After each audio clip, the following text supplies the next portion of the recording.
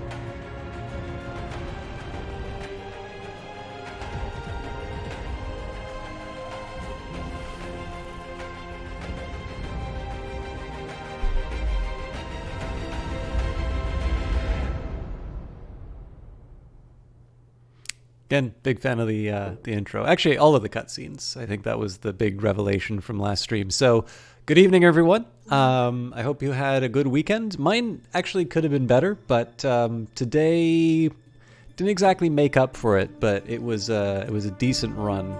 I got to teach a course where I work. I really like teaching stuff in general, but in particular, that course is fun. Basically, it's usually new hires, but not necessarily people who are taking on analytical roles where I work do this course, and I really enjoy being able to teach basically what are descriptive statistics and regression analysis. Now, it's fairly modest. Like, it's definitely not going to be condensing, a 2-semester econometrics course into a couple of hours, but there's definitely something about being able to take a group of analysts and to be able to say, it's like, look,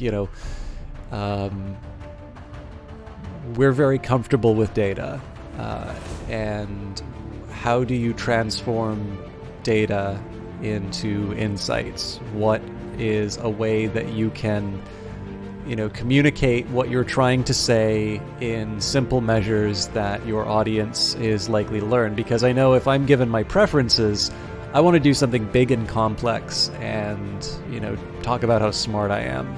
But that doesn't necessarily mean that people will read what I've written. So that was rewarding to do. It wasn't as productive of a day at work other than that, but new Elder Scrolls Morrowind episode is in the can. It's actually already up on YouTube, so I think there's going to be a little bit of a gap in terms of seeing it come online. I think there's going to be one video uploaded that'll jump ahead it in the queue. So if you do enjoy those videos, keep an eye out for it. The higher quality versions of them are on YouTube, although on Tuesday at 7 o'clock, and that's a more reliable start time because it's automated. I don't necessarily need to be physically present. If you want the live chat component, the vodcast happens at 7 o'clock and usually runs until about 10, depending on how long the episode is. As far as details of Battletech, this is Battletech with all of the DLC available, so Flashpoint, Urban Warfare, and Heavy Metal. As always, I was a Kickstarter backer of Battletech, and I picked up Flashpoint and Urban Warfare on my own dime. But I was given a copy of Heavy Metal for the purposes of promoting the game. So as always, a big thank you to Triple Point and Harebrained Schemes and Paradox for doing that. Obviously, a lot of the Paradox stuff gets a fair shake on the channel because they're really good at connecting it, and I really enjoy playing the games. I mean, obviously, I didn't start playing Paradox games because I was getting the keys. I started them because I really enjoyed them. But I'm very happy that I've been able to experience a wider range of products than I normally would have, and to be able to share them with you. So with that in mind, it's important to disclose that stuff. And so keep in mind that heavy metal, as much as I enjoy it, was something that was given specifically for promotional purposes. Any other details for this week? Yes. So I'm streaming today. Obviously, tomorrow Morrowind will be going online. I'm actually uploading that video to Twitch tonight. And then Wednesday I will be streaming again, but I will not be streaming on Friday because the Global Game Jam is going on this weekend. So I'm going to be occupied with that. Actually, I really need to figure out what I'm doing. So that's going to be a gap in the schedule. If I can, I'd love to try and make it up over the weekend. The likelihood of that happening is fairly low for the simple reason that I want to make sure that I record a Morrowind episode. And if I do a weekend cast, I'd love to try and take the opportunity to, do something with Johnny or another co-cast with someone. So if you are looking for me on Friday, sadly you will be disappointed, but I will do my best to make something interesting at the Global Game Jam. Maybe we can share that on the stream if it turns out. So with that long intro out of the way, let's jump into Battletech. Another thing I was going to say, obviously I've been putting a lot of time into Battletech lately. One of the reasons for that, one, I really like the game. But another factor, in my view, is I actually really liked the experience with Far Cry of sitting down and dedicating some time to the game. Now, it's not without cost. I've actually noticed for the last week or so, there's been a little bit of a downtick in terms of some of the regulars coming by, which is fine because that always happens in January anyway. And it's also been sort of adjusted by people hosting. So for instance, Azure Wind has been very kind to host the last couple of streams, and they're a bigger streamer than I am. A very friendly streamer, by the way, too. I finally got a chance to check out his cast, and it was a good time. So definitely a lot more friendlier about backseating than I am. But the fact of the matter is that people were telling me to do stuff last stream. I kept quiet about it. I went and double checked what they said, and the information was just straight up wrong. And that stuff really frustrates me. So different tastes. Azure Wind's really good at being able to balance people's suggestions in the game, and I'm not. So it's just a reminder for me. Each time I try and open the door to that and be more permissive, I usually wind up really frustrated. So that's why it is the way that it is. But yeah, I've been thinking a little bit about the variety in terms of the stream, because I really do like being a variety caster. I will admit I've actually really enjoyed the process of just dedicating time to a game and really going through it. But I think especially because it seems that Battletech has got a nice big campaign, and then on top of that there's career mode on top of that, so there's certainly no shortage of things for me to do in it. I might try and reintroduce a little bit of variety inside of it. I've got a small short list, actually, I was sharing with someone before the cast, and they just loved everything that was on it. So that's encouraging for me, but it does mean I'm a little nervous about whether or not I'm going to be able to get stuff done on time. Of course, I won't be able to get it all done on time if I don't start. So let's take a quick look where we're at. I seem to recall I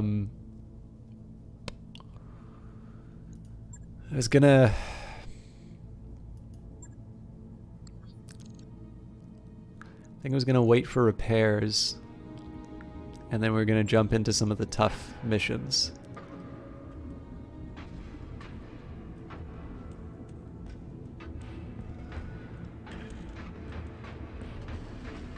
I'm not bringing the dragon on the 4 skull mission, but I think I kind of want to try the 4 skull mission. So here's what we're going to do. Let's go to Mech Warriors. I might have already picked the skill points. Nope, so we've got some tactics for Behemoth that I can run with. Mech Warrior training Good to go. Glitch is now top confirmed. tier. So Glitch, we kind of knew that this was going to happen, but achievement unlocked, top of the crew, your first Mech Warrior to max out all max out stats with 10s in all stats. Waiting on you, Commander. Now, if memory serves, I think Zap is my next go-to character. And I believe in this case I'm going to go heavier with Guts before piloting. Training complete. So I would love to bring Showboat back into the fold, but right now the way that I've got everything set up, my A team is Beefeater, Behemoth, Glitch, and Zap. So let's go back to the Argo. Let's put a few more days into repairs. That work order you submitted is complete. All right. So I think the mech techs are gonna have their work cut out for them once we do. I guess it's not 4 skulls. It's 3. Oh, 3.5. Yeah, we'll be fine. So, favor to regret. A high tonnage directorate Lance will shortly make planetfall at the behest of a group of petty nobles and commercial interests. Intel suggests that this is the vanguard of a larger force of conventional tanks and infantry. They're scouting the region for a suitable landing site. We need a competent mercenary company to intercept the mechs and to stop the invasion before it gets underway. If their planet-side allies send any support, you are able to wipe them out as well. Or you are to wipe them out as well. Commander, this seems like a rough fight. Will be the shield that blocks the head of the spear. If any support units do make a showing, only engage if you're in a good position after dealing with the mechs. So, this is a tricky call. I think I'm actually going to go a bit heavier on. I'm going to go a bit heavier on salvage here because we're doing all right for cash. You know what? I should have paid for a ship up. No, we've got a ship upgrade in progress. In this case, because we're probably going to be going up against tougher stuff, there's a side of me that wants to go, well, let's do all salvage. We've come a long way together, old friend, but I fear I have yet another favor to ask of you. Our fortunes are married together. Aid us, and we will aid you, as it's always been. We would not ask this of a lesser ally.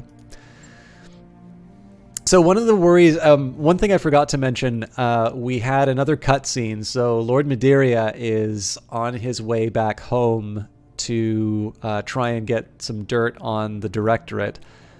And one thing that's occurred to me, now it may be that I just don't remember this correctly, but I don't seem to remember seeing him in the opening cutscene. So I'm a little nervous that he might be flying out to his death, but we'll see. And the loadout that I'm going with, so as far as weight is concerned, I'm definitely bringing a heavier group than I necessarily need to. What might I do differently? I mean, theoretically, we would take out the Cyclops in favor of the Trebuchet, so that would sort of even it with the difficulty. The thing is that I don't actually see any benefit in having the Trebuchet taking an earlier initiative turn than the Cyclops. In fact, one thing I'm going to do differently, I like the Blackjack, but we've got a polar environment, so I'm really going to lean into this idea of using the Phoenix Hawk as a scouting unit.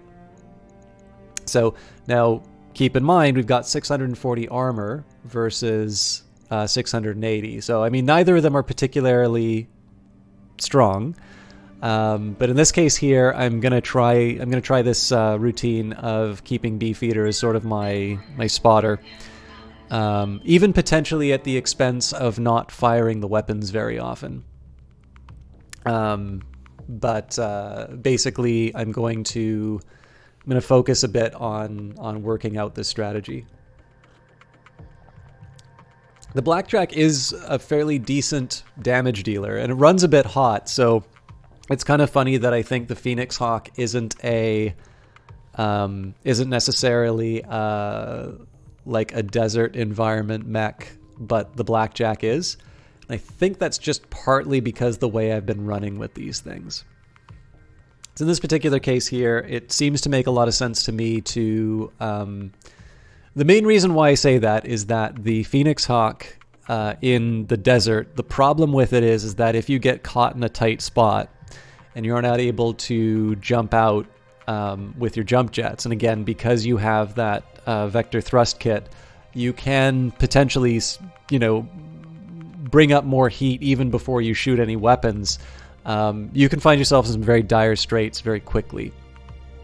Whereas on a polar environment, it's a bit more forgiving. It's not permanent. Like you can definitely work yourself into a corner as in a polar environment as well, but the heat dissipation really does help. So let's see how it works.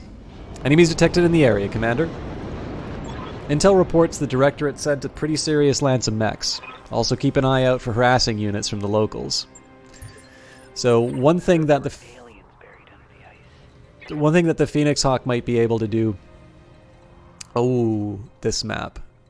So this map's actually a really tricky one. I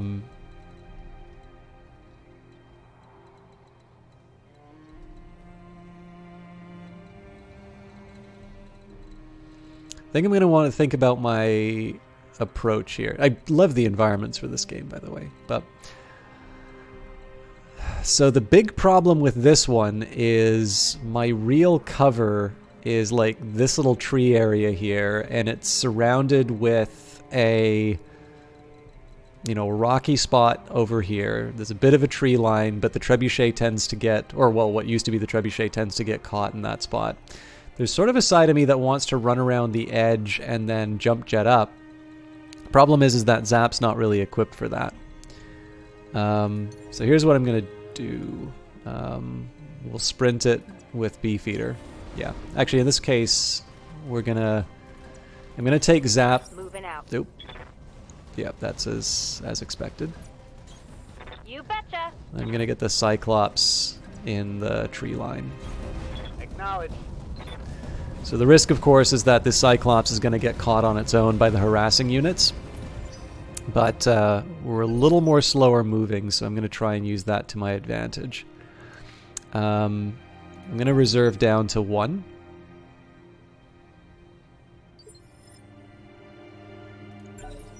The reason I'm reserving down to 1 is I'd like to try and get that 65 tonner in my sights.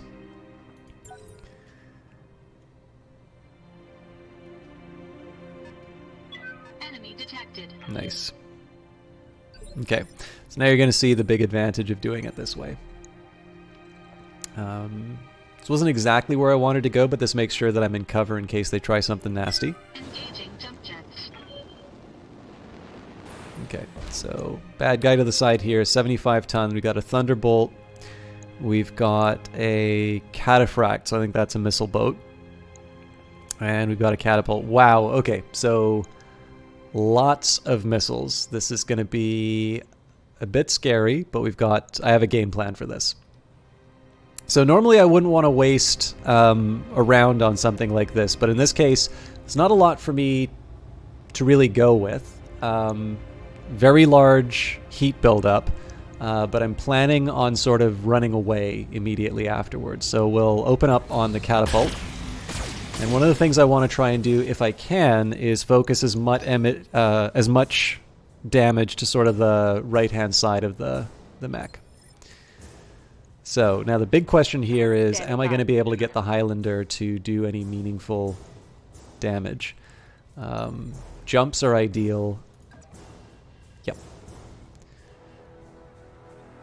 Acknowledged.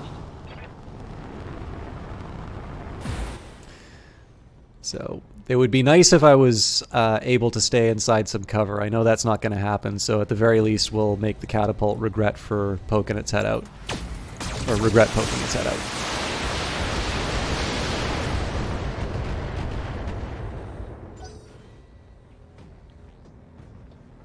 Okay, I hear some vehicles to the right. That's going to be hard for Zap. Waiting for orders. Okay, similar story. If I can get a jump, I can. All right. Got it. Now there is an argument for Glitch doing a targeted shot on the catapult just because that gives me a nice big advantage.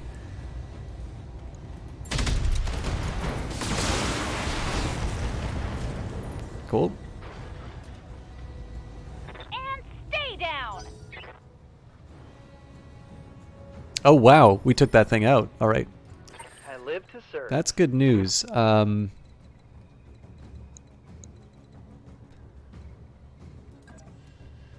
So I'm being a little cautious on this one. My big argument for caution here is that I don't actually want any of these vehicles to catch my Cyclops unawares, so I'm going to try and keep it off to the side like this. Big question is who I want to start directing my fire towards, and I think in this case I'm going to throw it at the Cataphract.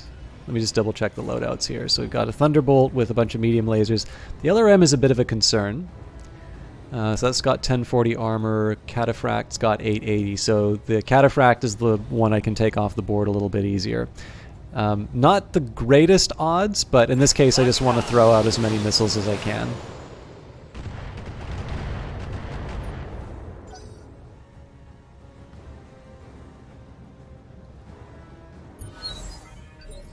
Okay, so we've got some fairly decent numbers here as far as the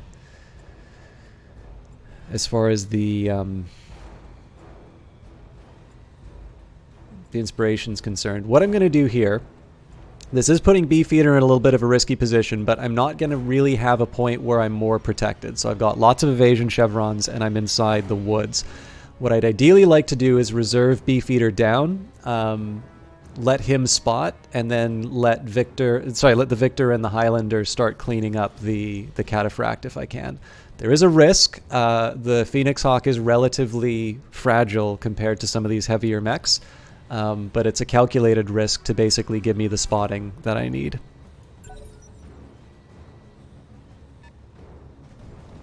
And, oh, Marauder.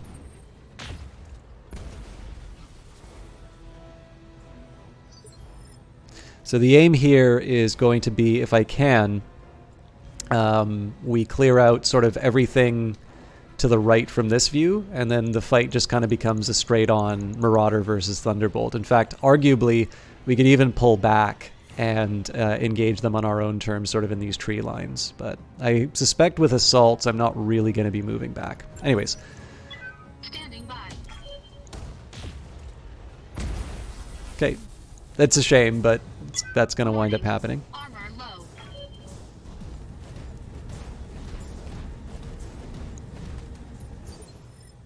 Okay, so hold the line. We'll keep Beefeater reserved. Standing by.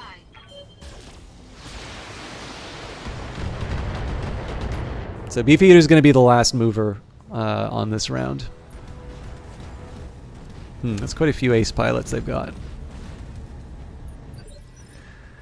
All right, so Orders. how much hurt can I bring? Well, the main target was the Cataphract. If I stand and deliver, we've got 80 and 70. If I jump, we've got 80, 70 plus all of the intermediate values. More importantly, it also brings me closer to the prize. So.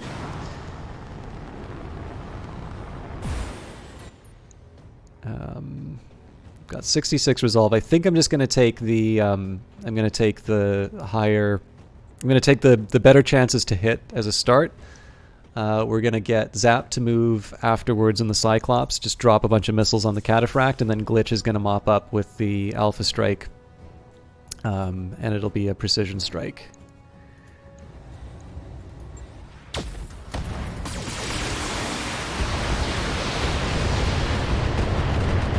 It's not normally the setup that I would want to do because Glitch is very good at hitting sort of evasive targets.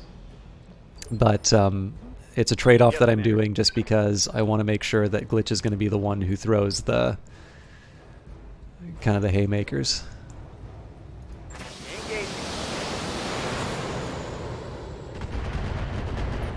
So there's a mild argument for me to try and go for the leg here.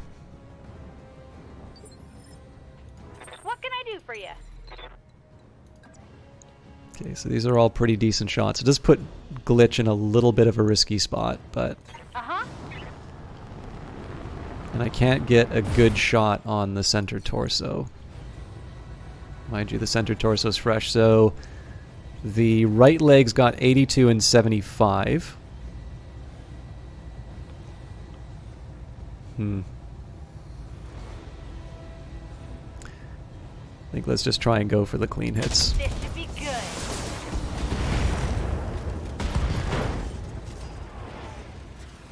Want some more, huh?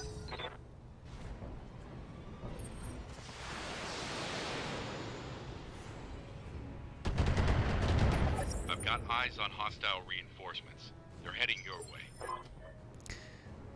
So it's not 100% clear to me if the reinforcements were those vehicles that we could always hear.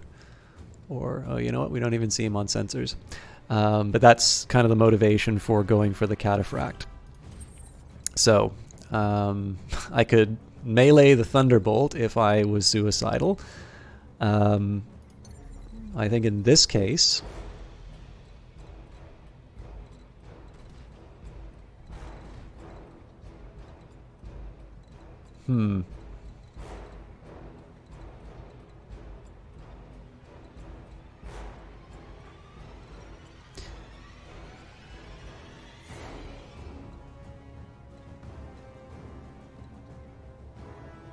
It's a little bit of a risky play, but I've got an idea. Engaging jump jets. So I'm going to do a sensor lock on the Sensor lock Thunderbolt. on target. So that's going to keep the Thunderbolt from being as effective at shooting as it normally would be. Nope, apparently not.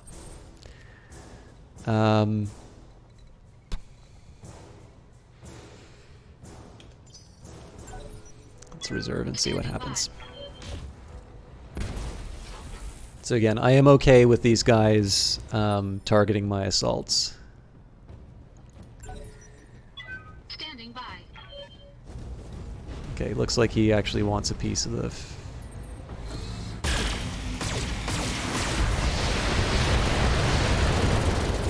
Okay, that was definitely a risky play that didn't pay off that time. Warning. Armor breached. Internal damage.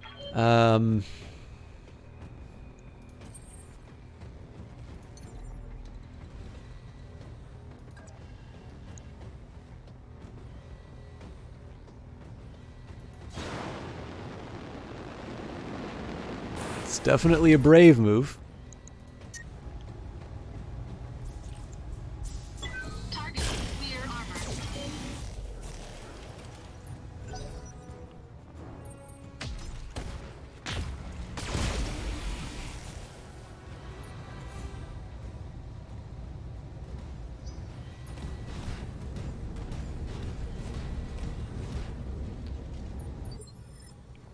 Okay. So, Commander?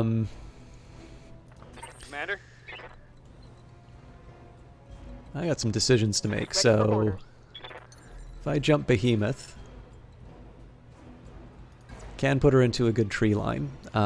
Does deny me the use of the Gauss rifle. Well, doesn't deny me the use of the Gauss rifle, but it's not as good as it normally would have been. I still have ammo for it though, so I think I'm gonna say screw it and we'll let her rip. Affirmative.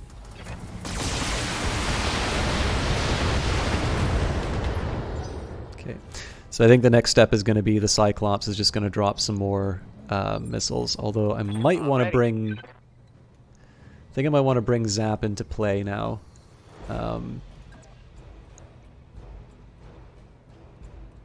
So again, this is a bit of a risk because he's no longer in the protection of the trees. But what it does mean is I'm going to be able to take advantage of his medium lasers eventually. More importantly, we're going to be losing sort of this back area to the vehicles before too long. So now, do I want to give up the... You know, I think in this case here I'm willing to do the stability damage with the LRMs. I will still target with Glitch though. Ooh, that hit something good. So in the worst case scenario, Glitch is going to be able to do a targeted shot and knock the guy over. Waiting on So I don't really like keeping a mech like this standing still. But my other movement options aren't really ideal right... Well, let me be careful before I say that. Yeah, it's better that I take the, the lack of evasion this time around, I hear ya. take out the cataphract, and then I can jump to the tree line next round. Firing everything I've got. Alright, so that's a little bit of a disappointment that we didn't take the thing Another out. hit like that and you're toast.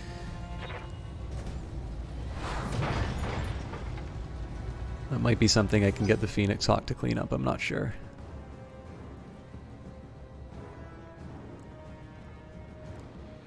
So again, Phoenix Hawk is doing okay on its evasion. I am in a slightly dangerous round. Wow. Alright, that's the AC-20 arm, so I gotta be very careful about that now. Unfortunately, I've lost the option of sort of standing around. In this case, I'm going to reserve Beefeater down because they're either going to have to turn around and deal with him, or they're going to commit to my end here, and that means I'm going to be able to get some extra shot. I mean, again, it would be ideal if I could take a shot on the cataphract, but my heat management and my need for evasion just isn't going to make that a possibility right now. So. Standing by.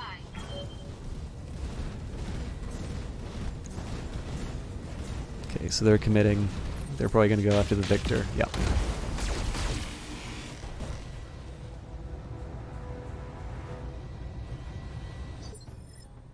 So we hold fast. We keep Beefeater reserved. Standing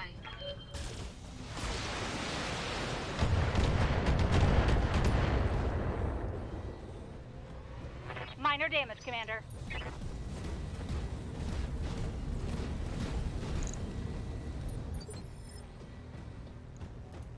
Okay, we're still reserving Beefeater for the vision.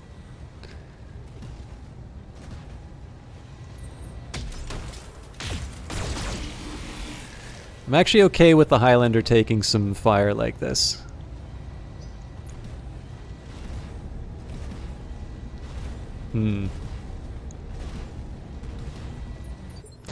That seems like a big bait. What's up, boss? Oh, no, it's not. It's not bait if I can't hit him. Got 100 resolve. Yeah. I don't normally like doing stuff like this. We'll turn off the Gauss rifle. We'll let her rip with everything else. Well, hang on. That's 98. I think that's going to be enough to seal it. You know what? I'm going to turn on. I'm going to Alpha Strike it again. Let's see how you like this. Good. Enemy down. I love how that thing just crumpled over. That's very satisfying. Okay, so there's a couple things that I need to do with Glitch, and I'm actually going to do this right now. So I'm going to hit her with the Vigilance, so that it helps me with the stability. And I'm also going to jump her over to get her sort of out of the range of the LRMs. Because they're definitely doing a number on her ability to... they're doing a number on her autocannon. She's still in danger with that, but it's a little... She's not as immediate of a target, so... I think in this case I'm going to try and go for a hero shot on the Marauder. This is just because it's fresh, so I don't have any particular priorities in terms of where this is going. Affirmative. I think that might have hit the head.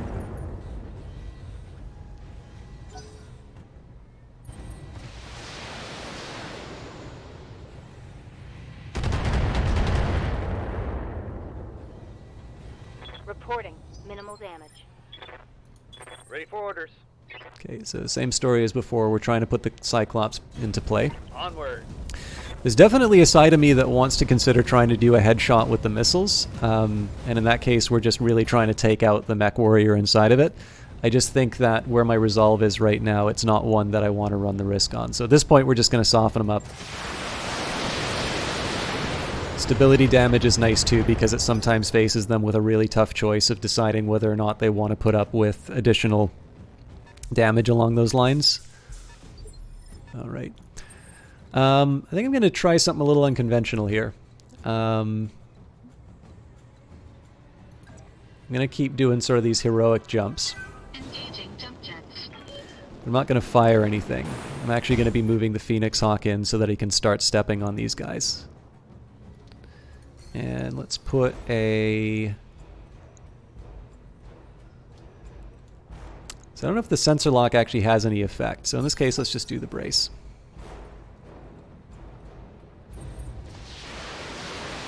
Okay, so again, concern about the amount of damage that the right-hand side is taking, especially because that's where the Gauss rifle is. Not much armor left. But as long as I'm able to sort of manage my, as long as I'm able to manage my resources effectively, that shouldn't be too much of a problem. Okay, so we're going to reserve Beefeater. Standing by. Again, we've got our evasion and we've got our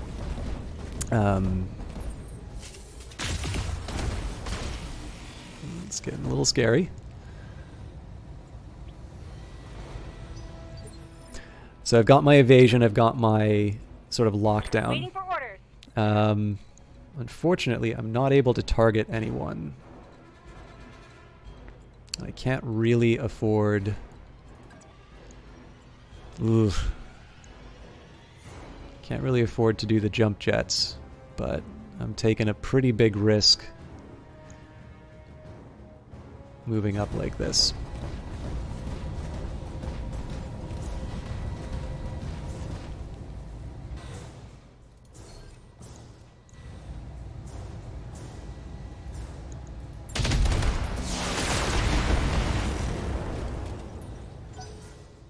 So that unsteady is going to help, but...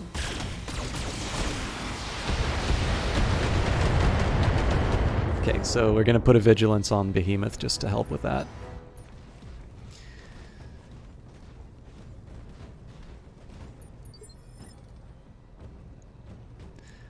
I'm still reserving Beefeater. Well, no, you know what?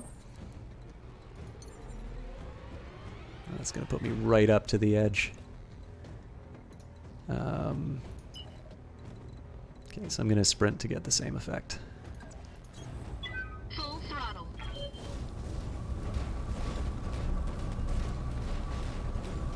This is definitely opening the Phoenix Hawk up to some risk, but I'm partly doing that right now so that I can... The Exception! Thank you very much for the resubscription. I really hope I don't lose the weapon. Part of this is... Part of this really is me trying to avoid the... part of this is me trying to avoid the damage to some of my more valuable mechs. So it turns out the decision here to bring the Cyclops in play was the right one. So we're going to double target. So stability damage to the Marauder, and then lasers for the Thunderbolt. How you doing tonight? I think you're the first one to make your presence known in chat. One for you, and one for you.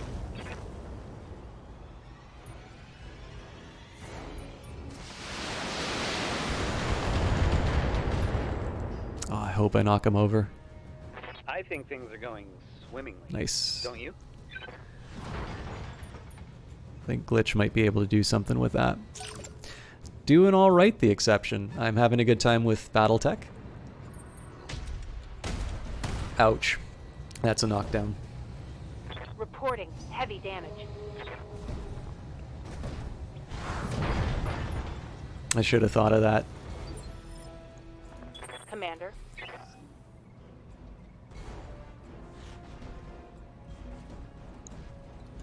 It's a demolisher. Okay, back in the fight.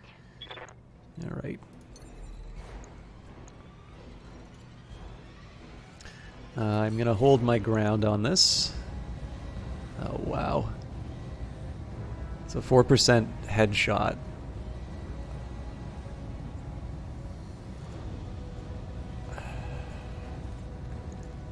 Let's hope. Confirmed.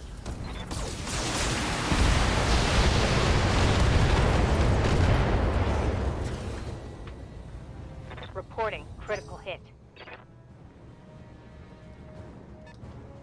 It's maybe one where I'm willing to run out. Oh no.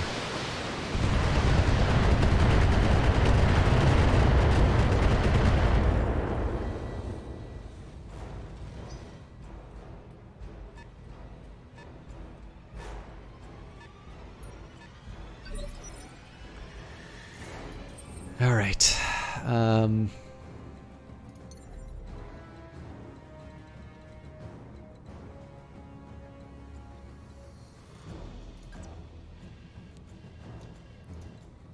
I'm asking for a world of hurt if I do anything but reserve this guy.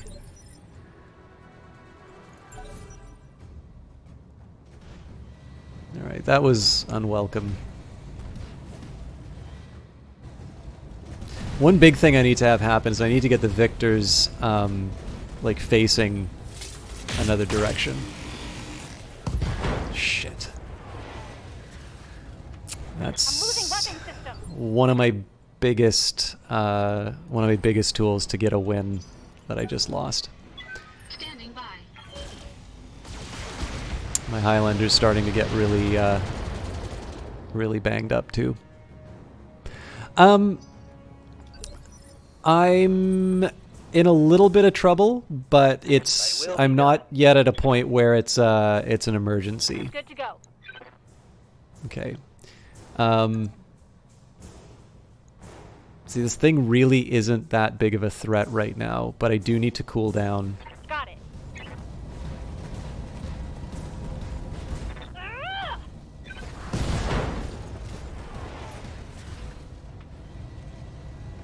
That's a critical hit.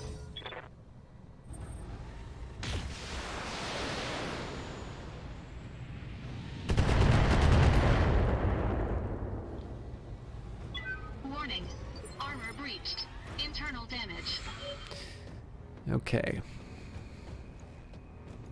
I await your command. There's an interesting question as to whether or not I want to get Zap to just slug it out with a Thunderbolt or not. Standing by. I would have tried the Highlander Burial on the... Actually, you know what?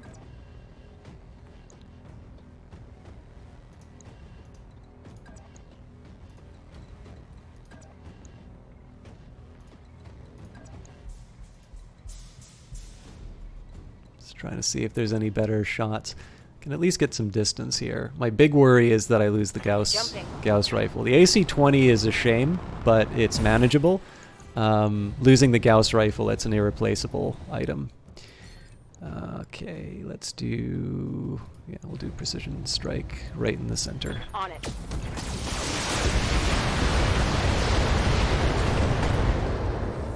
Okay, so I'm definitely doing a physical attack. One, that's because Zap's going to become a bit more of an attractive target, and he's fresh. But it also means that I get to knock down the... Oh, but...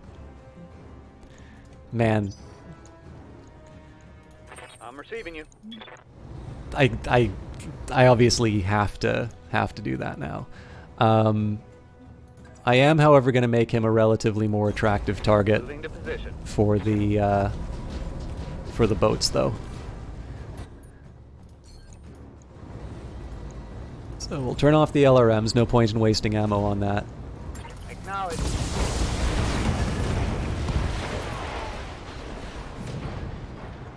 Hostile eliminated. So if we need, we can bug out, but we might be able to do something with the vehicles. These are definitely some serious tanks, though. Like, I do not want to take it for granted that I'm going to be taking these things out.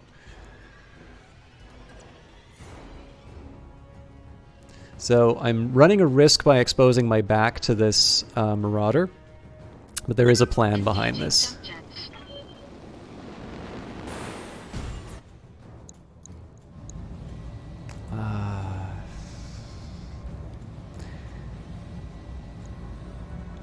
And this had better work. I don't think I'm going to kill this thing this round. I just want to run in and do a physical attack next time.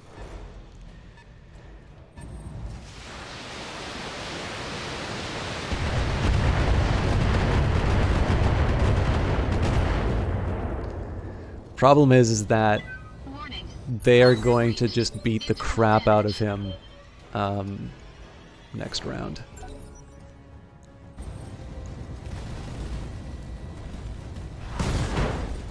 Jesus Christ.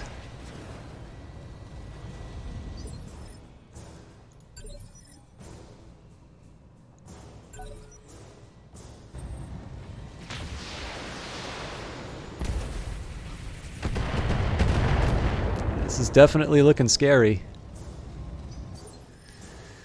Okay. Commander? Glitch doesn't have a whole lot to offer this Enterprise right now, but her physical attacks.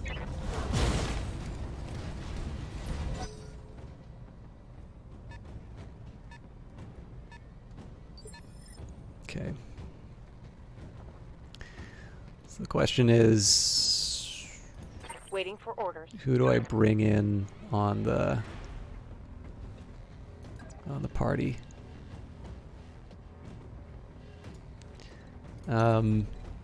It pains me to do this, but I do actually want to put Glitch in a little bit of Behemoth in a bit of danger. Acknowledged. Okay. So I either wanted to kill it or I wanted to knock it over. Mech destroyed. Ouch. Warning. Weapon system destroyed. Okay, but I am glad that it's doing that.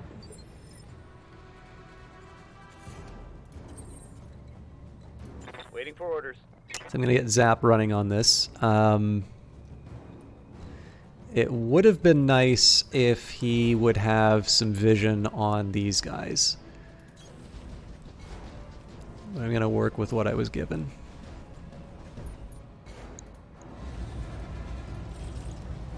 And in this case, let's go for the weak spot.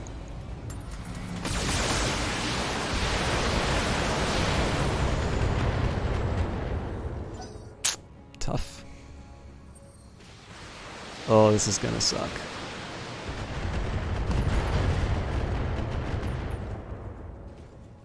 But I'm gonna take the injury on the knockdown. All weapons destroyed.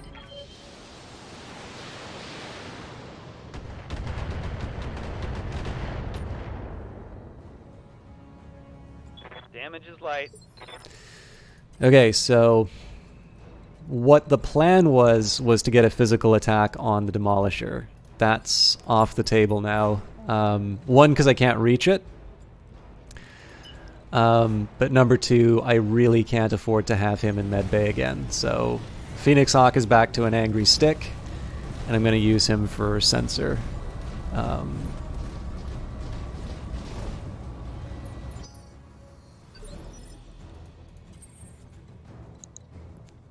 Can I run even further away?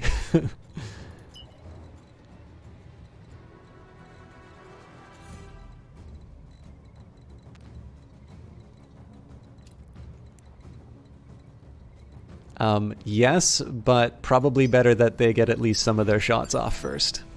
Standing by. So basically, we got to rely on a firefight to see this thing through to the end. This is definitely going to be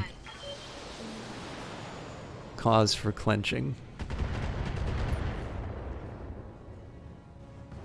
I'm under heavy fire. Okay, so let's Waiting get for Glitch orders. back into the...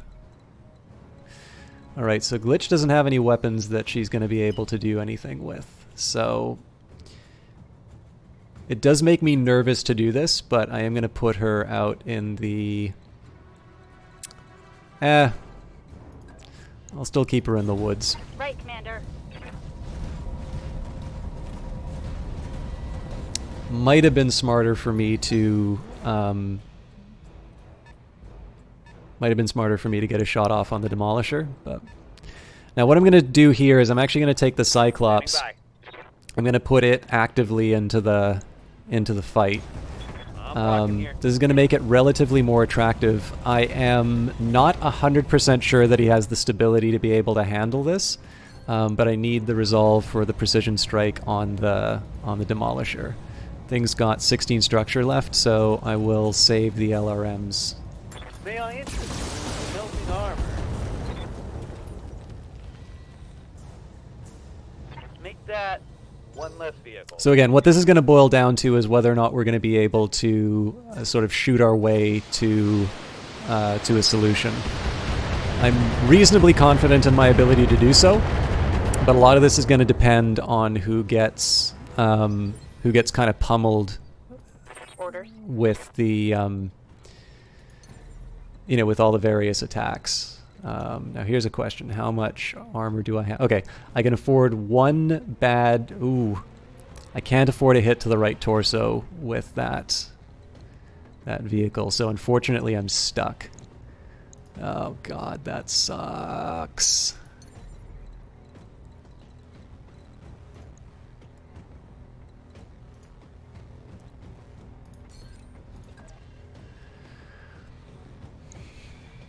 The big problem here is I cannot risk an AC-10 crashing into the side that has my Gauss rifle.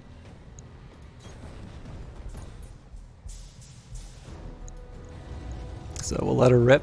Locking on target. Okay, that's promising.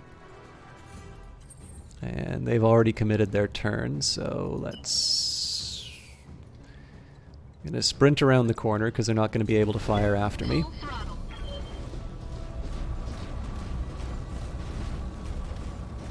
Public enemy number one is that Demolisher. If I can take that out, they don't have line of sight on me.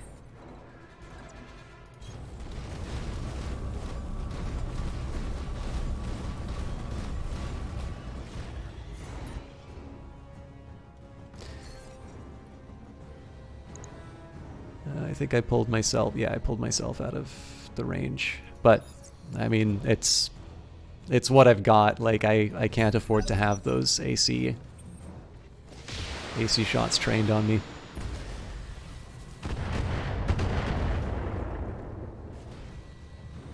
Losing lots of armor. Okay. Commander? And to answer your question, Paper Dupless, On my way. the one way you can tell whether or not the mission is done is if it doesn't tell you that you can escape, then it's basically a kill everything mission. Alright, now I was under the impression that some of the internal structure had been damaged. Fortunately, this is a reasonably high probability of success, but I am going to open it. I'm just going to open fire with everything. Okay. So, Reporting. we're not out of the Vehicle woods. destroyed. There's going to be missiles that cause me a lot of grief. There's also going to be PPCs that can knock me over. But I am able to... I'm able to start doing some maneuvers and get my people back into a better position. Good to go. That also includes Beefeater, who's going to be able to give me some eyes on the bad guys. So we're definitely hoping for some good scrap at the end of this thing. All right, we are not in vision. And there's no reason for me to be moving at any point but turn 1. I'll let them come to me. Especially because we can only see one of them.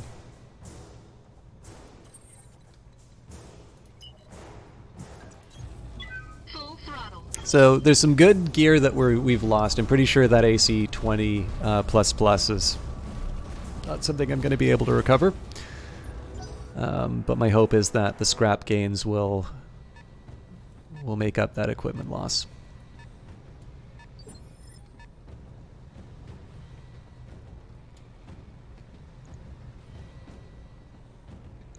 Is that running? I'm receiving you. So I'm mildly curious whether or not I'm going to be able to...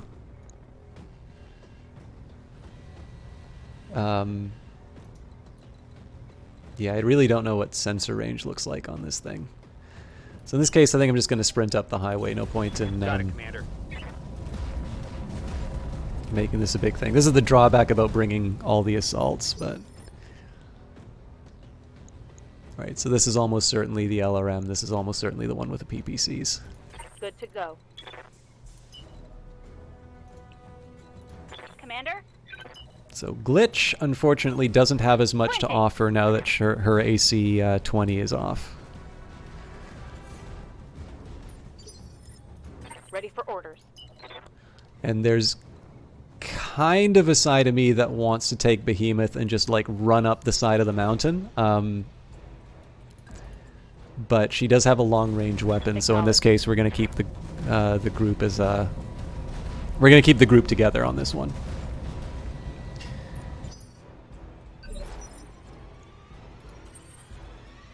Okay, so again, I just want to see the radius.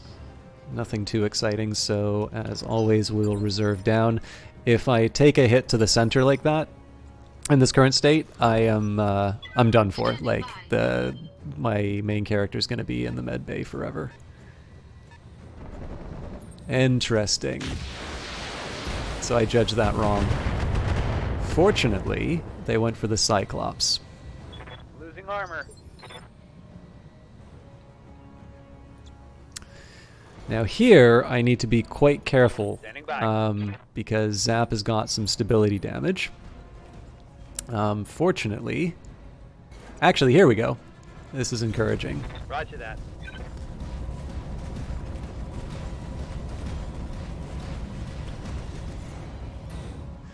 So the LRM carrier is going to be able to reply, but we're going to open up with a bunch of... Oh, never mind. It will not be able to reply. All right. Barring some disaster from the Manticore, we should be all right. Good to go. Coordinates received. I'm actually slightly more inclined to give Glitch Vigilance. This is just so that she can take an extra turn before the Manticore gets to respond.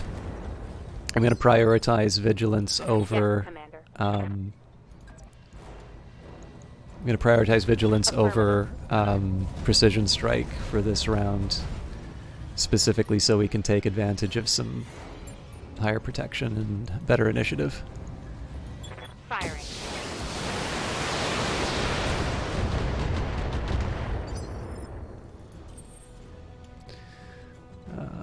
Open question as to whether or not I want Beefeater in the area. Yes. But actually, you know what? One move over. Sounder AU, thank you very much for the follow. No, it's a little bit of a more quiet night tonight, but I'm glad you're enjoying things enough to do that follow.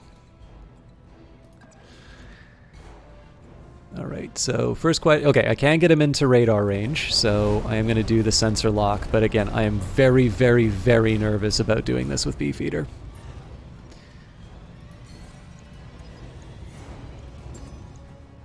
Sensor lock on target. But this is going to be the point where Waiting for orders. all of those... Got it. Yeah, all of those vigilance goes up. No worries, loving Battletech at the moment. Yeah, so am I. I'm normally a variety streamer. But I've been mainlining Battletech for the last little while just because I've been really enjoying it. And obviously I did get the key for heavy metal, which I want to do my best to sort of put out there. But have you gone through the campaign yet? I'm actually, this is the furthest I've gotten in it, although we're going to be doing some repairs for a while. Right, that should blunt any enthusiasm for further attacks into restoration territory. Mission All right. successful. I do need to take a quick trip to the bathroom, so we're going to sort out our scrap. I will lock in the bits. It'll only be like, 30 seconds or so. But I've not yet reached the level of professional streaming where I keep a bottle under the desk.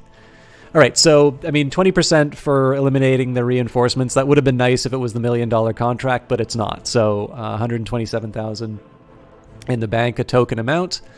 We're looking pretty grim. The AC 2020++ is easily the most devastating loss out of that. We should be able to repair... even the medium laser triple plus, the whole point of the Phoenix Hawk is to be my scout unit. So while I don't like it being turned into the angry stick, it's something that I can sort of live with.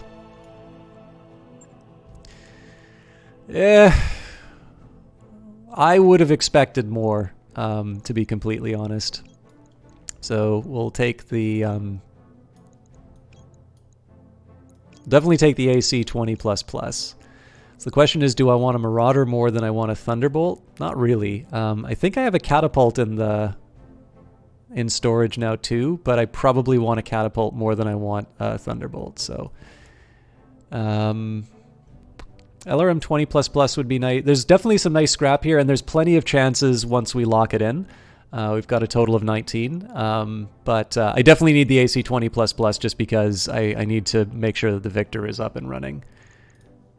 All right, so we got a few AC 20s. Do we get AC 20 ammo? 1. All right, so that might be a liability. No, we didn't get the Thunderbolt, so we got 2 AC 20s, large laser, some LRMs. I mean, respectable haul, but not anything I'm too excited about. So again, I'm sorry to start having a little bit of a pulse inside of chat and rush off to the bathroom right away, but better I do that now than later. So just bear with me a quick second here. I'm going to mute my mic, and I will be back in. I'll be back in about 45 seconds.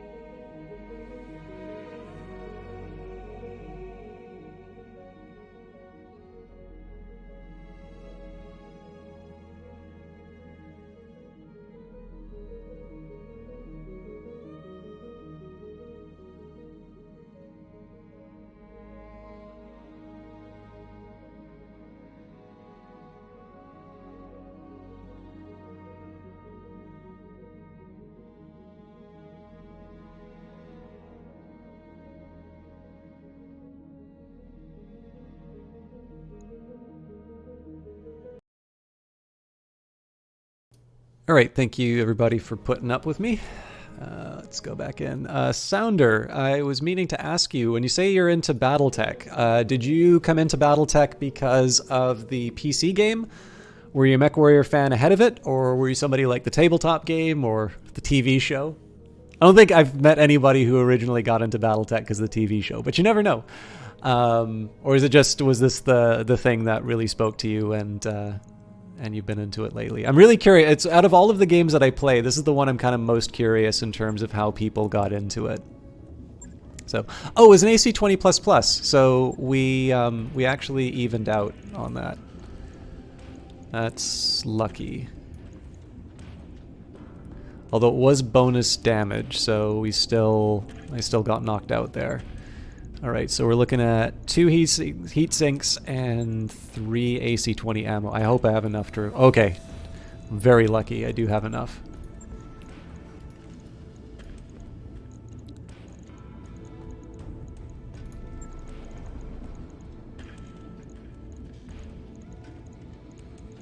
So I don't really need the accuracy for glitch, but it's hard to pass up, right? Okay, so that's an 8-day repair job. That's a top tier mech that I've got right now. So this is basically the thing that takes out the toughest opponents with my crack shot. Phoenix Hawk, I can afford to sort of wait a little while on this thing. It does look rather sad when it looks like this, but you had the tabletop many years ago. You bought a PC game when it came out, but didn't play it much. Gave it another go about a week ago, and it has you hooked. Yeah, I mean, this is one of the things I remember, and I think this is totally unjustified, but obviously I kind of have that interest in terms of the fact that, you know, the relationship with Paradox has been pretty good. I remember some people in the reviews for the game talking about how, like, it was going to be terrible that Paradox got the Battletech property because of, like, you know, DLC policies and whatnot. And it was really hard for me to feel too hard done by with that. You know what? I think I'm gonna go for broke on the...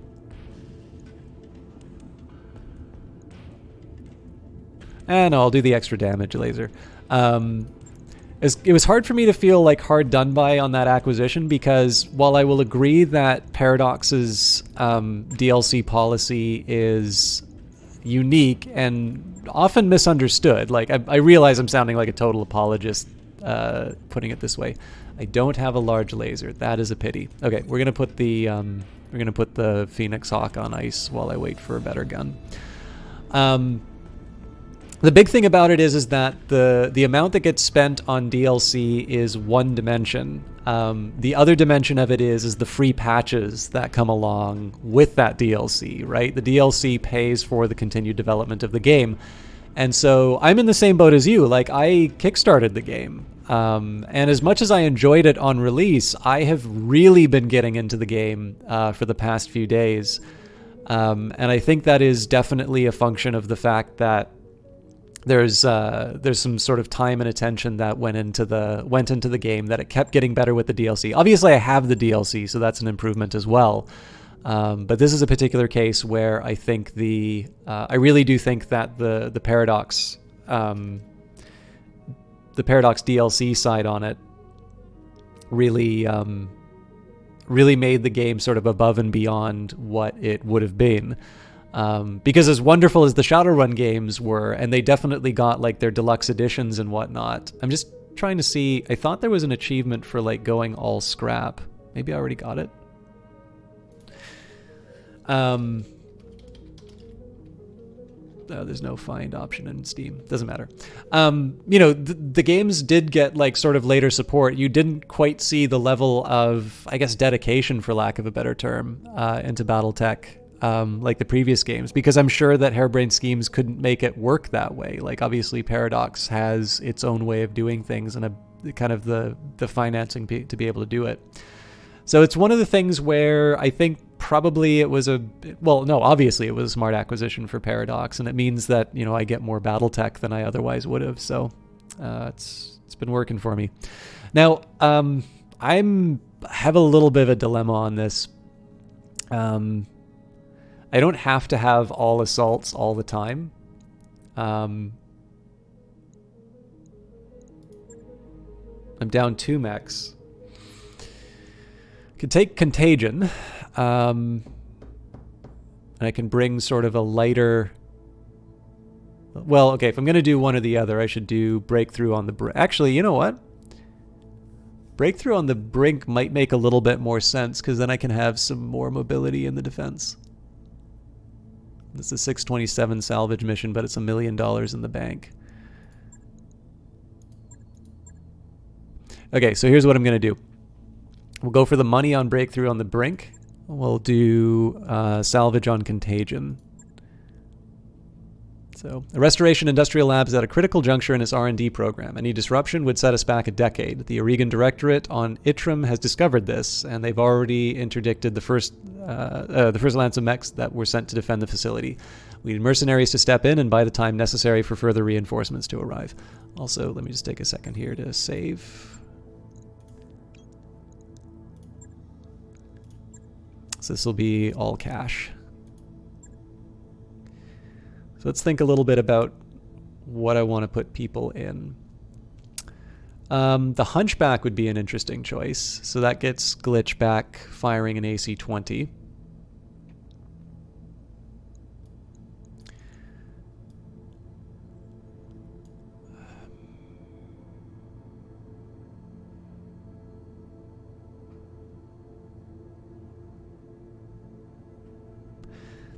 So I have 2 minds of this. I put Glitch in the Hunchback.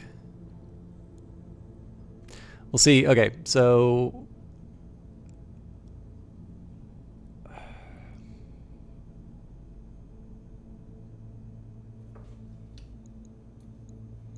Hunchback's 800 armor, Centurion is 680. Jesus Christ. Okay, so I'm switching it around. Glitch is going to go in the Highlander because she's also got high skill piloting. Behemoth has got the Bulwark, Sure Footing, and Coolant Vent. So the fact that Glitch has Breaching Shot means that I'm probably going to be able to do some more damage with the Gauss cannon. And then Zap is my sharpshooter. So there's sort of an argument. So then, okay, so here are sort of the dilemmas that I face. It's like, okay, so Zap's a sharpshooter. There's an argument for maybe putting him in either the Hunchback, the Centurion, or the... well, actually, really any of them, because he can do sort of a targeted strike. Gunnery and tactics plus the breaching shot means that he's also going to be able to put down some devastation. In this case, though, this is a really, really weird loadout that I have. Let's see if we can make it work.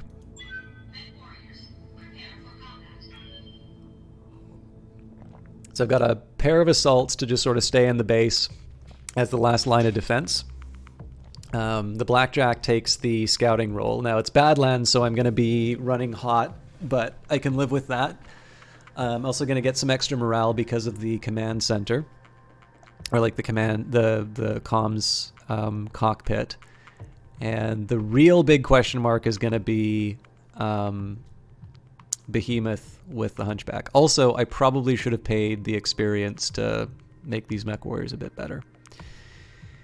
Anyways, I'm guessing our employers know that a hammer blow is coming, so we'll be expected to take the brunt of the attack until the reinforcements arrive on the field. So yeah, one thing I could have done to make my life a little bit better would be to at least up Behemoth's skills. But we'll see how this one goes. Command interface initiated. Okay, so this isn't the first assault on this facility, Commander. Expect significant enemy forces. We're picking up mech engine signatures nearby, so expect contact shortly. All we have to do is hold out until the cavalry arrives. Good luck. Commander, I've been informed that the R&D facility has some additional defense options. They have point defense turrets set up around the base. They were taken offline in the last assault, however. We have a restoration convoy of engineers who can bring them back online. Escort them safely to the generators and we can bring in some additional firepower to this fight.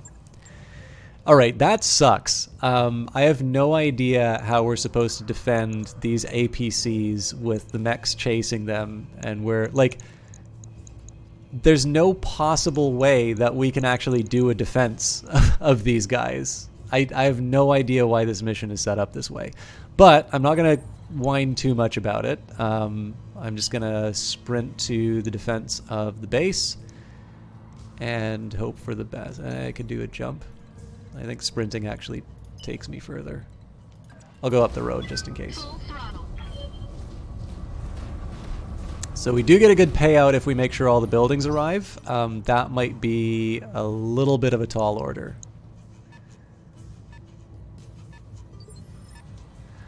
What's up? I will admit, this map in particular, I've actually had... I've had a setup like this where...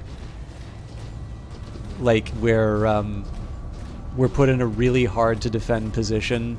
Sorry, like, we're put in a position where it was effectively impossible to keep a building from being destroyed because the mechs closed the distance too quickly. But we'll do our best with what we've got.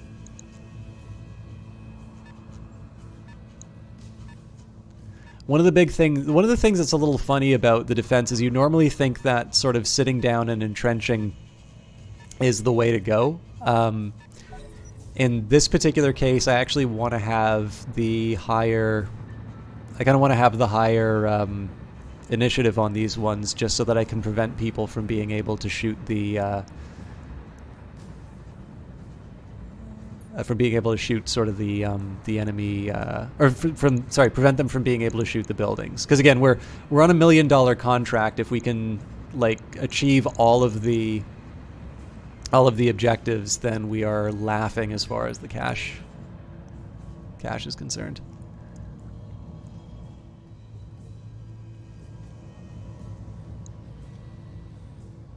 Although I'll also be honest, I'm not 100% sure how many waves there are. It might actually just be that there's 2 waves, which means that if I'm able to position everybody in a decent enough spot.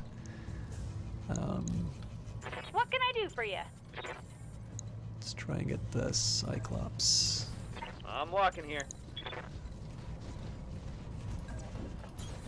Moving out. Big thing here is I want the assaults to be in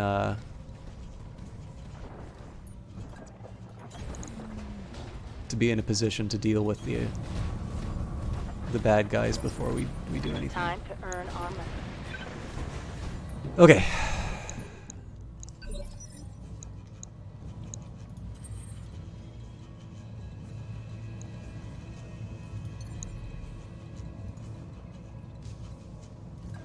So I'm not going to get much on this round, but the one thing I can do is open them up to my missile barrage.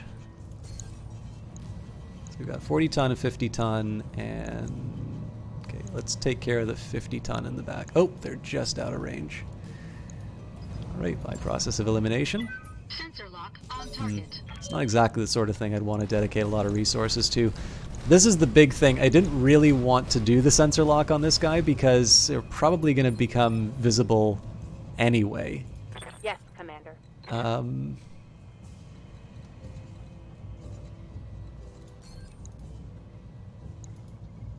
Oh, I can't target him?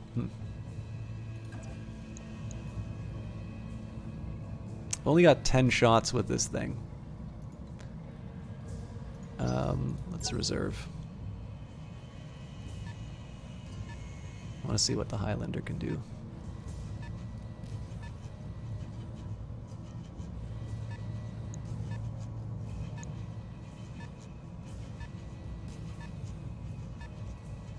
I also should have paid attention to the road.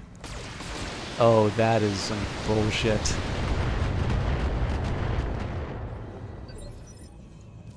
Waiting for orders.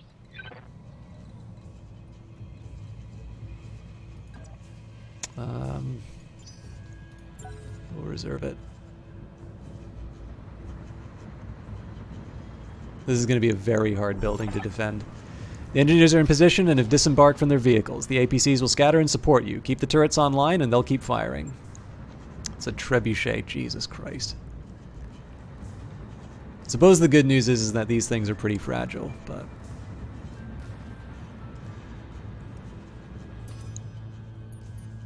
You're kidding me. I need firepower. All right. Waiting on you, Commander. I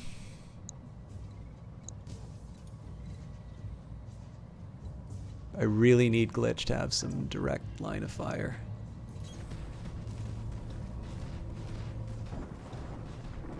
Oh, I thought that was a jump jet. Okay. Oh, Christ almighty. No, hang on. I think... Let's do...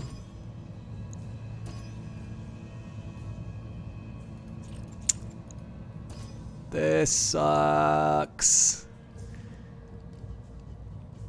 Okay, well, we'll let her rip with the LRM.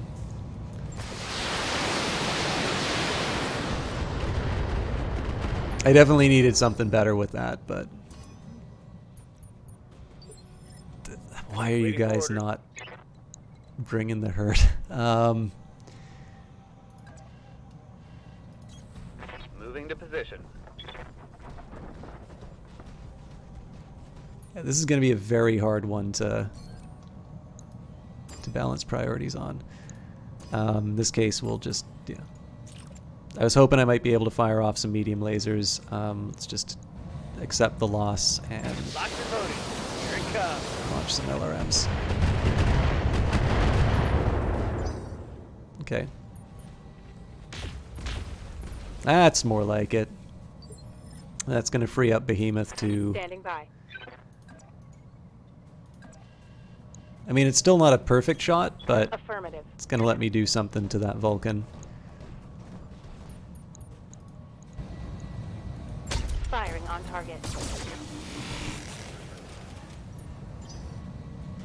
I'm picking up a new sensor trace. Christ. Looks like enemy reinforcements. That's definitely earlier than I wanted to see those. Okay, so we're going to run really hot on this... Engaging jump jet. on this shot, but I definitely need to take out the trebuchet to be able to... Oh, damn it. Yeah, we'll go straight for the middle. All weapons committed. If nothing else, we'll knock him over, but...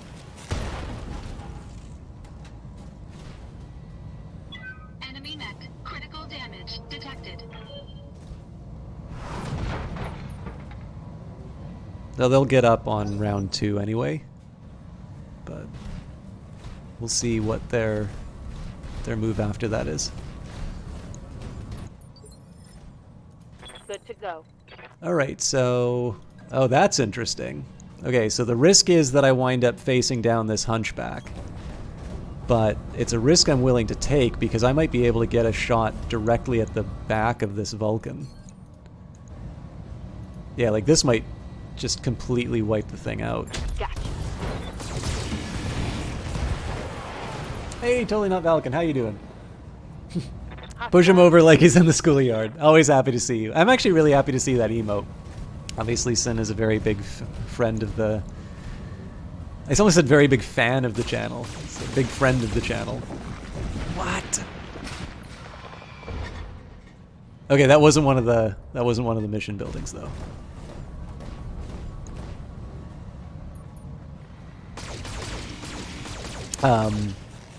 Yeah, I'm always happy to see Sin's work. Alright. Not happy to see those turrets go down, but it does buy me more time to defend the position.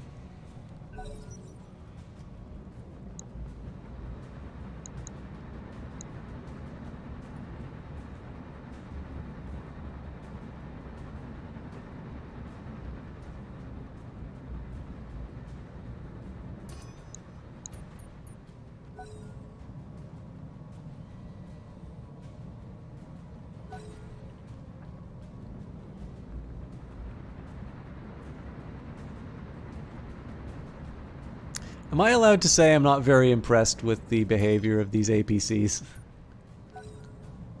You've been tempted by Gundam kits again? The stream is not helping.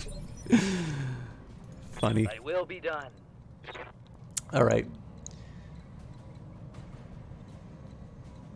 So first best would be anything that lets me do a direct attack on one of these mechs here. Unfortunately, none of them give me that option. So second best. Acknowledge. The real question is whether or not I want to do more hurt on the trebuchet, or I want to try and do something on like the fresh hunchbacks. In this case, I'm going to try and make the trebuchet miserable. Taking the shot. Close, but not enough.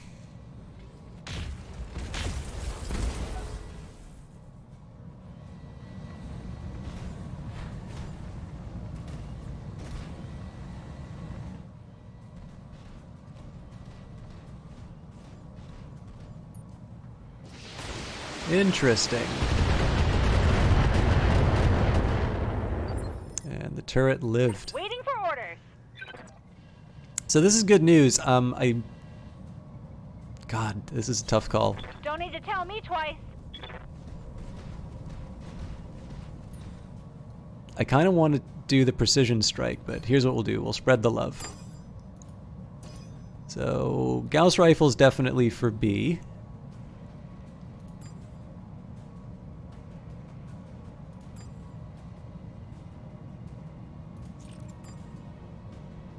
Yeah, we'll run it this way.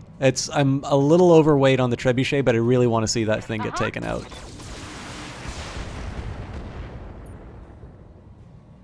I failed.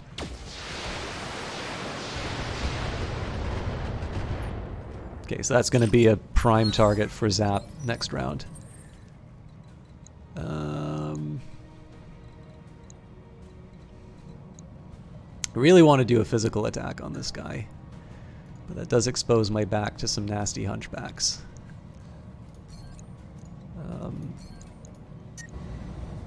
Let's just go for the middle. Turn down some of the medium lasers. Yeah. Engaging target.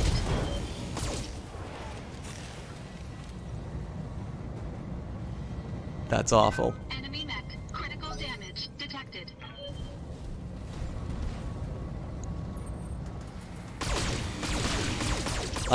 Blackjack, I want you to think about that terrible shot that you did Warning. Armor low. while you're just taking all of those shots. All right. I'm not going to feel good about it, but I really want to pop off the AC-20 on this hunchback because it'll knock it over. Engaging with target.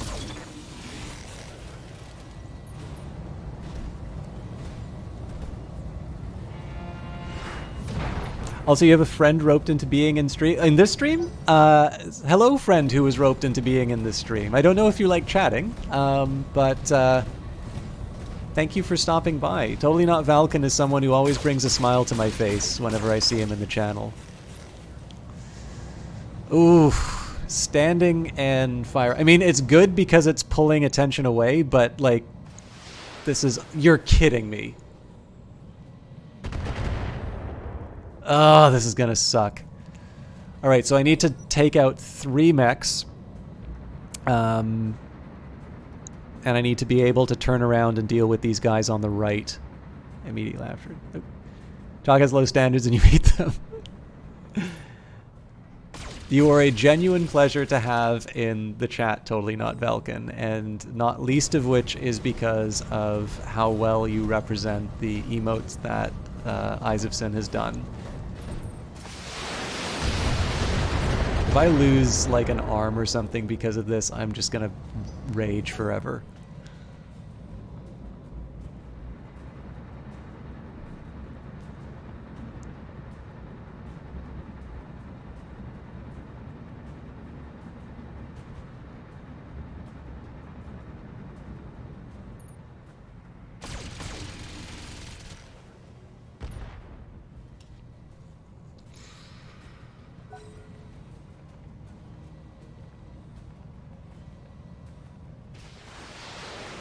Okay, well, we definitely lost that building.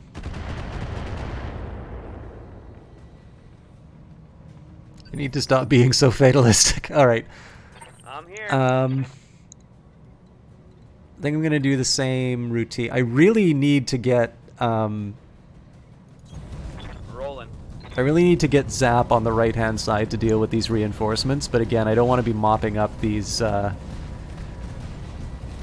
don't want to be mopping up these other guys, so I'd love to get the targeted strike on the Hunchback, but the fact of the matter is the Trebuchet is the one that I'm more angry at right now.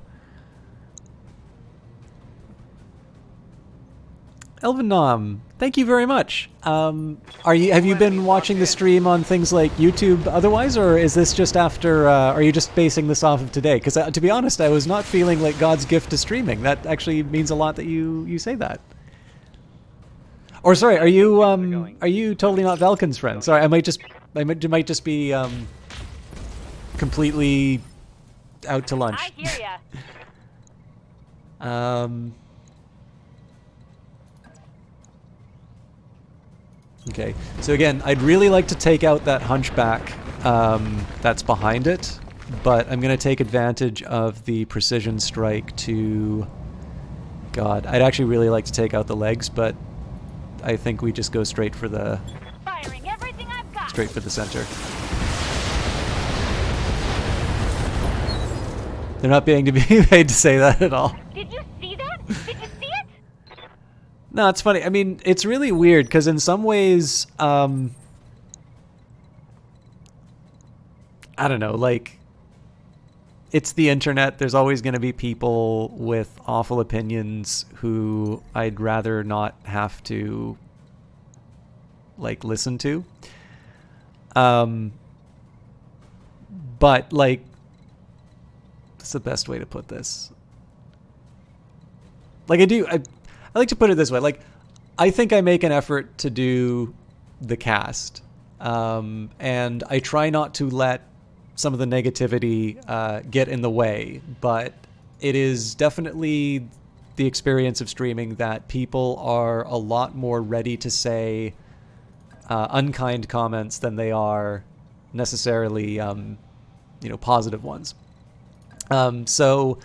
in that context, and again, like, this is definitely not a poor me thing. Like, I'm not trying to be any kind of a stream martyr or anything like that. But given the fact that it is not always something you can take for granted that people will leave a kind word about the stream, it means a lot when I see stuff like that. So, Yeah. FYI, you were browsing Battletech and found you. I like the commentary you're doing. Thank you, Sounderay. I mean, one of the things that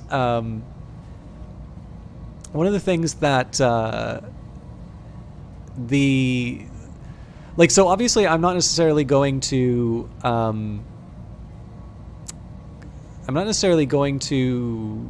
make any claim to quality of gameplay, and because I don't have a mic, I kind of need to keep talking. That's the main reason for doing that.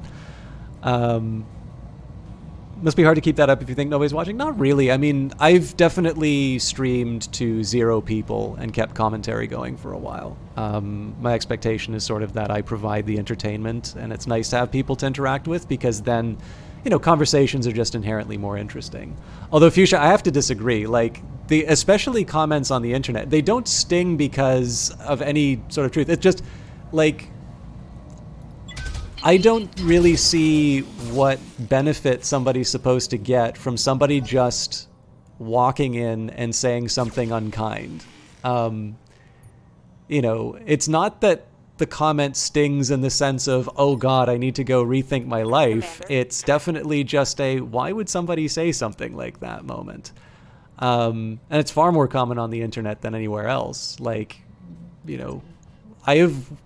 when I worked in film, I can definitely remember workplaces Aye, aye.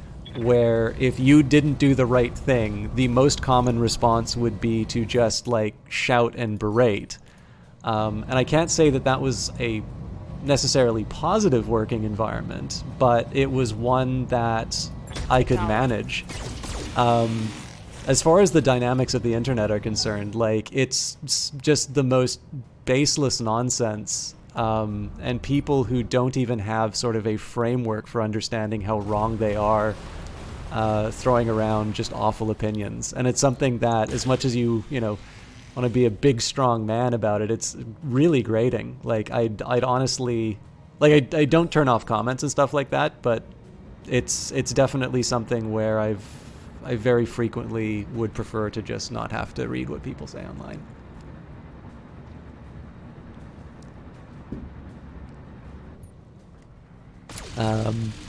They asked for good streamers to watch. You were out of your mouth right away. Oh, Velkin, that's kind. I mean, obviously, I know you through Octavian. Octavian is definitely a very talented streamer. So,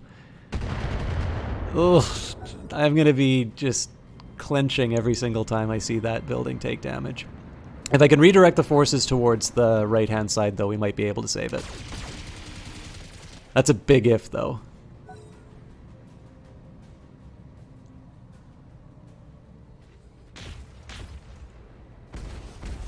Jesus. I don't know how they missed it, but I'm happy they did. Okay.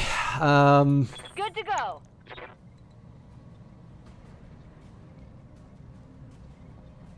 Vindicator and a Phoenix Hawk.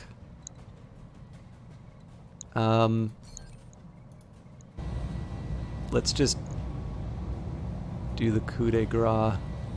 What are we looking at? 60 damage.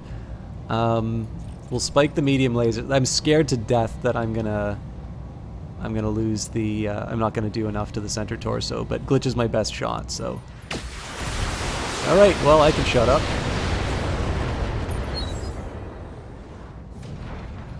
Should have run when you had the chance. So one drawback is that Beefeater is out of the. Beefeater's out of the fight right now. But Zap is available to I'm ready. draw some enemy fire. I'm going.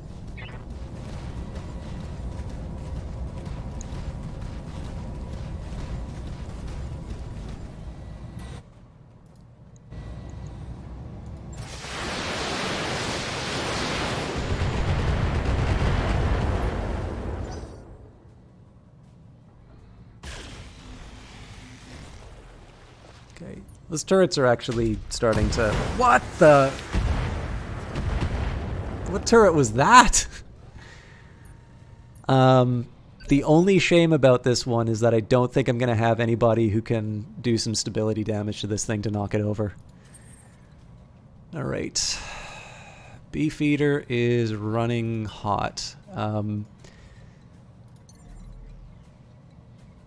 I would have preferred not to have to generate so much heat, but I think getting him up on a road Engaging jump jets. is the better call. Also, I might be able to use the sensor. Nope, we're not even remotely close to the sensor lock.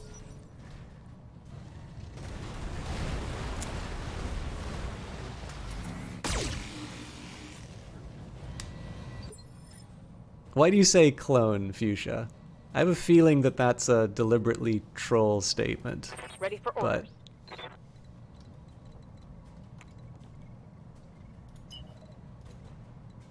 what makes you say that? And do you like Into the Breach? All right. I'm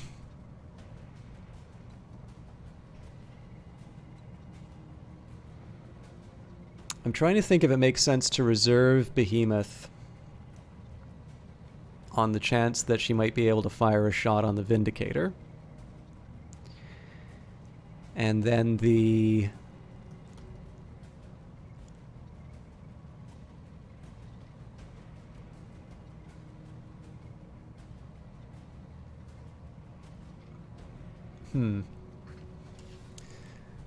So two minds on this.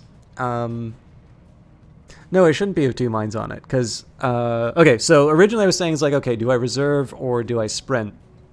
So if I moved and then I found out the Vindicator moved into range, then I'm just going to feel bad about it. If I sprint and the Vindicator moves into range, I'm going to feel bad about it. Every move that I can take should be made in relation to whatever the Vindicator can do, so we'll reserve it. Affirmative. What kind of game is Into the Breach?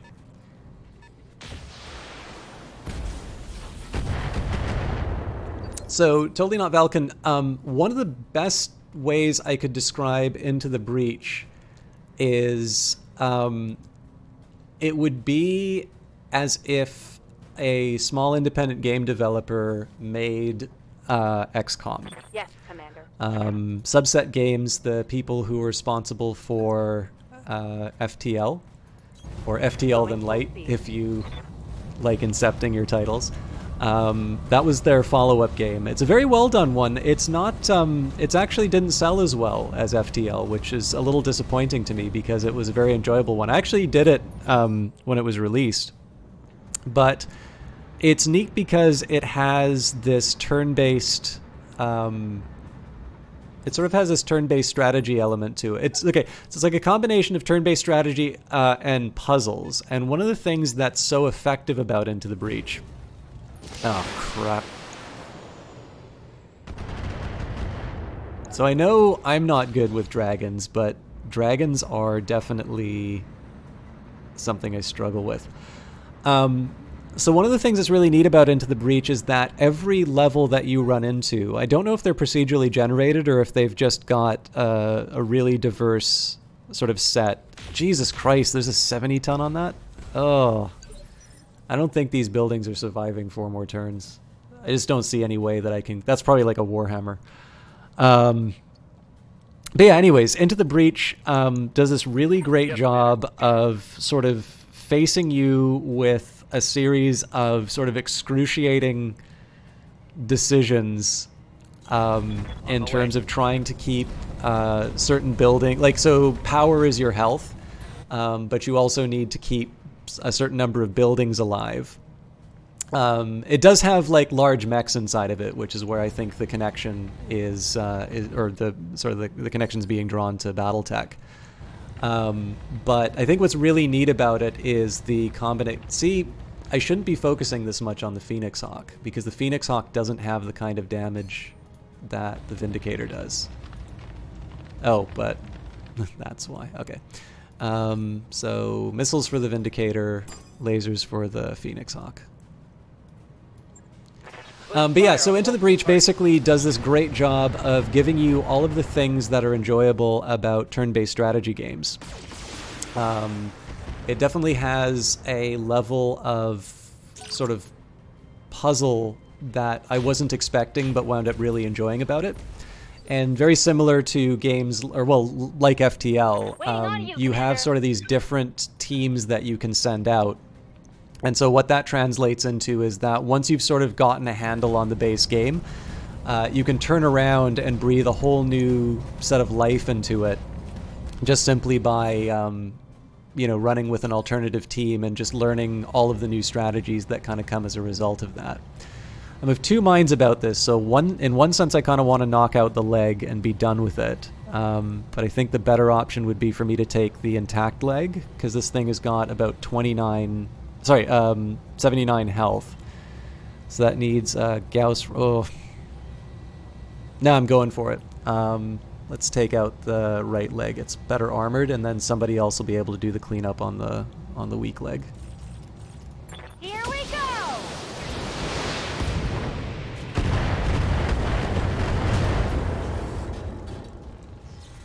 When I You do shoot enjoy you'll tactical games take like it these? and like it.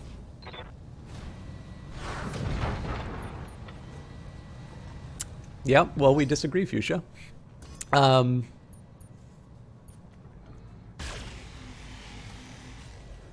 But yeah, I don't know. If tell me about Vulcan, I would definitely say that Into the Breach is a game that's worth checking out. Like it's I think one of the problems is that because it's a follow-up to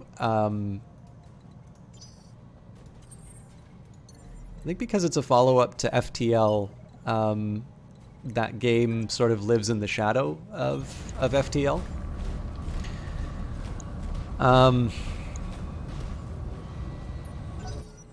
And like I can't really explain why that didn't seem to sell as well as FTL. Well, okay, there's lots of reasons why things don't sell as well as they did in the early days of indies.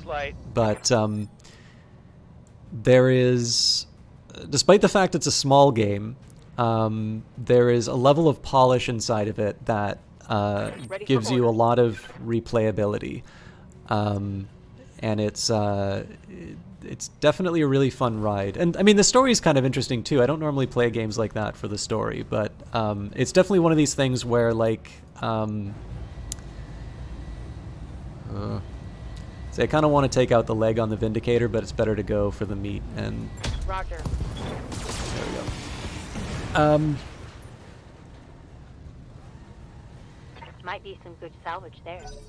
Battletech's a lot of fun because it's got these interesting moving parts. So you pick your, you get to build your mechs, you pick your loadouts for them, you manage your mercenary company, oh crap, we're gonna lose that building.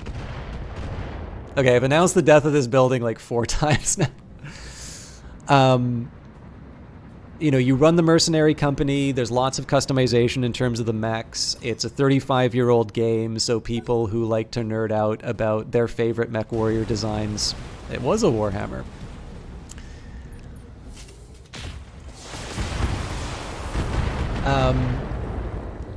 You get this location damage. You get all of these fun things about it. And what's neat about Into the Breach, and again, the only thing that really is similar to between Into the Breach and this game is they have giant robots in them.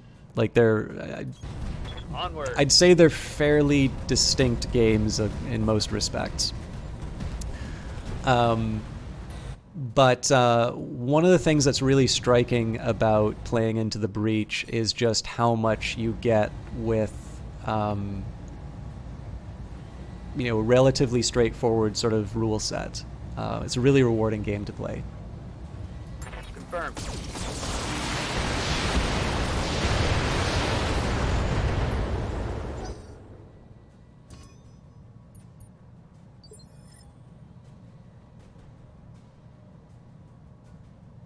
Hey, Jacob Saint. I did not know that it was in Game Pass. Warhammer, not as in 40k? No, not as in 40k, totally not Valken. Although Warhammer 40k also has large battle mechs, so today is the day of the mech.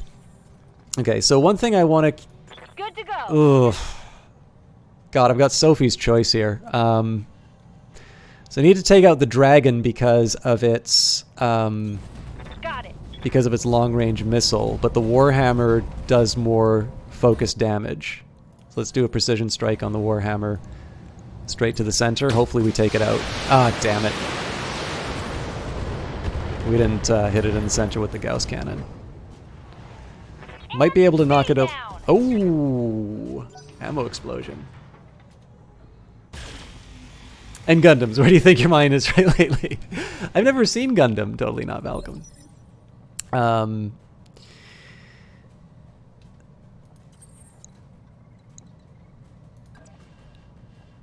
Yeah, I don't know.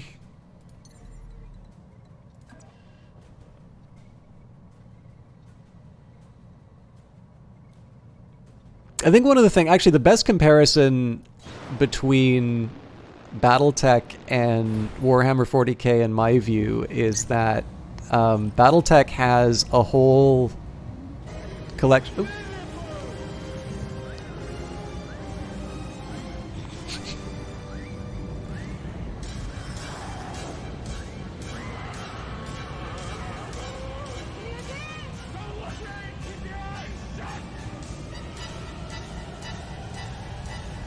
How you doing, Kite?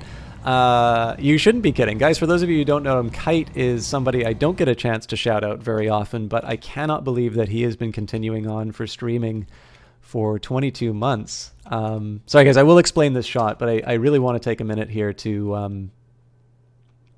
want to take a minute here and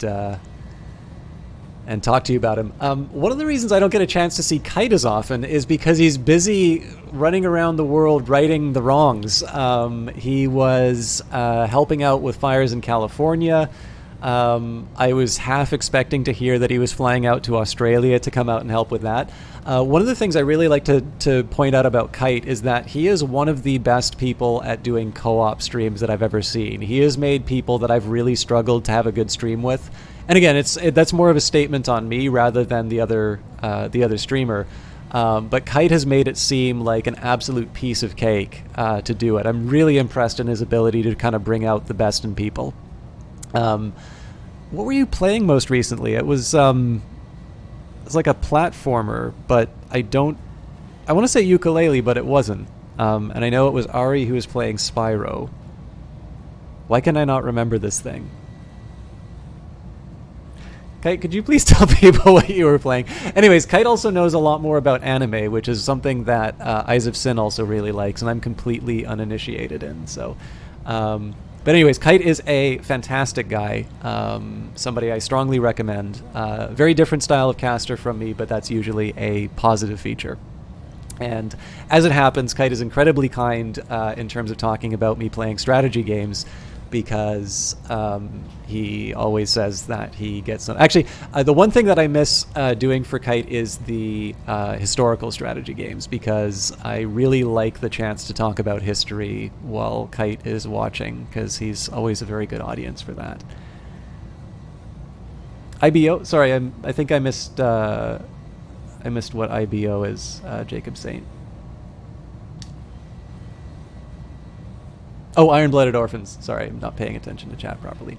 Okay, so I'm at 100 resolve, which is like, that's kind of the time I want to spend the resource. It's kind of like being at full mana in like a MOBA or something like that. It's a resource that you're sort of leaving on the table.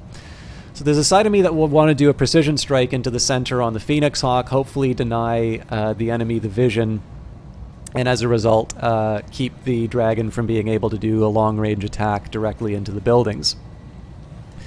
Now the problem here is that the Phoenix Hawk has got 38 armor and 70 structure in its center. So the total amount of damage I can do here is 100. So even if I were to land the center torso on everything... Well, okay, there's one other possibility. I can go for like a miracle headshot, but even then that's 50, so I'd actually need 3 of those hits to land in the head. Honestly though, I've changed my mind. I'm gonna go straight for the middle.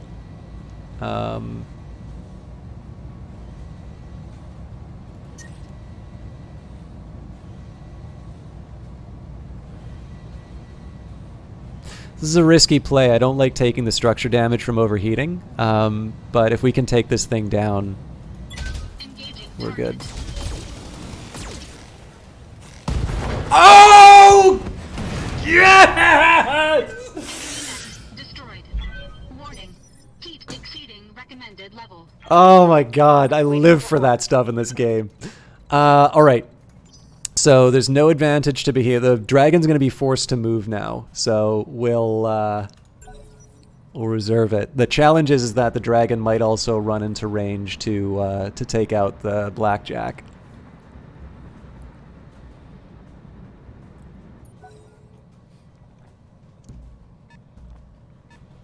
Okay, he's going for the building, it looks like. No, he's not. Okay, so he's already moved, so now we're going to reserve. If I can get somebody to get, to ping him with a sensor.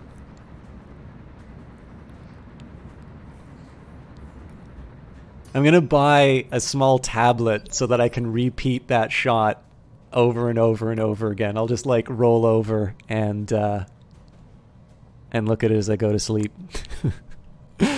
Commander. Oh god, that was so good. Alright.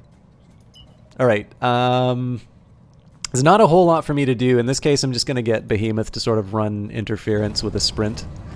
It helps her cool off in the water anyway. And we've got 2 rounds for reinforcements, so even though we may not be able to take out the dragon, we're definitely going to be able to put some damage on it.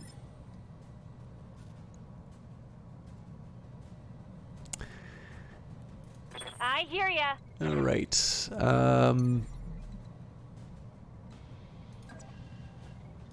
Taking the high road. Well, I suppose the good news is I'll be able to get the breaching shot with the missiles, but this is going to be a pretty unexciting Got it. round. Do you need a cigarette after that, Chalk? No. I await your command. I may need a throat lozenge by the end of this stream, though. I'm your spaniel. Sorry, I think I might have yelled into the mic for that, too. That was really exciting. Target acquired.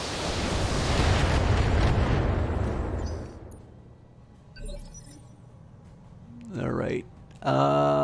This is a very, very tough call about what I do with Beefeater.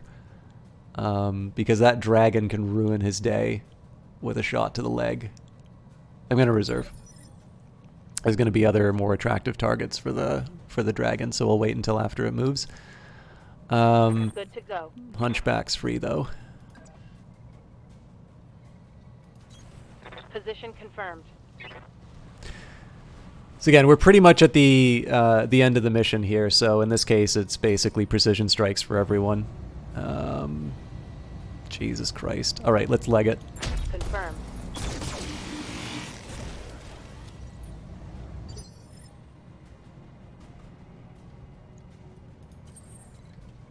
I don't even think there's a shot that he can take on it. So yeah, we'll reserve Beefeater again. We'll see if he gets off of his island. If he doesn't, then we just lob missiles at him until he falls over.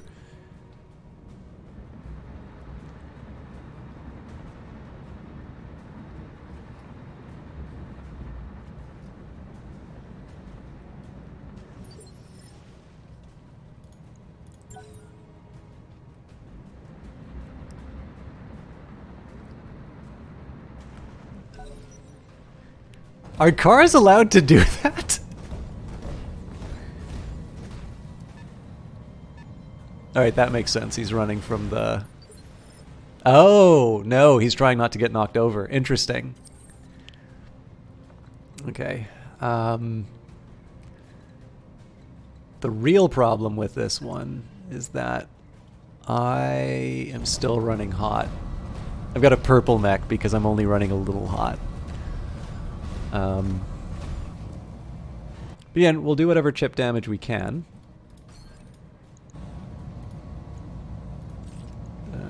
Still within parameters, so let's see if we can take out that leg. That's a 43, so again, we need both of them to hit. We're not going to get another miracle shot like last time, but... Oh, he's also entrenched, so there was no way we could have taken out that leg. But yeah, look at these vehicles. Like, if you did this to your car, do you think you'd still be able to drive, let alone shoot? Waiting for orders. Okay, Ready for orders. I think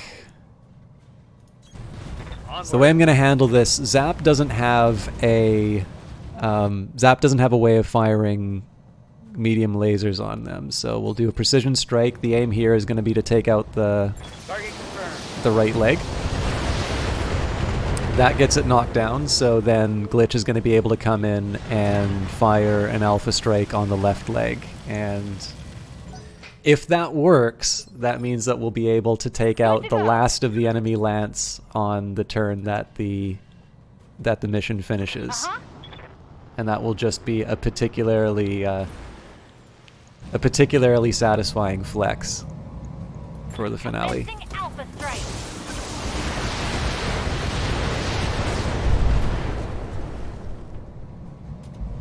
Bang! You're dead.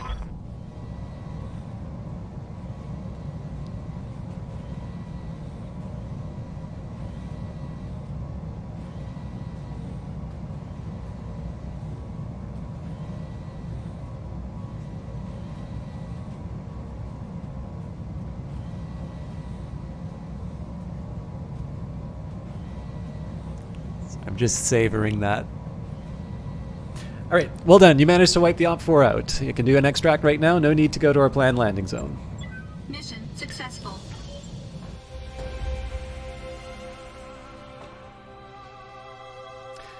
So how many Battletech fans are in here right now? I know Jacob Saint streams Battletech. I know Valken is thinking about buying Gundams because of Battletech.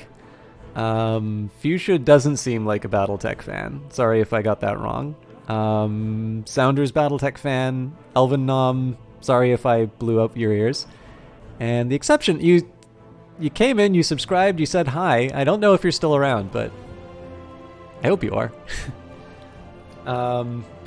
Okay, so destroy the enemy vanguard. We got 10% for that. All the buildings surviving wasn't 20%. That was why I was like getting super salty about the buildings potentially being lost, because we were on $1 million contract. So, you know, it's nice to get the extra cash. And 10% for getting the engineer APCs. The only drawback is that there's Warhammer scrap, and I'm probably not going to wind up getting it because we went for an all cash contract. You'd stream, but you suck. I don't know. I'm not particularly good at these games, but it's still fun to play around with them. So a few repairs to do to the Blackjack. Part of that was my heat damage. Glitch MVP taken out 4 mechs, although of course it is, as always, a team effort. All right, so, oh, Jesus. Look at all that beautiful scrap I missed out on. So we got a medium laser and 2 heat sinks. The scrap that we missed out on were 2 dragon parts, 2 hunchback parts, Phoenix Hawk, Trebuchet, Vindicator, Vulcan, Warhammer. Actually, you know what, to be honest, I have almost all of the mechs inside here. I specifically didn't get the 4P hunchback because I prefer the AC-20 version. The Warhammer would have been nice, and a lot of very stock component. Okay, small laser plus might have been kind of cool. Yeah, I actually can't complain about not getting any picks on salvage. The 1.5 million we just put in the bank.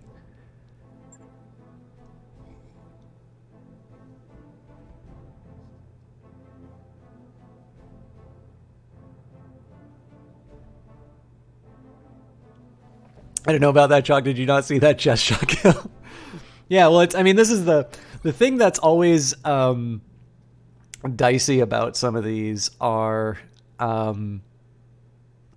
like, so it's a calculated risk. I try my best to really articulate the entire thought process, but, like, there's a reason why my commander has a high tactics and gunnery, and why, like, Glitch has a high tactics and gunnery, because the people who have the ability to, you know, like, when I really need them to perform, having a higher tactics means your called shots are more likely to work. So, like, you know, there's no way I could have known that it would work. Like, clearly, if you need all of your shots to hit, and there's only some probability that they're going to land in the location that you need, then you should probably be building your strategy around missing it. But on the other hand, like, if you always play safe, if you're always like, the heat mechanic exists in the game. The way you can kind of think about heat is it's a bit like mana. You can, it represents sort of a limit on your ability to take certain actions. So if you use your jump jets, it means that you're potentially giving up the ability to fire certain weapons. But one mechanic that exists in a lot of card games, but also like MMOs, so you can consider stuff like World of Warcraft, there's an entire mechanic built around spellcasters that are capable of giving up some health in order to gain some extra magical power. Either it gives you a buff to your abilities or it gives you some extra mana. So if I tend to play quite conservatively in games like this, but obviously if you don't allow yourself the option of pushing the envelope and giving up a little bit of health in order to achieve what could be an outsized tactical advantage, in that case, basically the enemy lost their spotter. And what I paid for that was a little bit of structural damage, admittedly on the one vehicle that I didn't want to have structural damage on, but I couldn't pick that. That's one of those ones where you say, there is a risk here, but the payoff for it is so outsized that you want to take it. So it's not like, I don't want to say that was like a pure luck play, but I definitely got very lucky on that. Like there's another version of that where it doesn't turn out and then the dragon drops some missiles on me, knocks out my leg, and my main character is in the med bay for, still in the med bay for like months. I don't know, like the way I get around that is just a lot of my pilots have a reasonably good gunnery and tactics, and I definitely prefer the Victor in terms of its AC-20, but being able to have an initiative so the thing that's really cool about the Hunchback is that it's initiative 3, which means that if you've got, let's say, even somebody with an assault, a heavier assault, let's say. What you can do with that is if you have one of your sharpshooters piloting the Hunchback, let's say your opponent goes in to like just deliver some kind of a haymaker. Like they just go, let's say they just take a catapult, they stand and deliver, and they just like blast out everything that they possibly can. I think a catapult's a heavy. What having a Hunchback with an AC-20 does is you can run that in, and if you've got a sharpshooter running it, so this is somebody high gunnery, high tactics, you're able to target whatever the closest leg is. So that's a higher probability shot. 100 damage from a AC-20 is enough to break, probably not a catapult's legs, but there's definitely some mechs where one hit from that will be sufficient to knock the thing on the ground.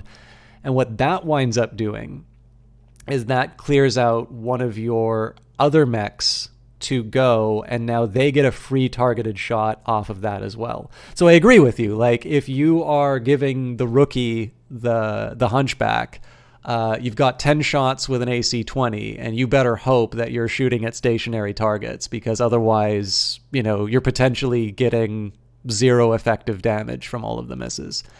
But in this case here, because I wanted to get some cash while my Victor was being repaired, I just put, as it is actually, Behemoth is not my sharpshooter, but I wanted my better shot to be in the Highlander. So as with anything, like it's a trade-off, but the AC-20 version of the Hunchback is actually something that can be very powerful,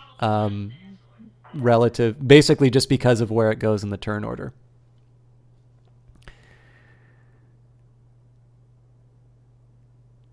So Beefeater was randomly generated from the game. I did do multiple names, but I thought Beefeater was actually a fun name. It sounds really weird when you say it out loud in the dialogue bits, though. All right. So, got to do some repairs on the Blackjack for sure. Question is, do I have enough to go on another mission?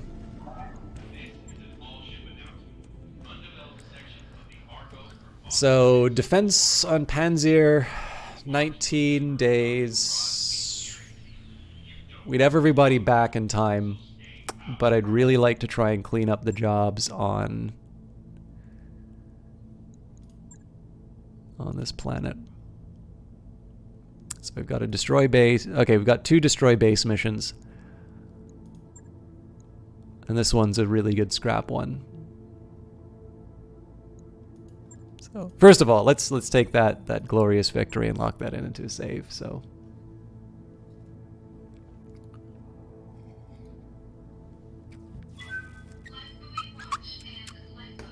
I think I'm just going to take the standard contract on eviction, and then for contagion, I'm going to go max salvage because 627 seems like a really good division. So, the Directorate manufacturing facility on Itrim is an illegal intrusion into our territory and a cover for military personnel and units. Our efforts to resolve this through diplomatic channels have been rebuffed, so we're now turning to a military solution. The facility must be destroyed. Also, before I do that, there's absolutely no reason for me not to upgrade my mech warriors. So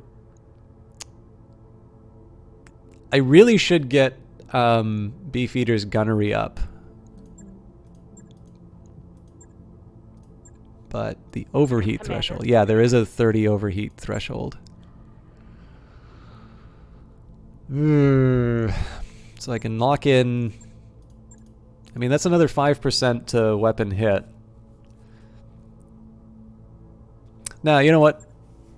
No guts, no galaxy. Maybe a little. So. Mech warrior training complete. Receiving you. Training complete. Behemoth's on her way to becoming better with tactics. Glitch is MVP. What can I do for you? In fact, there's an argument. I don't really need Glitch to bring the magic on these anymore. If I keep bringing her out, then the rest of my mech warriors aren't going to improve. So, Showboat. Let's get some fundamentals back. Training confirmed, Commander. Orders? Was I really putting... Oh yeah, no, I was putting him in guts specifically so that he can get his overheat threshold. Training complete. Alright, I have no idea what kind of lance I'm going to drop here because they're all in the mech bay right now. Yeah, we should expect heavy resistance. The Urano Restoration isn't saying what's in that facility, but whatever it is has them riled up. Oh. Sorry, I should save my game after I do the decisions. So I've got 211. It's the other side which says, like, go for the cash. The thing is, I'm probably going to wind up with a better scrap on the 3 skull mission than I am on the 2.5, but I think in this case we'll just do the standard contract. Okay. So before I do anything else, I'm going to put some holes in my roster. So I'm definitely going to be dropping with the Cyclops and the Highlander, but what I want to be doing right now is just seeing what kind of a loadout I'm going to have otherwise.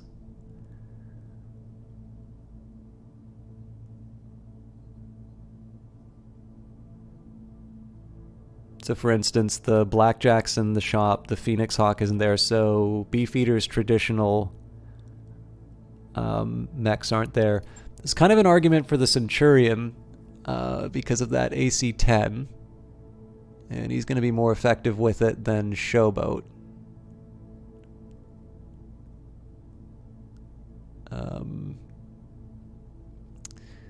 There's a weak argument for the Dragon because he gets the extra initiative. The big thing is that I'm going to be short on jump jets if I bring either the Dragon or the Centurion. But Showboat is my new scout. Okay. I got to keep that in mind. Okay, so with that in mind,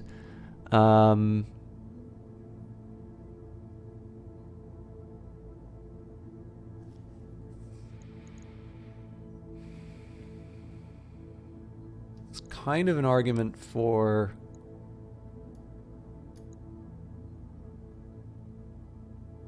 maybe? Behemoth definitely goes back in the Highlander. I want to be able to do the Highlander burial again. The problem with the Hunchback is...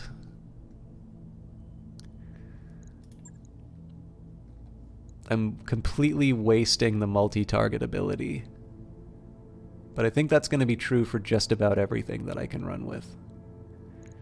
Oh right, I said I wasn't going to put the assaults in until I figured out what my other main mechs were.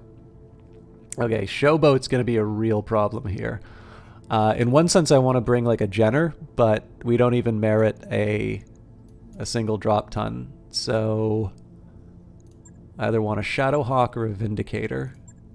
I think the Vindicator is a slightly more exciting of those two options. It still doesn't merit a single drop. Okay.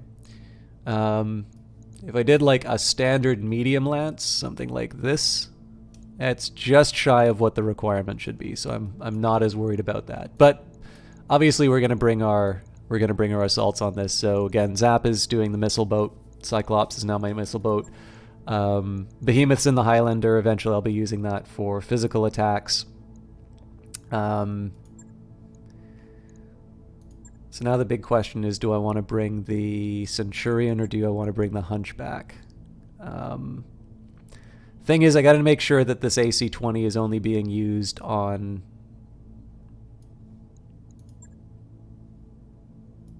really need to make sure that that thing's only being used on mechs. Otherwise I'm going to run out of ammo really quickly. Dragon, the LRM's nice, but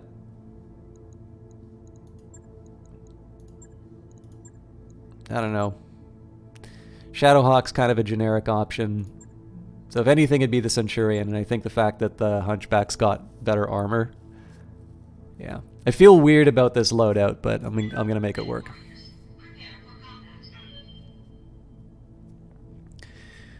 Thing is, the drop tonnage is definitely being overstated with the presence of the two assaults, but then the assaults aren't... like, the assaults aren't invisible. Like, they are a presence on the battlefield. Oh, actually, if it's base, if I'm going to be taking out the base, the other thing the Hunchback will be good for is taking out turrets, because if it doesn't have jump jets, that thing's going to be susceptible to any defenses that they have set up. So yeah, this isn't my ideal lance, but I can see this working. The weirdest choice is putting the Vindicator as the scouting mech. That's not normally what it does, but it was, in my opinion, it was my best option with jump jets. The Shadowhawk maybe, but the Shadowhawk doesn't have the firepower that I want. If I'm going to be going with a lighter lance than I normally want, I think bringing along the Vindicator's got the right trade-off between armor and firepower. Oh, actually, yeah, that works better than I thought. Because if there are turrets, combination of Showboat and Beefeater taking out the turret, and there definitely are, and it looks like that might be a trebuchet. No, that's not a trebuchet. I'm not sure what that is. Maybe Wolverine. All right, assault the base and destroy enough of it to force Directorate to abandon the location. We should expect a strong opposition on this one. Be wary, Commander. Oliveira out. All right. It's lush. You can call me a scumbag, but I'm saving here because I have a feeling this thing can go sideways really quick. Okay. So I know there's at least one turret and one mech, but there's no way that's the only thing that's defending it.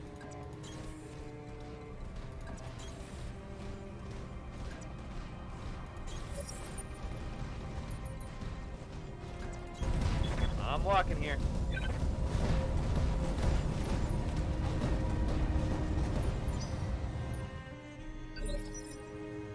Okay. So I think we're just going to salami slice the turrets. Good to go.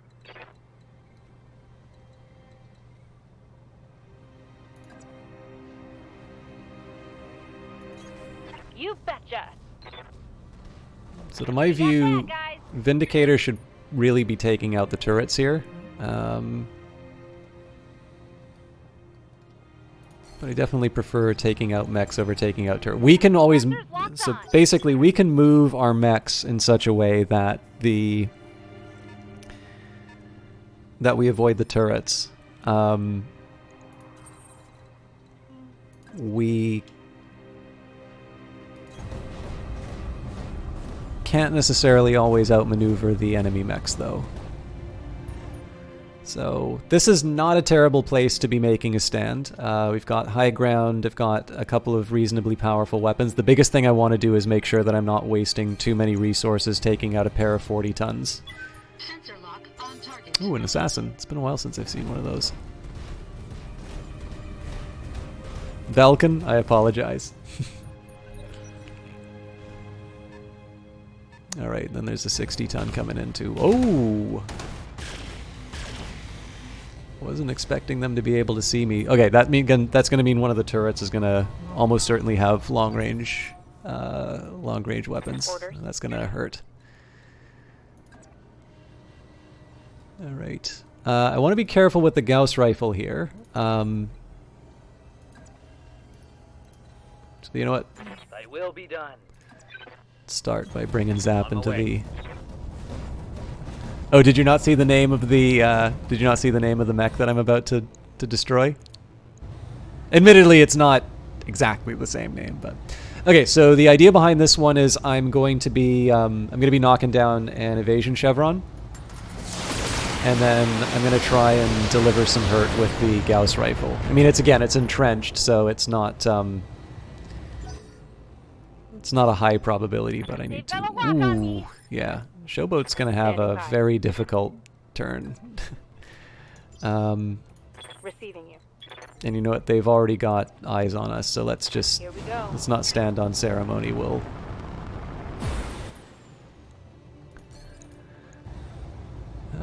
So we apparently got a head hit on this thing.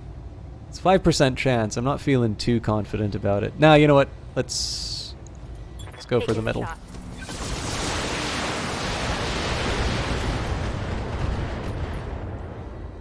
We still got the head hit anyway. Reporting critical hit. Jesus Christ. Vindicator's not supposed to be at structure damage in the first turn. Alright. So this is a risk that I'm running here. In fact, if anything, I am overcommitting resources to taking this thing out. But I want to take pieces off the board. Engaging target. You're kidding. There we go. It might have been smarter for me just to do the couple of medium lasers, but I think I got a little too inside my own head.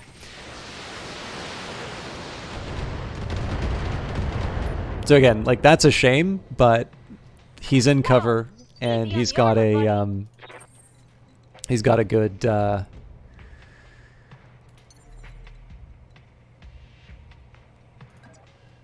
good armor. Engaging jump jet.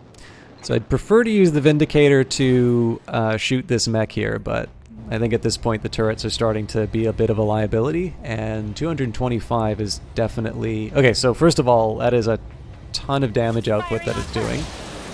What the hell was that, PPC? Alright, I might actually have to dedicate one of my assaults to taking that thing out.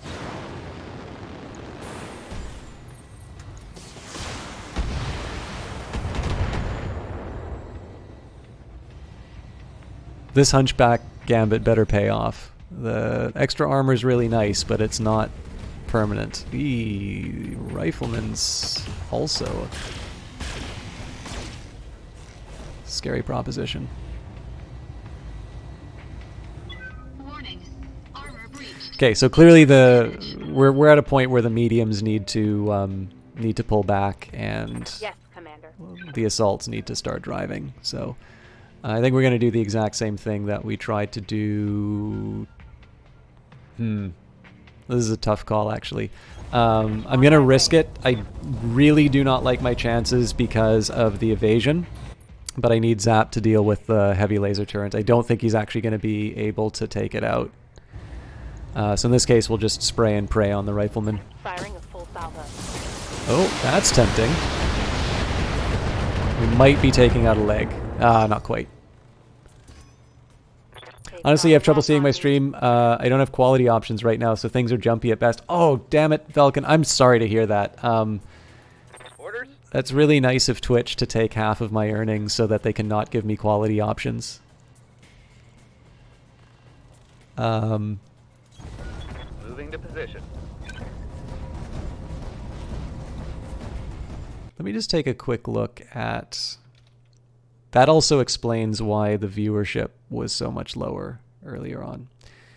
I don't want to make a big deal of this, but if you can just give me a quick second here, I'd like to take a minute and see the stream health. Because I did screw up when I started the stream today. I actually started streaming at the... Well, bitrate's what it needs to be. Interesting.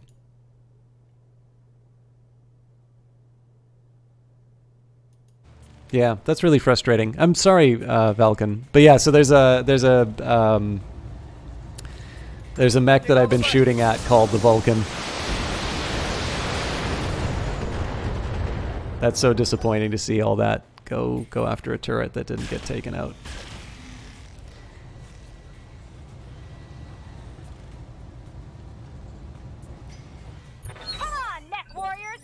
Time. You're one of the good guys, Valken. Okay. I hate to admit it, I'm actually willing to lose arms on the Hunchback. Question is, how much? 7 structure. Okay.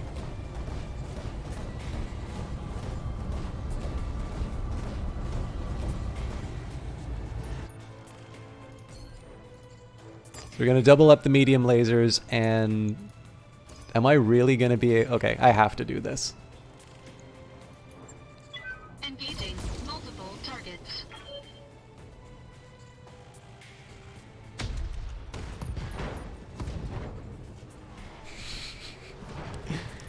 When I do 720, everybody asks me to go to 1080. When I do 1080, everybody tells me to go to 720.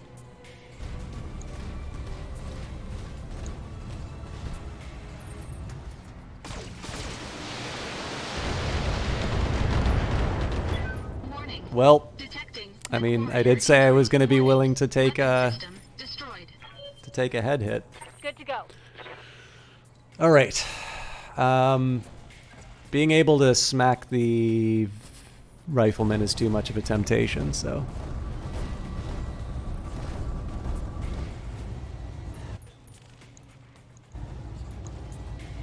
Roger that. It didn't hit the parts I was hoping they would. Critical hit, Commander. Yeah, well, I mean, like, the whole reason why the affiliate thing was brought in was, you know, priority access to transcodes. After partners, of course. Ready for orders. But the fact of the matter is they're not actually delivering on that half of the equation. The rifleman really is the scarier of my options. What's up, boss?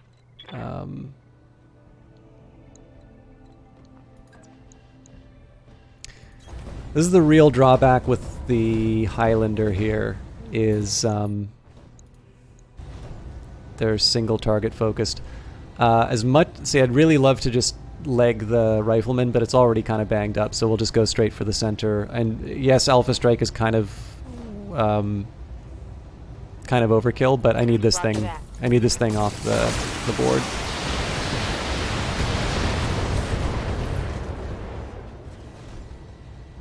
Might be some good salvage there.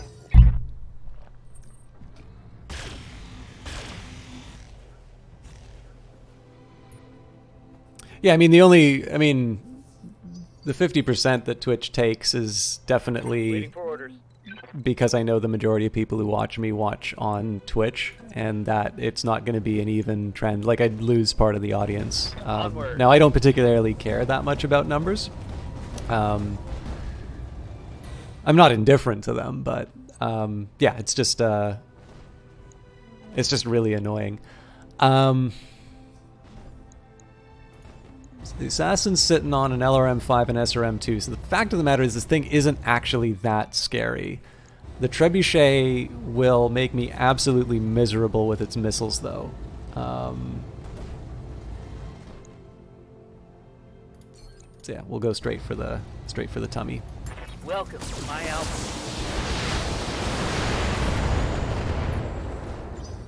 We can do this!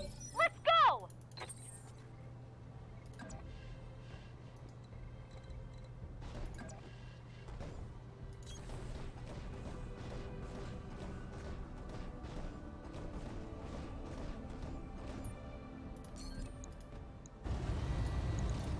Engaging target. Dishonor on you, dishonor on your whole family. Thank you very much for the follow, Lerenia. Alright, that's gonna suck because Showboat's gonna take meat damage. Oh, I'm hit! Definitely is a costly mission. Commander? So the commander and the scout have both taken a tumble. Do I not have PPC options here? That sucks. Okay, I don't exactly want to make it easier for them, but I need to drill through the middle of that trebuchet. Oh no! My mech is limping! Right, Commander. Ridiculous. Critical hit!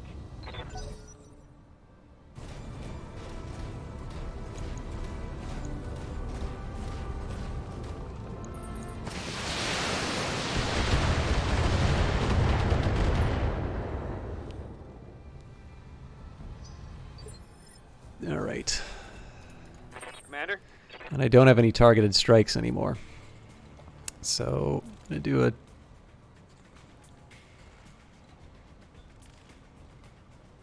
Now, you know what? I'm a simple man. Alpha strike the thing to death. Got it, Commander.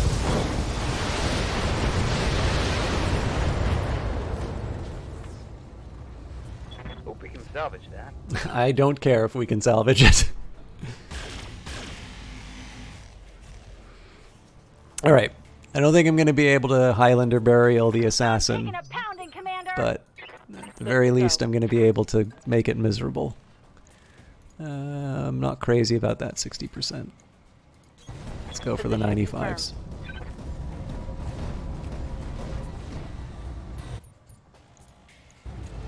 On it.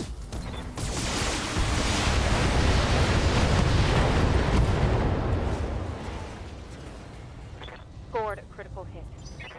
Let's get fired up! There's work to do! So there's a super temptation to just like run in and like try and melee the guy down, but what are my chances? We've still got 7 shots left on the autocannon. The biggest advantage of the autocannon is being able to knock this guy over. So this is more about... I'm not going to do the precision strike because if it hits any... So ideally it hits it in the center and it's over. And if it hits it anywhere else, it knocks it over and Showboat gets a free shot on the... Nice.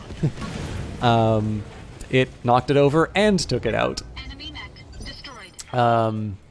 Waiting for orders. The real drawback here is I don't really have a way for Showboat to start munching turrets. So what I'm going to do is I'm going to make sure that she's just on the edge. She keeps him on the edge of sensor range. Here we go.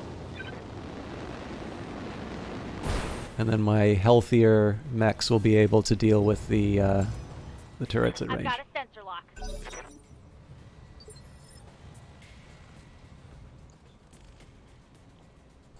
All right. I await your command. So I'm not going to be able to have all of the fun, but it's a fresh Cyclops, so one that gives it something to look at. And then I'll do whatever damage I can. Obviously the medium lasers are the biggest heat generator, so... Roger that.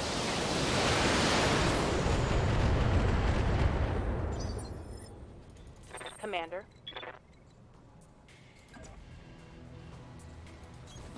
Copy that.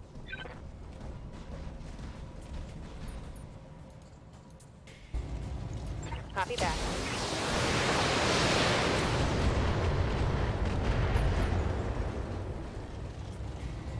That turret is gone. Okay.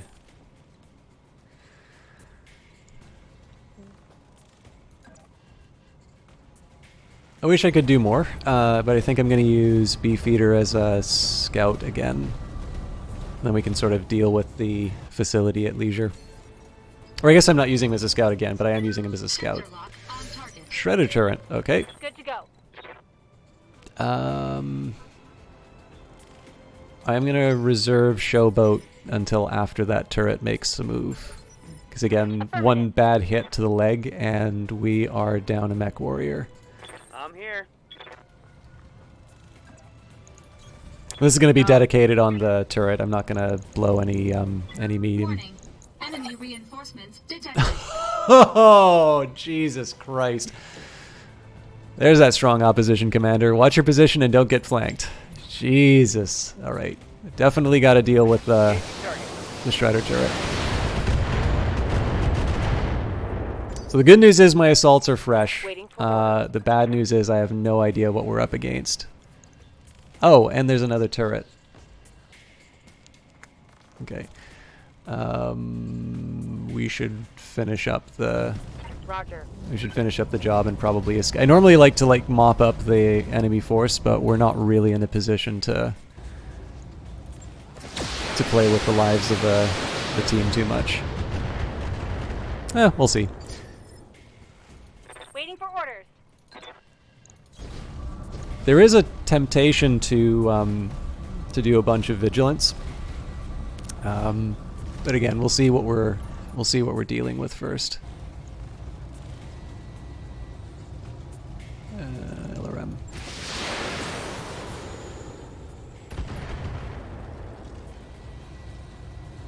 That's a kill.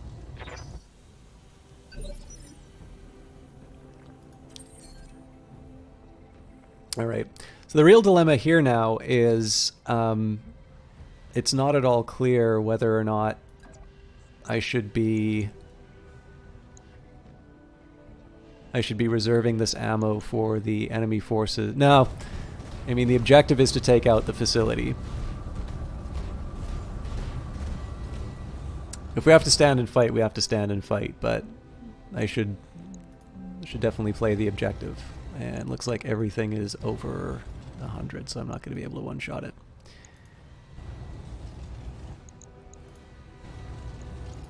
Engaging target. Reading heavy damage to an enemy structure. Bring it down.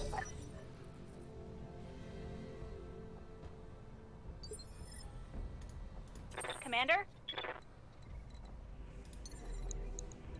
I'm going to try and keep Showboat close to Beefeater. So I've got... So LRM-5 does 20 damage, so unfortunately I need to blow the PPC on the medium building. Oh, that's right, she doesn't have multi-target. Alright, well... Save the ammo. Got it. Good shot, Commander. Enemy structure down.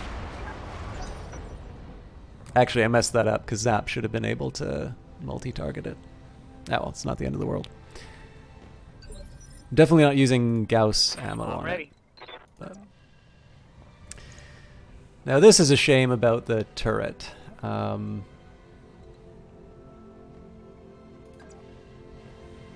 know what? Going. I wasn't really planning on taking this down this one turn anyway, so Roger that. we'll let it rip. The one drawback to this is that if the enemy gets the drop on me, I'm going to... Okay, that's not a fresh Cyclops anymore. If they get the drop on me, the Cyclops going to be running hotter than it should. Receiving you. It does, however, save me from the trouble of wasting a Gauss shot on the turret.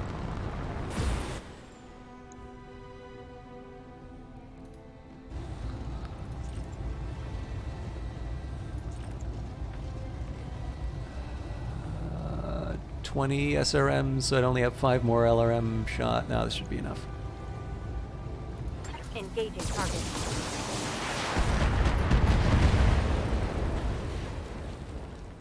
Turret destroyed. Right, so the big question on this one's going to be what the enemy throws at us. I'm going to move a bit closer to woods, and I'm going to refrain from using the AC-20 this time, just because I kind of need to make these shots count. Engaging target.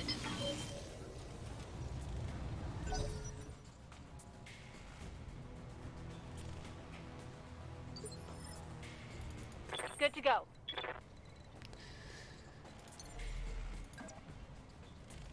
Time to fly.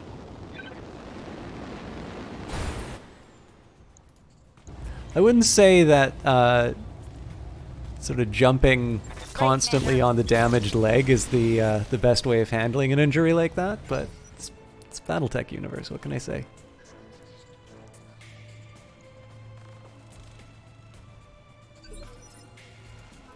I'm ready.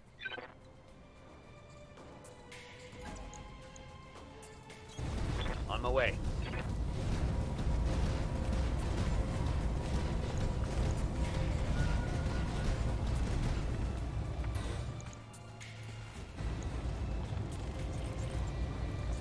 I think I can afford the SRM on it. It does run my heat up a little bit, but, well, hang on, let me think about that. It's just 75 that I need, so. Locking on. Leopard inbound, Commander. I'll meet you at the LZ. Oh, that's great. Okay. I kind of created a little bit of a problem for my Hunchback. And the Vindicator's obviously going to be limping to the finish line, but let's start by moving the Vindicator first. On my way.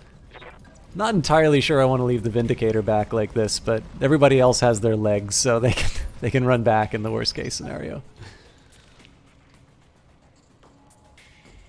I will admit I'm a little perplexed as to why the reinforcements haven't found us yet. Oh, well, that answers that. And that's a 75-ton mech, so let's not play around.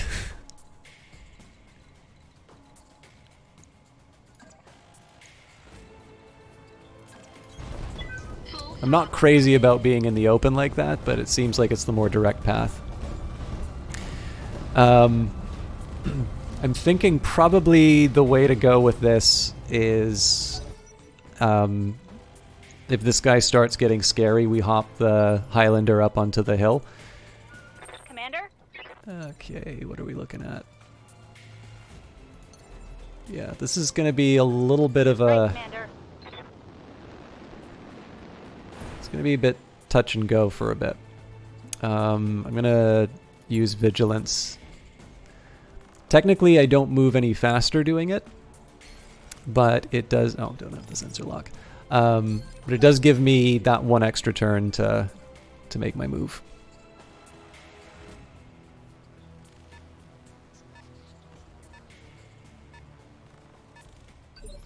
So I think by the time I get the Vindicator there, there's going to be a pretty clear shot. Ready for orders. Still sprinting. On it.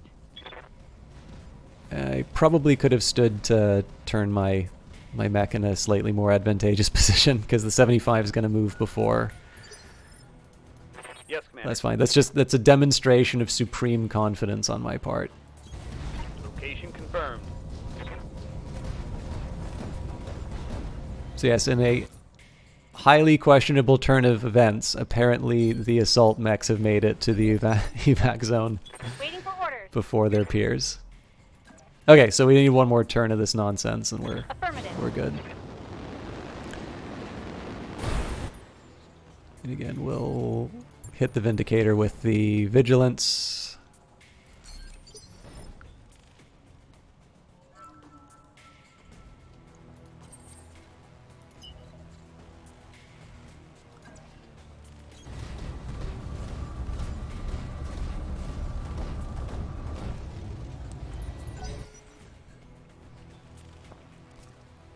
We'll probably find out next.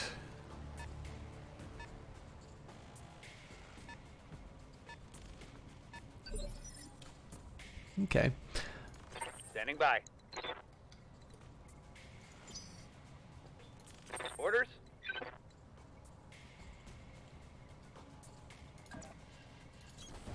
Rolling. I hope I just didn't block someone, but I'm really curious. Got a lock. So Ryan. Standing by. Moving out.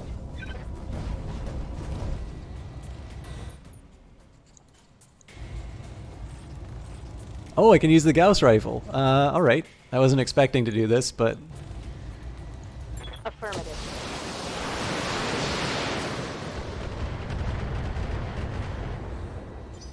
Come on, Neck Warriors! It's go time! all right. So there's no option that involves me getting a quick shot.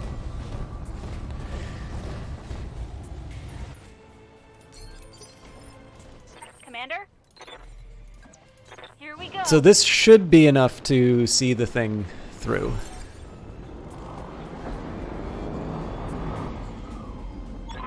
All right, mission successful, Commander. I'll see you on the Argo. Mission successful. So it's entirely possible we could have won that fight, right? Because again, we had two fresh assaults, and one of those assaults is full of lost tech. But you know, again, one bad hit to the leg, and I lose Showboat. Another hit to the head, and you know, I lose the commander. So I'm fine with the decision that I made there. We are running short on mechs though. So let's see what we can do with the mech bay. So Beefeater's down for 9 days, Showboat's down for 12, so that's not going to keep us from getting to the story mission. Definitely want the Rifleman scrap. If I want another Trebuchet, I've got it, but I don't think I want another Trebuchet. Melee stability damage, and it's...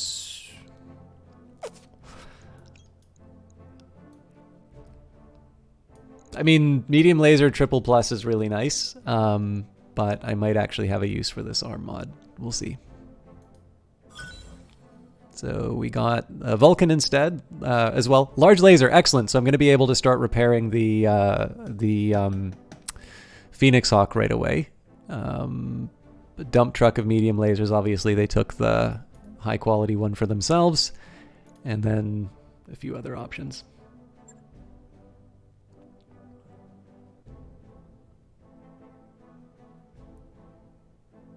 I don't know where it is. I would not say early game. I'd say we're probably halfway through. Lord Madeira is off doing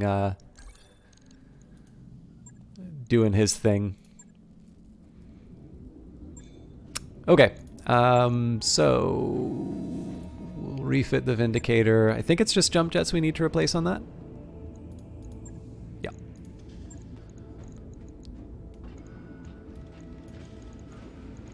So this would be one that arm mod might have been useful on, but I don't bring the Vindicator out as much as I used to. So I really wish I wasn't told how far I am in the story, but I guess I can't unread that.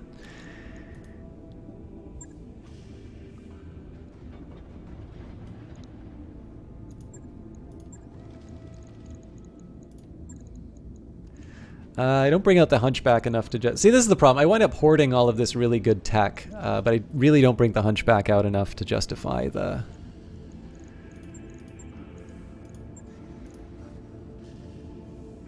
cost. I'm definitely going to need to prioritize the different repairs.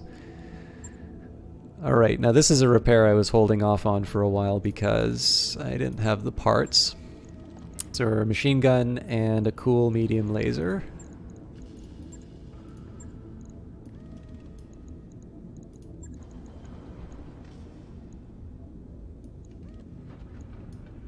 Hello, the Eyes of Sin. How are you doing? Totally not Valken's been here. Actually, Valken's...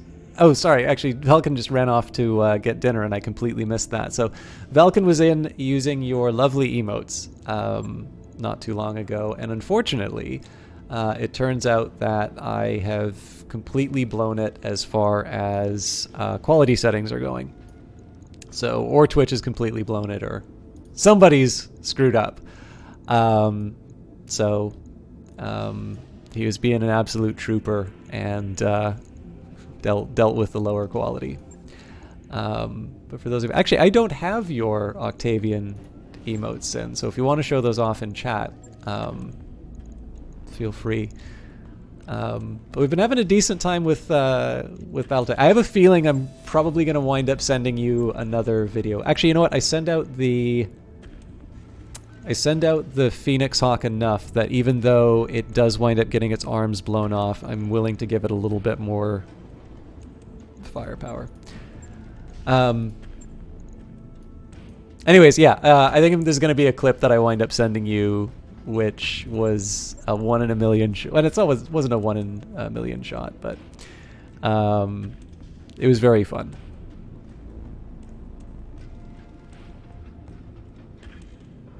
Oh, not at all, Isis. I was wondering, the number was a little bit lower than I was expecting, but you definitely should not be subbing to me until you get yourself sorted out. So, I am, however, going to take a minute here and point out that the Eyes of Sin does commissions. For those of you who like emotes and need it, well,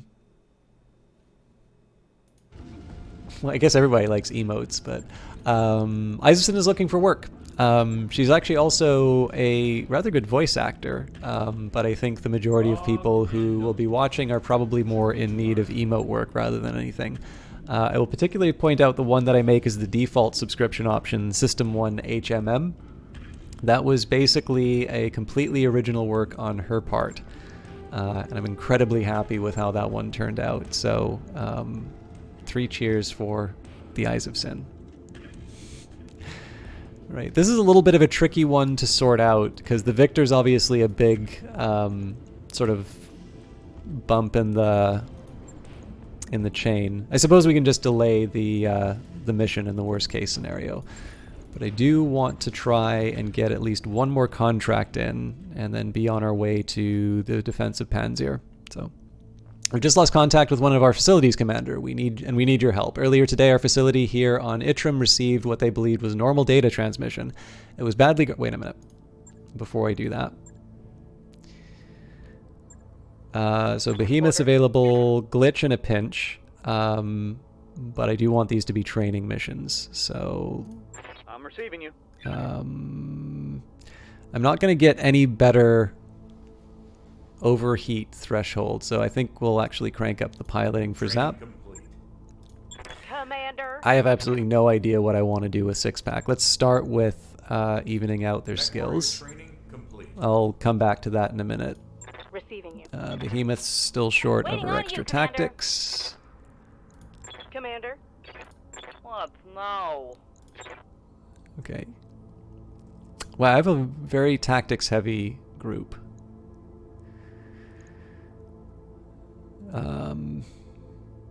Do I have a sensor?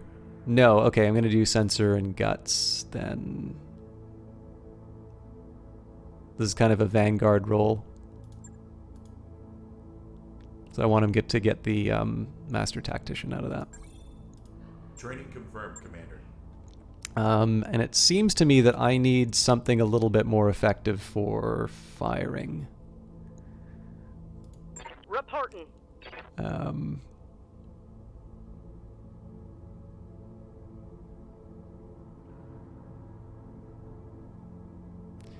I'm thinking we either go guts and gunnery for the better coolant vent. Now, actually, I think I'm going to go for the piloting on this one.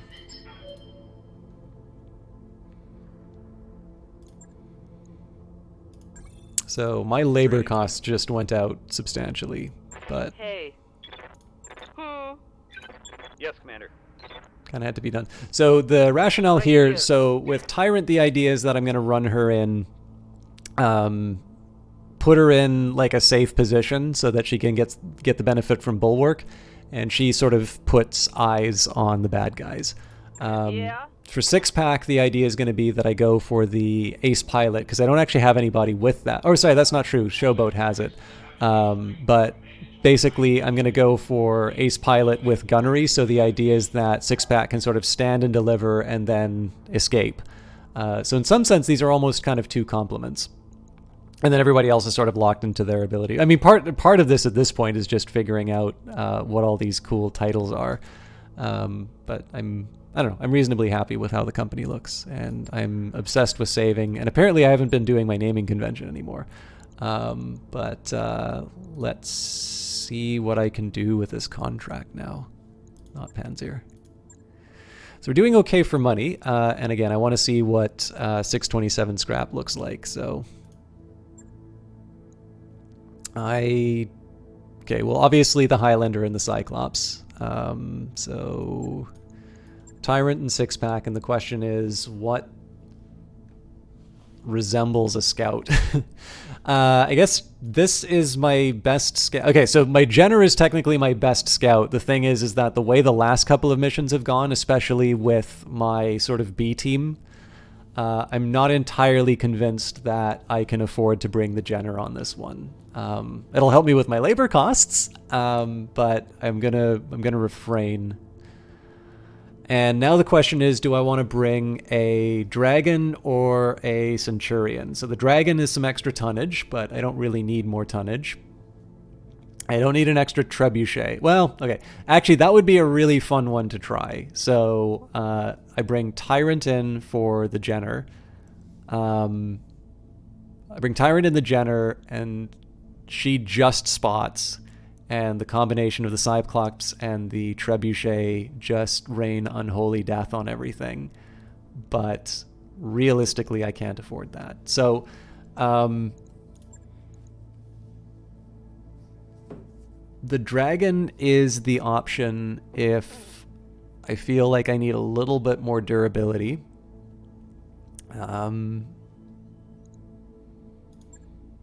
And the Centurion is if I feel I need some firepower. Now, this is actually the interesting thing. I don't really need firepower, so let's try the Dragon. Now, the Dragon is cursed. The Dragon has been the mech that every pilot that has piloted it has died. But part of that is because it runs so much faster than the other mechs that I didn't really have a proper grasp on how the thing worked. Oh god, we're actually at the end of the stream. That's fine. We'll finish this mission. I'll set up my queue for the trip to Panzer, and then, yeah, I'll leave it at that. All right. We've just lost contact with one of our facilities, Commander, and we need your help. Earlier today, our facility here in Itram received what they believed was a normal data transmission. It was badly garbled, and when they requested it to be resent, they got no response. Shortly thereafter, the base systems began to malfunction, and then we lost contact with both the base and the synchronous satellites covering the region. We'd like you to investigate the facility. And then, I don't like the sound of this, Commander. No satellite coverage means no topographical intel. We're going into an unknown situation without a map. So I should have brought the Jenner, is what you're saying. Command interface initiated. Boss, there's a garbage signal blasting out of that base's transmitters. Want me to put it through? No, do not let it through. Commander, I suspect the signal contains some kind of virus that just caused the facility to go offline. That would also explain the satellite failures. Okay, people, don't answer any calls from outside our secure comms. Commander Darius, if I'm right, the base will need to be completely destroyed. Acknowledged, Dr. Murad. Commander, once you've dealt with the base, Mayor will be on the station to pick you up at this landing zone. Alright, thanks, Jacob Zate. Have a good night. And enjoy Frostpunk was the last thing I saw you play, but that was a while ago, so I might be one step behind in terms of what you've been playing. I just know you from Battletech, so, but I'm pretty sure Frostpunk was the last thing I saw you play. I just don't know if it was the new DLC or not.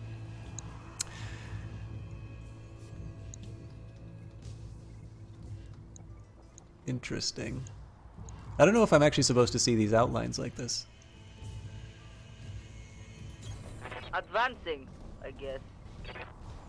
I love the On my enthusiasm. way. Coordinates received. Okay, I'm walking here. I'm not going to be too sad about the water, but I have a feeling that this is just a dirty trap where I'm going to wind up pounded to death. Fair enough. All right.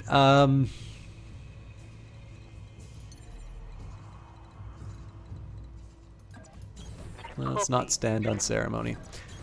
Yep. We've There got we go. company.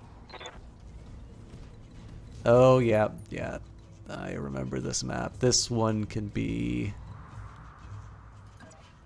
This one can be Roger. very tricky. I'm going. Have a good night. Alright, I'm kind of tempted to just reserve down and let these guys come to me, because if the base is almost certainly going to have turrets, and I believe there'll be turrets on the high ground. Alright, well that's a light. I'm going to be able to make that sad in a little bit. Ooh, crab.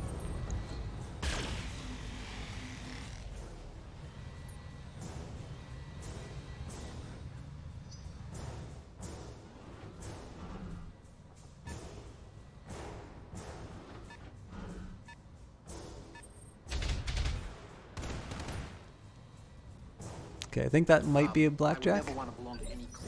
Elvin Mom, thank you very much for that follow. Commander. And my apologies to Totally Not Valken for not recognizing his departure for food. What now? Okay, there's a temptation to just go into the woods and hide out. Now, Engaging. let's get some eyes. Jump jet. This is definitely putting, like, the Shadowhawk really can't take that much damage, but in this case we'll just soften up the crab for I the don't see turrets. big mechs. I think Yeah. this is going to be a lot about mostly about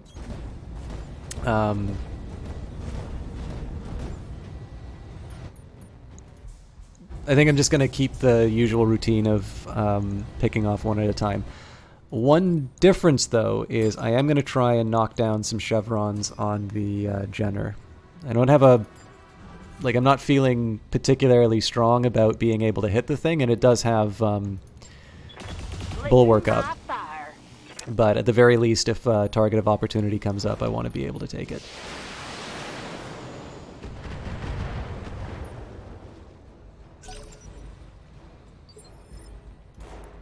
Good to go. Now, my inclination with Behemoth, to be completely honest, is just to do a precision strike in the center of the crab and hope for the best. If we do wind up taking this thing out, it does mean that I wasted my other turns with the rest of the crew, but I'm going to be able to use Zap to fire the missiles at the Jenner.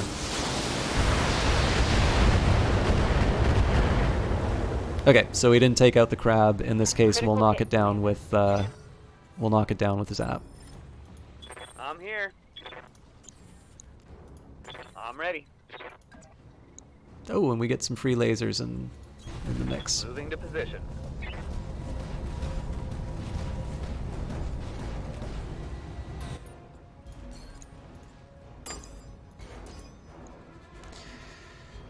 Okay.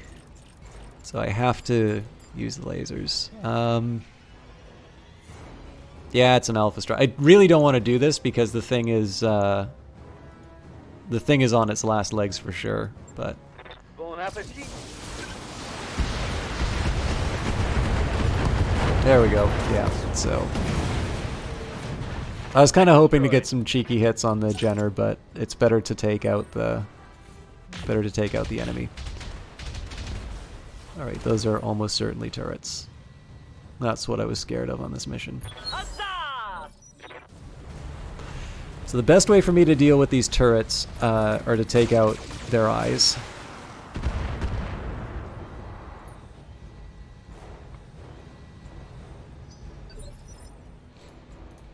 Hey, Jump Tyrant off to the side, because a lot of this is just about getting rid of the chevrons. all right. Shadowhawk is somewhat tanky, so it's not the end of the world that she took a little bit of damage. Now this is an interesting question. Do I want to sensor lock and completely deny it? Nah. Okay.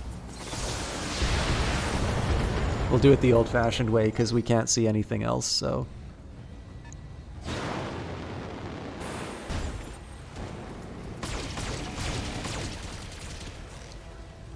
Right. Not too worried about the heat on this one, because we're in the water. And frankly, if the Vulcan is going to waste its time on the Shadowhawk, that just frees me up to deal with the others. Unfortunately, this does mean that the whole idea of taking out the eyes of the turrets is... it just became a lot more complicated. They're shooting at me. Right here. I'm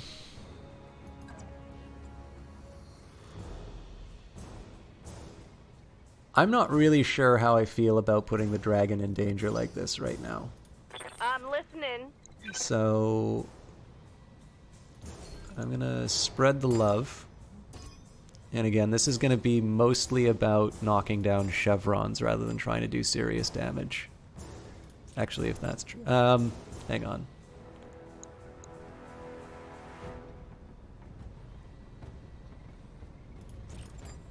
So the Blackjack's the target of opportunity. I want to do the AC5 and the LRM-10 on the Jenner because I'm either going to knock it down or blow it to a million pieces. These are high damage. Firing at him. Okay, that was welcome. And again, that's just about knocking down evasion chevrons. If I get a lucky hit on the Jenner that takes it out, Well, that didn't work out. then I get to focus my attention on the Blackjack. I live to serve. So in this case, I'm fine letting the Cyclops take point.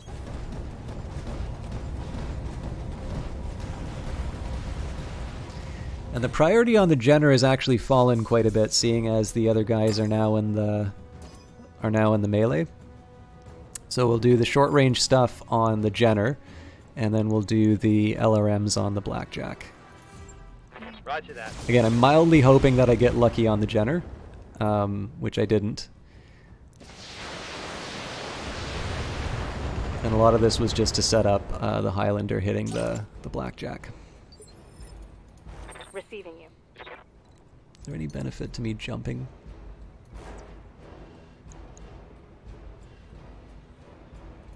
Copy that. So the main reason for doing this is so the Highlander becomes a little bit more attractive to the turrets. Firing full complement on you. Nice. So yeah, the thing about the Highlander, if you've... I'm sure you've probably noticed it by this point, but with a good precision strike, the Highlander can usually take out a medium mech with a Oh boy. with a center That torso is shot.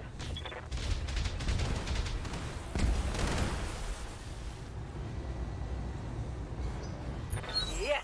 Go, go, go.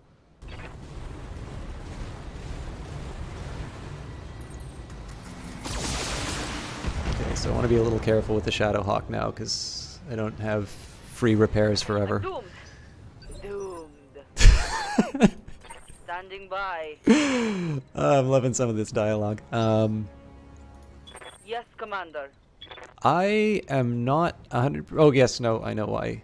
Oh Jesus Christ, those are the legs too. Okay, well, step number 1, we'll do the jump for the evasion. 3 chevrons isn't exactly driving me wild. This is really just going to be again a shot of opportunity. If we're able to do it, if we're able to hit it in the center, great. If we need to let the dragon work on it, so be it. That looked Like a critical hit. So I really want to do a physical attack on this Vulcan if I can. I don't think I have anybody close enough, though. Yeah. Okay, the dragon. I think this is the point where I need to bring it into play. Unless I get better, so I'm 60 and 50. Yeah, that sucks. I'm listening. Alright, fair enough. Six-pack is not exactly my ideal targeted strike, but I really want to take out this Jenner. Firing everything. Six-pack, you're my new favorite. Let's do it. Okay. Yes, I Commander. have to. I'm not going to Highlander Burial it because there's absolutely no point in me doing leg damage this way, but Position confirmed. what's the point in having an assault mech if you can't do one of these? How do you miss that? Damn it. Well, you're the one who gets to face the turrets. I think we're just going to stand and, well, yeah, no, we'll just stand and deliver. Acknowledge.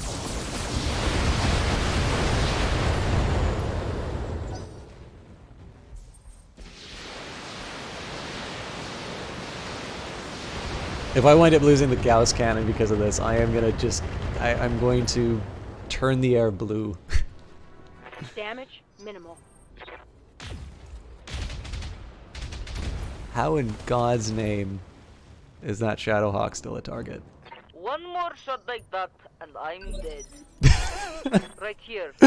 I love this tyrant dialogue. Okay.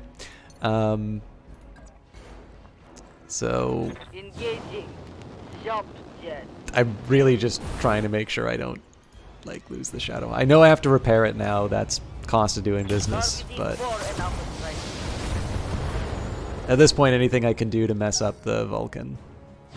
Oh, but it's gonna go after the Shadowhawk. Go to hell! I just lost the arm. Oh no. Okay, never mind. I'm really bad at predicting. Internal structure disintegrating. I'm really bad at predicting losses like that. Okay, this kind of sucks as far as to hit. So that's 50, 40, 50 versus 50, 60, 25. Location confirmed. I probably should be putting the dragon into a little bit more of harm's way. I think in this case I can actually afford the precision strike. Not exactly what I was looking for, but I'm receiving you. now if I have to do the Highlander Burial, I will. Rolling. But hopefully the Cyclops will be able to knock the Vulcan down. Oh, actually, better still. Well, I know I'll be able to knock it down with a shot to the leg, but I actually want to go for the middle and just end this.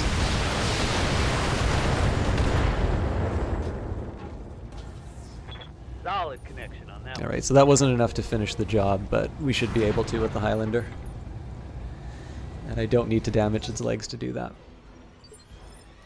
Orders.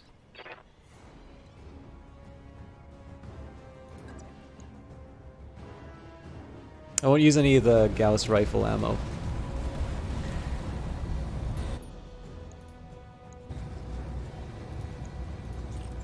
I will use the SRM though, because we've got plenty of ammo. Kill confirmed, Commander. Now, it's entirely possible that reinforcements show up on this one, because we've had that happen on this map before, but I think it's mission-based. So I'm going to run the Shadowhawk into a slightly safer position. Confirmed. I'll bring him in if I have to, but in this case here, heavies and assaults. Warning. Enemy reinforcements Yep. detected. Picking up some mechanic signatures. Looks like a pirate livery. Commander, with comm switched off, I have no idea if the pirate forces are part of an attack or additional victims of the signal. Listen, Exo, all due respect, but they're shooting at our damn mechs. Who cares why? Waste them. As odd as it sounds, I agree with Mr. Virtanen. Anything that was exposed to that signal needs to be completely destroyed. Alright, that's inconvenient.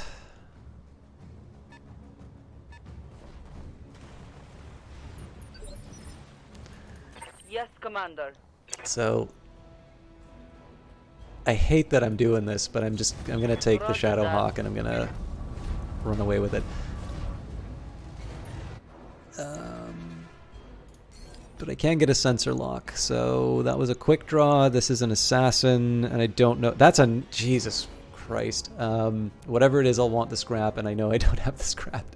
All right, let's go for some cheap hits on the fire starter. Sensors locked on.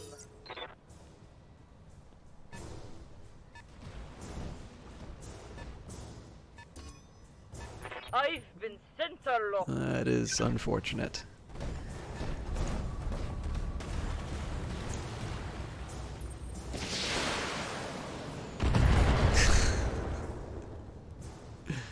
They took out one of my weapons. Right here. Mm-hmm. All right, I am not that comfortable with having the dragon take point here, I'm going. especially because there's going to be a 95-ton replying. But I have a chance on the fire starter here. Here goes everything. Yeah, it wasn't that impressive. And what are we up against here? A Banshee. Oh, I haven't gone up against a Banshee yet. I am terrified. What's up, boss?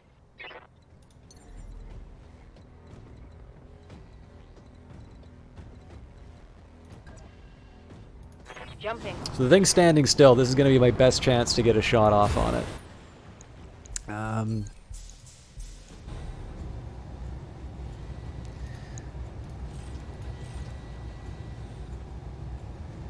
That is deceptively lightly armed. Night chain. Nah, you know what? Confirmed. Go for the legs.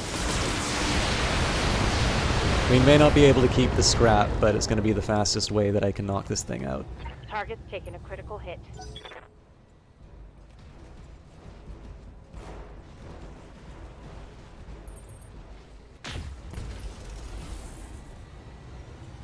Reporting. Minimal damage. Thy will be done. I'm your spaniel.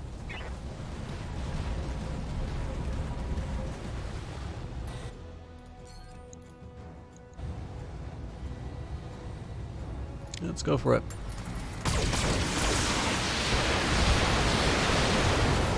Probably should have gone for the fresh leg now that I think of it, but I think I hit something good.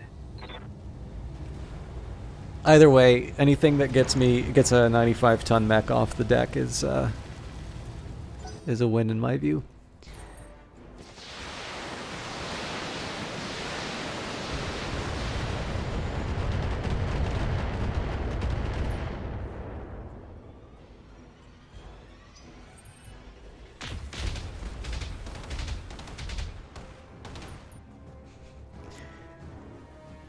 Losing armor.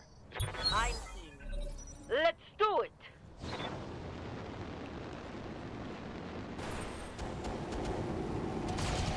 I kind of want to just run the dragon in and punch this thing, but I know the dragon's going to take some appalling damage if it does that. Mind you, it may wind up taking it anyway. Right here.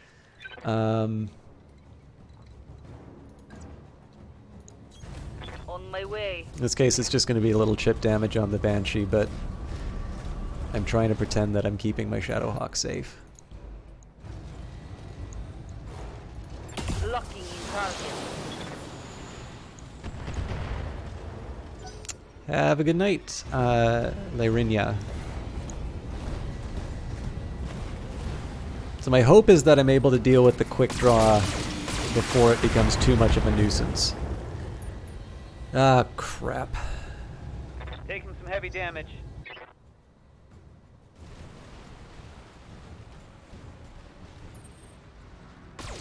Yeah, they're loving that dragon. Took a wound. Still going though. Unfortunately, Six Pack is taking damage on the AC5++ side.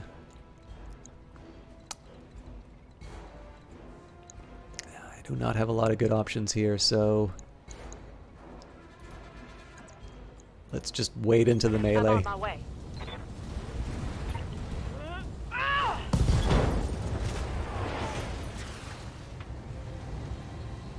That was a critical hit. So the problem is I've kept the Cyclops from being the one to run in and do that now, but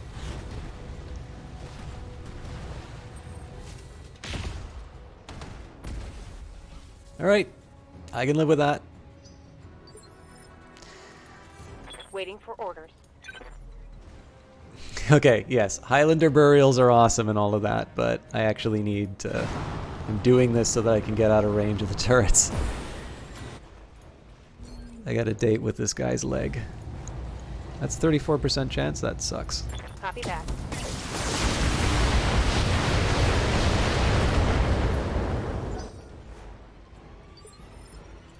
Commander? So... I think I'm going to split the difference here. LRMs for the Banshee and medium lasers for the fire starter.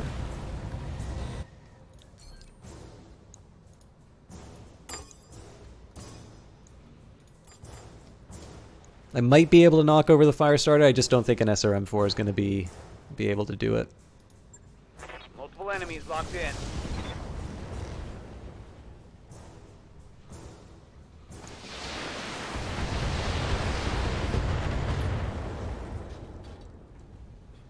Critical hit, Commander.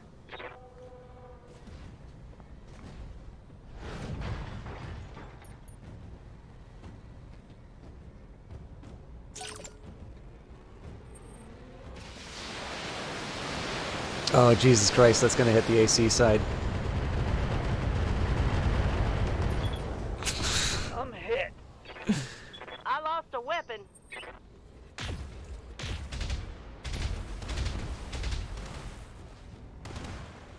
This is probably my least favorite map, just in terms of the stuff that happens on it. So this guy has got to be bracing. What? Insane. That one tagged me good. Alright, so Zap's down some health, Six Pack's down some health. Standing by. Again, we're still gonna go 85 on the... Okay, so let's not pretend that we're taking out that leg. Let's deal with some priority targets instead. And I think...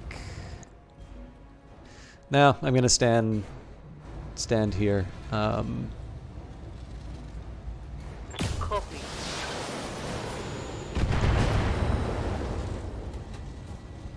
Critical hit. The thing that's actually making me lose sleep is the quick draw. Nope, but it's making its move, so hopefully it doesn't target the dragon.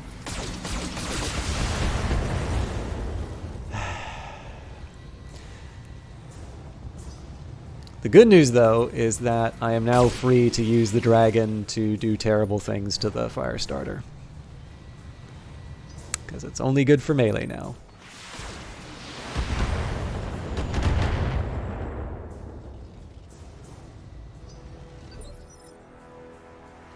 Okay. No, this is the only move I could do. And I'm not particularly fond of doing the back shot here, Location confirmed. but it's oddly enough, I think, the best option that I have. Yeah, well, it also did the trick, so... Enemy down. They do have options for getting the drop on me, but it's the best of my crappy options. My angry stick Shadowhawk, but it still has an AC, so. Yes, Commander. Alright. Realistically, what am I looking at here to get your leg off? 66? Acknowledged. I feel bad that I'm wasting so much ammo doing this. Especially because it didn't work. Scored a critical hit. Receiving you. I want to drop these mad Highlander moves on them. Oh, whoa, whoa, whoa, whoa, whoa. Oh no, it's the back armor. That's fine.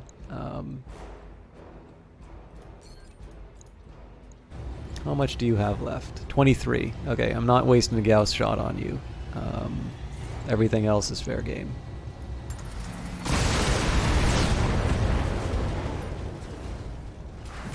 So, not exactly how I want to be going into this next round, because there's a fresh quick draw and an assassin on my relatively weak mechs. But I did get the toughest one down, and Light damage. the rest of it at this point just really needs to be cleaning up the bad guys. Yes! Go, go, go! Okay, as is kind of standard now. We do what we can. Engaging.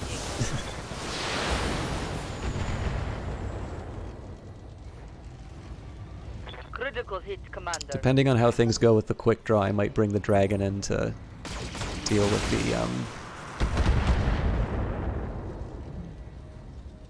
with the assassin. One funny thing is that the Shadowhawk's been doing a really good job. Minimal damage on that hit. The Shadowhawk's been doing a really good job of distracting the enemy. Copy.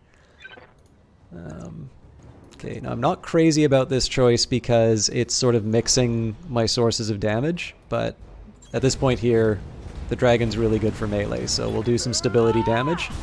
And what this means is I'm gonna get Zap to prioritize him with a bunch of stability damage of his own. Actually, you know what? Orders. Got an even better idea.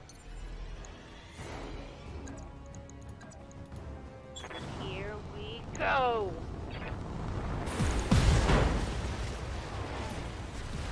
Generally, one does not do that move just to Target take an taking a arm. critical hit. My armor's getting stripped off. Orders? Yeah, well, that's because of that disaster of a move you just did. Oh, I gotta pick one. I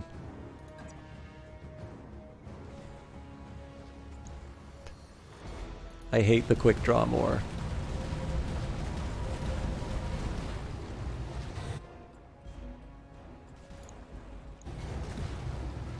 Like, everything is fresh, so we'll just open it up.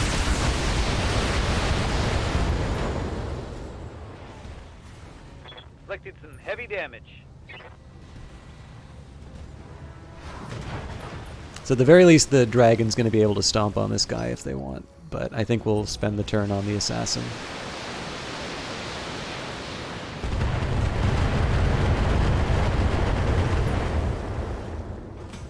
This is just My merciless. insides are getting beat up. Systems holding. Whew! Okay. Yes, Commander.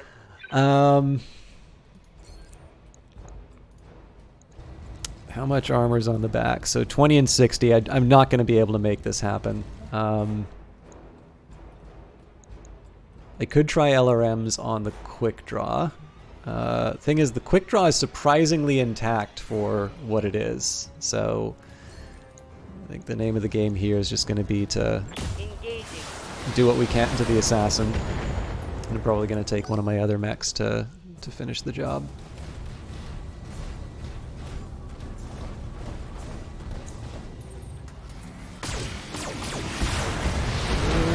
Be careful. Armor breach. I actually Neural really need damage. to... Commander.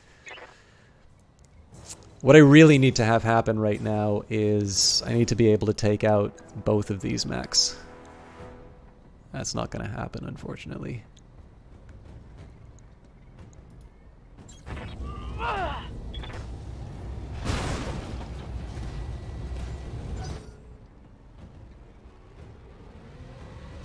I mean, I think I'll just slug the thing in the back of the head again, but...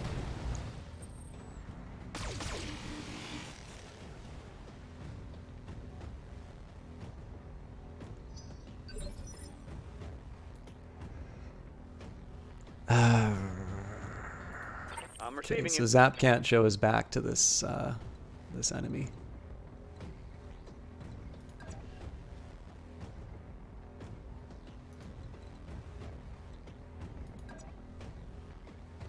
So then he winds up showing this back to the... Affirmative.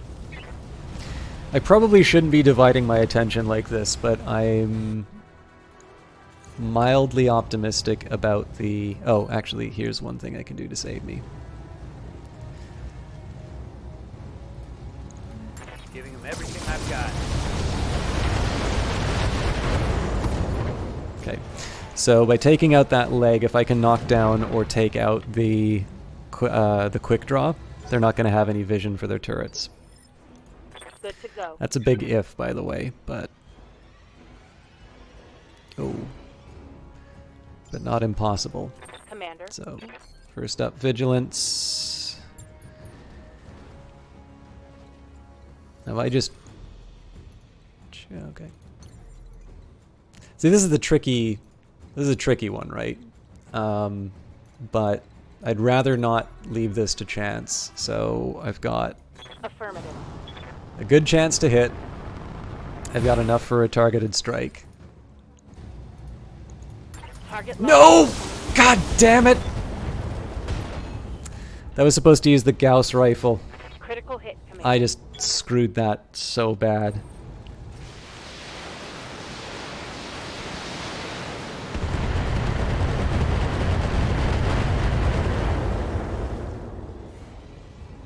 Damage is minor, Commander.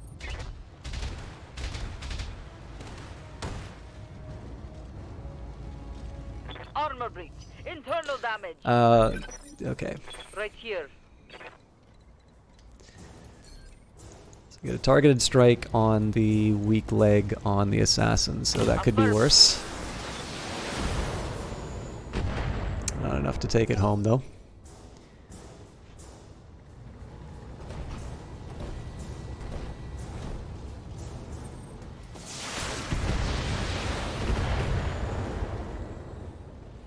That's probably going to cost me Internal damage. a part.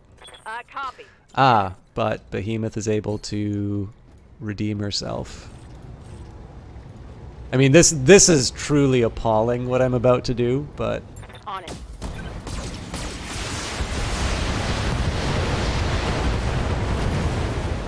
I'm not getting any scrap. Tango down. Reporting. Okay, now unfortunately, meleeing this guy is not much of an option.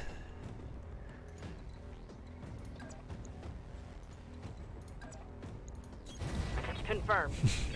Hey, Myosin. Sorry, Myosin 2P. So the problem is, of course, that I've lost the precision strike to take out the leg. So at this point, we're just kind of hoping.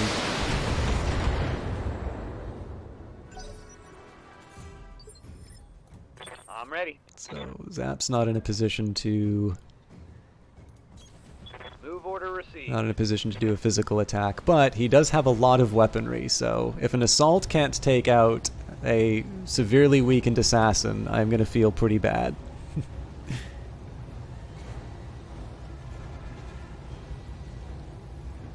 Targeted for now.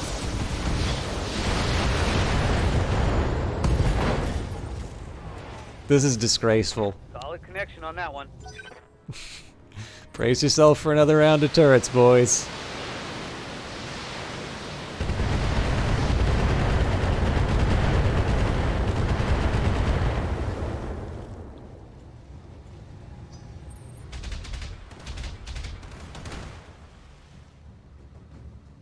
So, Shadowhawk is MVP.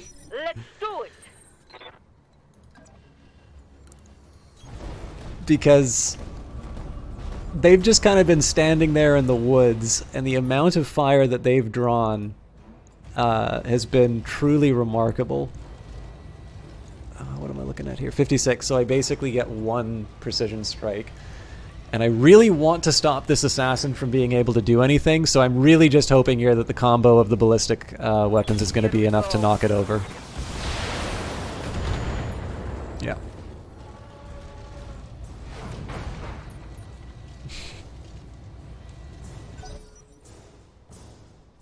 Just stay down.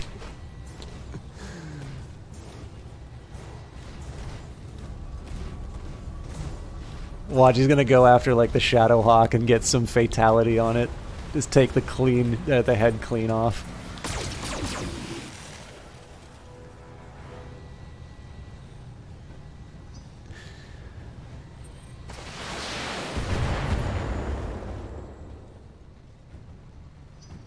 I also kind of have to go to the bathroom, but there's absolutely no way I am. This thing's. I got to see this thing through to the end. Let's take advantage of the LRMs here. Clearly, there's no precision strike on this. This is.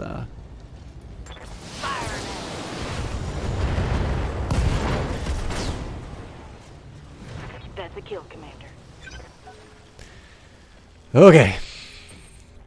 So,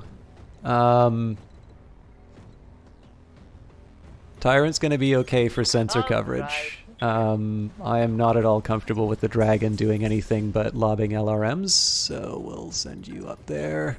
Copy. I think the Highlanders gonna have to do what we did last time on this map. Moving to position. Please be a turret. Okay, good.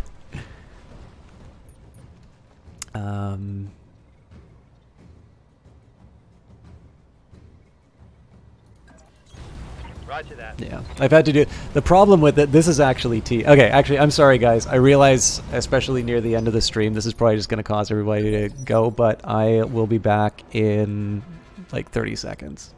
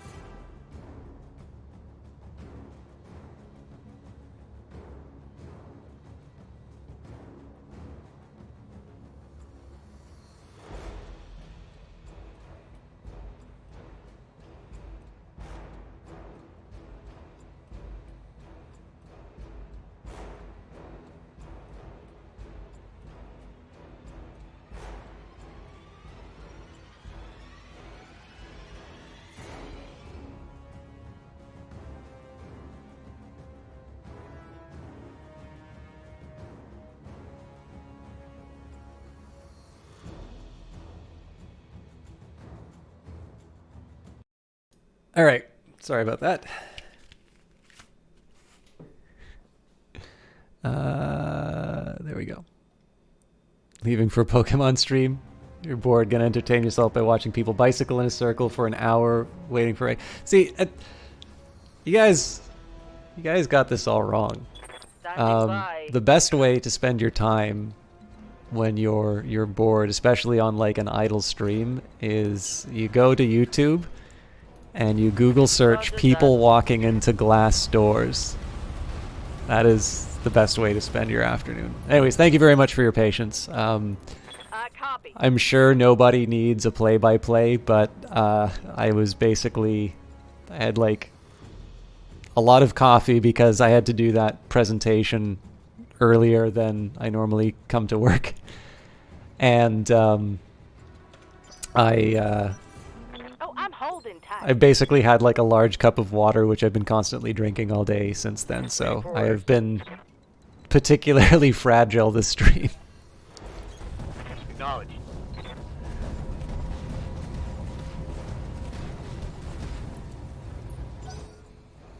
So this is going to be a little tedious. I've had to do this before, and it's pretty effective. Yes, Commander. But it is a very, very slow way of handling this.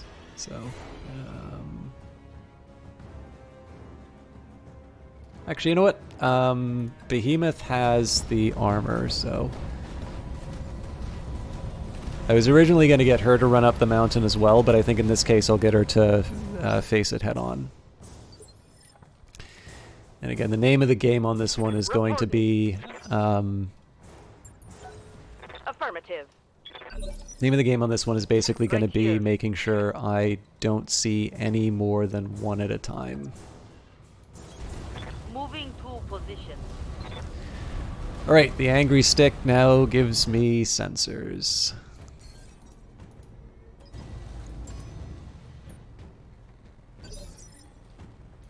Commander. Confirmed. This is of course going to take forever if I just use LRMs, but gives me a start. Standing by. Rolling. I also technically don't need to destroy the turrets, but I might as well take Locked on target. take the opportunity. I think there's a contract bonus for it. I'm not 100% sure. Ready for orders. Okay. On my way. I keep forgetting how slow the Highlander moves because of it, but its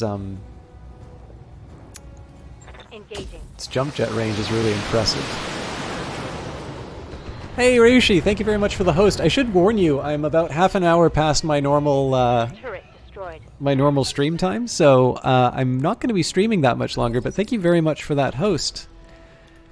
Standing by. How are you doing tonight? If you say And thank you so. very much for the host last time as well. I feel like I said that, but I was recording the Morrowind episode yesterday, and I saw your name on the host list, and I genuinely could not remember if I said thank you at the time. So if I forgot that, I apologize. No excuse that I should be doing that. Affirmative. But either way, happy to see you.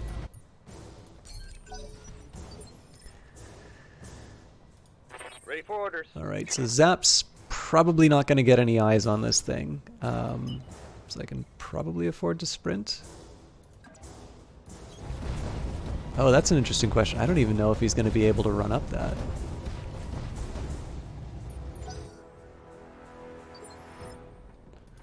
Standing by. Hauling ass.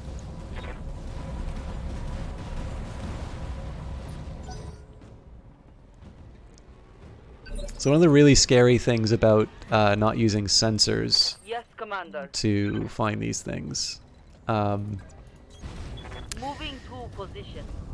if you get vision on it and you don't kill it, that means all three sensors are then able to target you. So this is one of the reasons I'm being really conservative in my movement. Fortunately, heavy LRM turret Reporting. is public enemy number 1, so... Did I see your PMs? Let me just take a quick look. Oh, I just saw this now.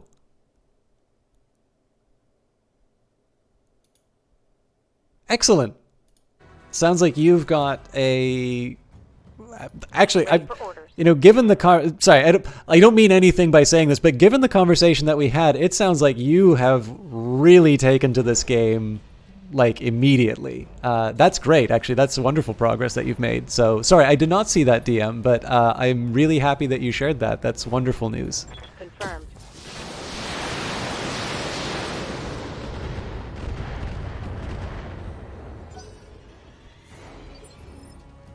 I'm ready. I suppose the other question I should be asking is, are you enjoying the game? I'm going to assume the number of story missions that you got through.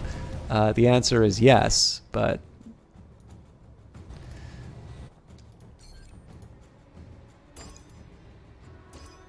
not quite in range. Fair enough. Acknowledge.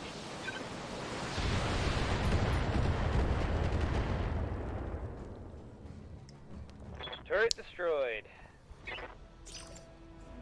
Alright, so again, some of these turrets still have PPCs and whatnot, so I'm not going to be reckless with the If you say so. movements. But we now have eyes on what we need. Go solo. All right, I think that's a particularly nasty one. Actually, for the benefit, benefit of Yurishi, this might be a useful one, and it's not necessarily obvious. You see how I'm looking at this heavy laser turret here, and I'm able to see its whole loadout?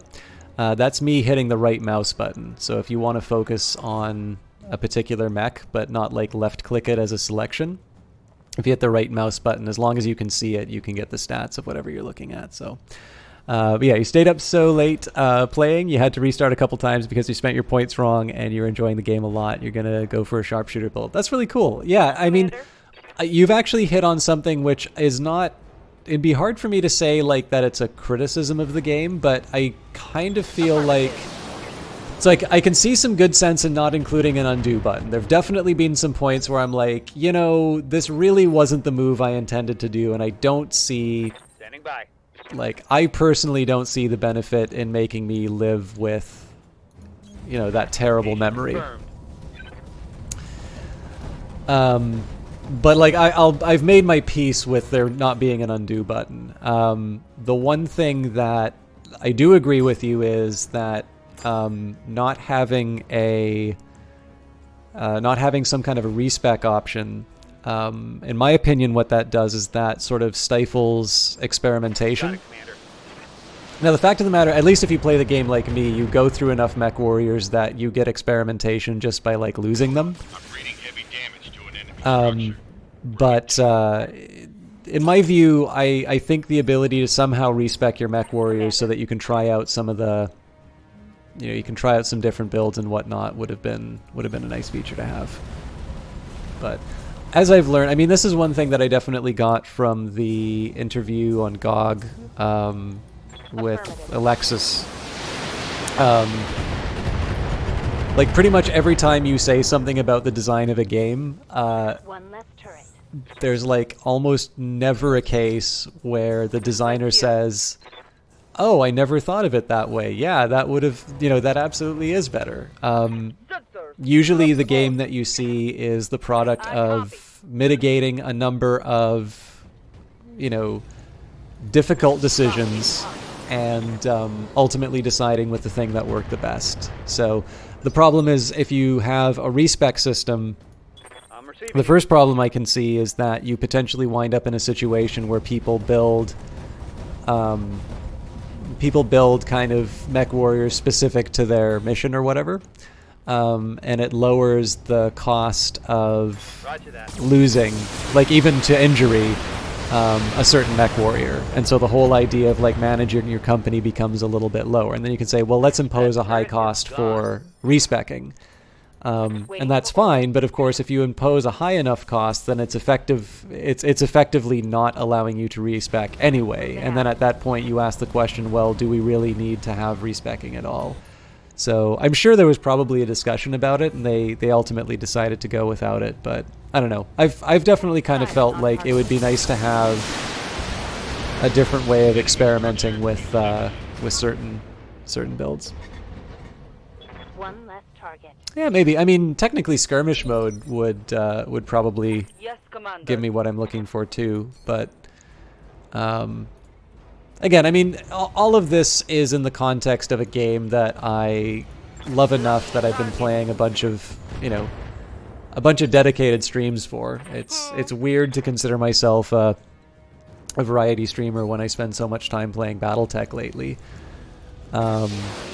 So honestly, whatever Harebrained Schemes does, I'm probably just gonna follow them into the gates of hell. Commander? All right, let's let Zap have his moment of glory. Confirmed. Get your lance to the LZ, Commander. How do you determine what mech warrior to assign to which mech? That's a really good question, Ryushi. This is going to be close to a 4-hour stream, but if you do get a chance to see the VOD for this might be educational for you, because I wind up... So first of all, I don't do any story missions, so you don't need to worry about any spoilers. But I actually talk a little bit because I wind up with some mechs in need of repairs, and so I wind up doing alternative lances without sort of my main folks. But I'll give you one really good example, because Glitch kind of became my MVP Oh, wait a minute. I went max scrap on this one, not minimum scrap. Oh, this is going to be heartbreaking. But yeah, so like for me, once I got the Victor, which is a, like that's an assault mech, which has got an AC-20. It's like a really impressive firepower.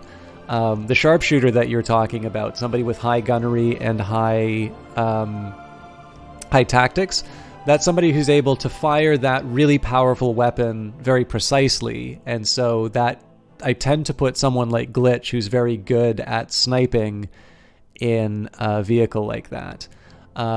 Somebody who has bulwark is really good to put in a highly armored, like, so in theory, one thing you might want to do is have someone with bulwark who gets maybe a little bit of extra movement or whatever, put them in the toughest mech that you can, and don't even worry about them doing damage. Just make sure that they're in the face of the enemy, absorbing as many shots as they can, because of course having a potentially 40% reduction to the damage that you're taking in an over-armored mech, that thing is just going to be absorbing bullets for days.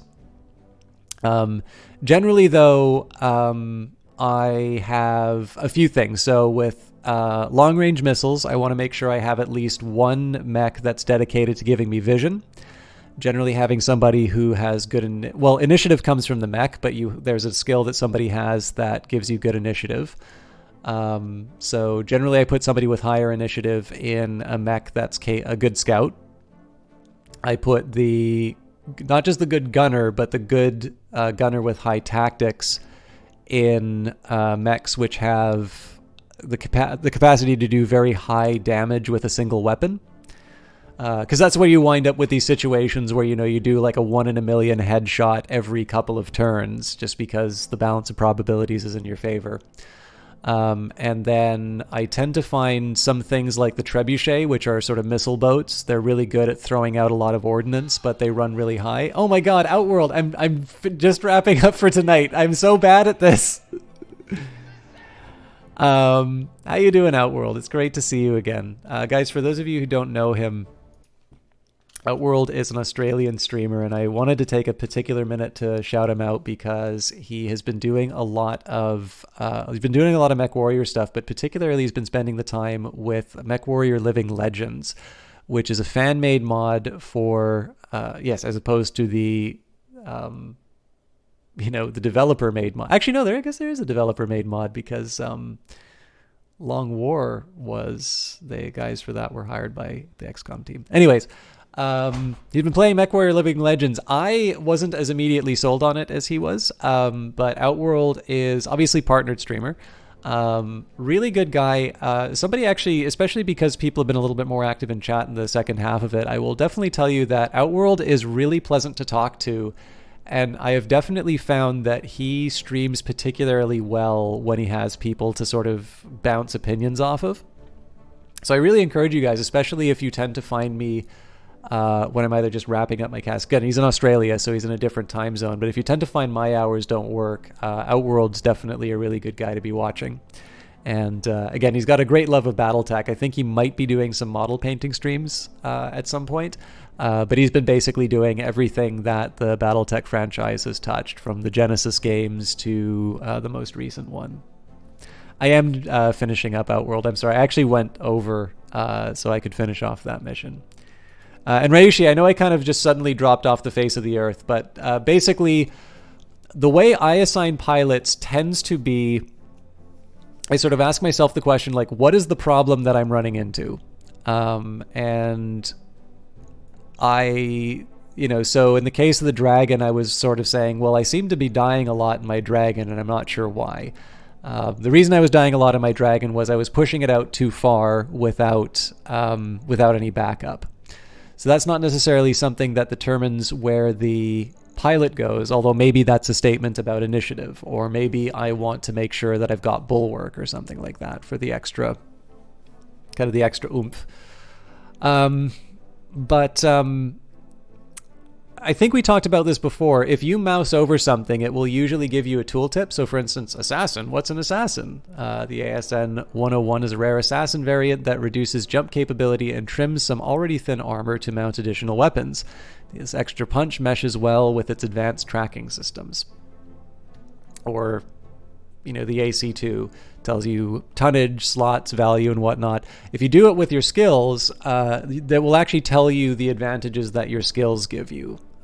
So that's kind of been my usual guideline. And I mean, part of it's just, you know, you let the game bash you around for a while and eventually you sort of figure out your way of doing things. I'm debating on going for the Vulcan. I think I'll just take the assassin parts because I'm honestly not going to use either one of these, but yeah, that's not a bad amount of scrap. So we got 2 assassin parts, 2 banshee parts, a crab part. So we finished the crab. We got a quick draw. We did wind up with the Vulcan. An AC2 if Beefeater ever loses his arms again. I selected the large laser ++. I don't think I'll put it back in the Phoenix Hawk though.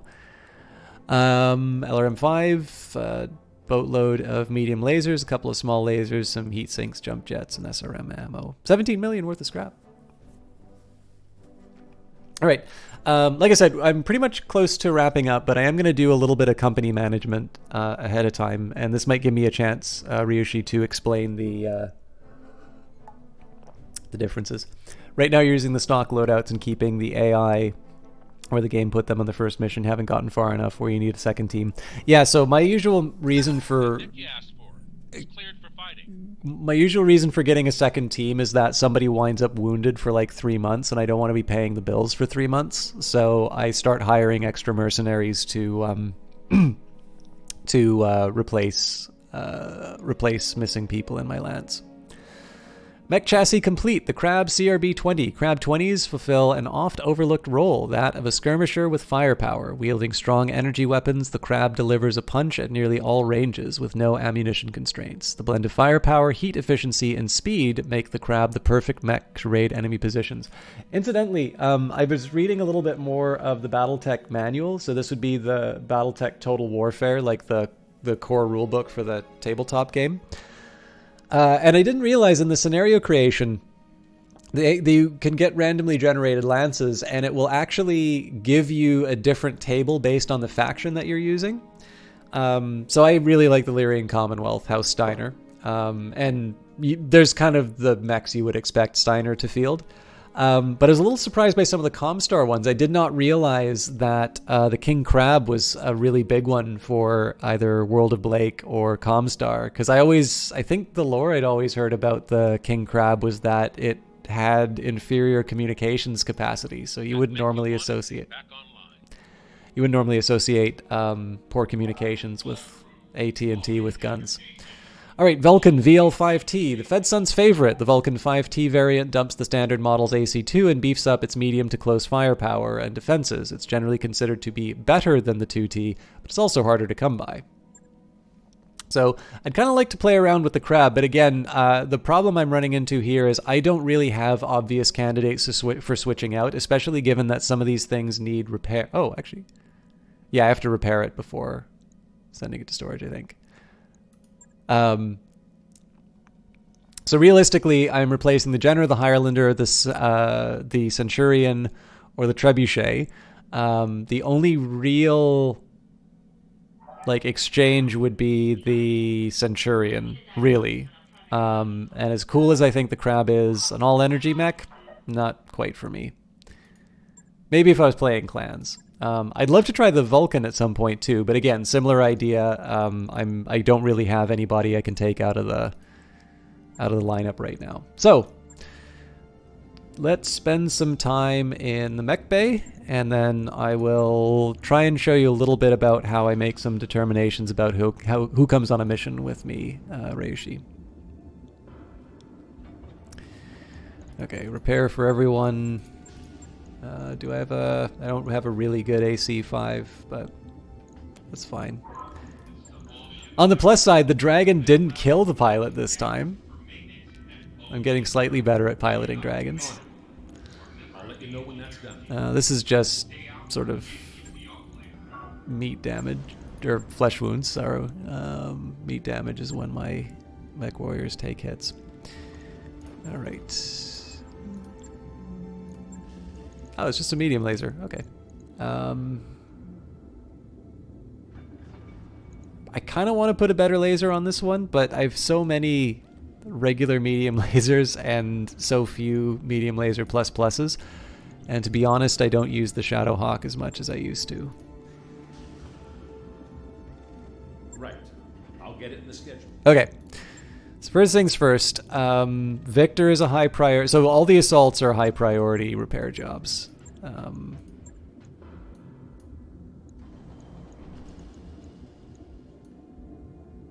Oh, right, the Highlander didn't take enough damage. Let's put the... Dragon's got to be under the Phoenix Hawk, because the Phoenix Hawk I potentially use as a scout on some missions. I mildly prefer the Hunchback to the Vindicator the way things are running right now. Alright, so yeah, we've got a lot of repairs ahead of us. But I'm mildly okay with this lineup.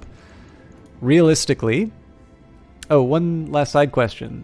What type of mech should you be gunning for? Should you be reaching for the assault level mechs? Sorry for new questions. No, Ryushi. Again, like, I don't think anybody watches me for the quality of the gameplay. I think people watch because I give voice to my thought process and they can decide where they sit in relation to the decisions that I make. So, it's hard to say that there are any bad mechs. My general impression has been that, contrary to what probably is the spirit of Battletech, some contracts really are not viable for light mechs. So rough correspondence you can make is the number of skulls that you have. So it says difficulty rating. A contract's difficulty rating indicates Darius's best guess at the overall difficulty of the contract based on available intel and the details provided by the employer. The higher the difficulty rating of a contract, the more drop tonnage is recommended. So the game actually has sort of a built-in recommendation. So in this one, the smash and grab mission, 4.5 skulls. Ideally, I would be bringing like all assaults if I could. But the problem with going all assault, in my view at least, is that there's a whole game about how you manage initiative. I don't actually have a good way of showing initiative right now.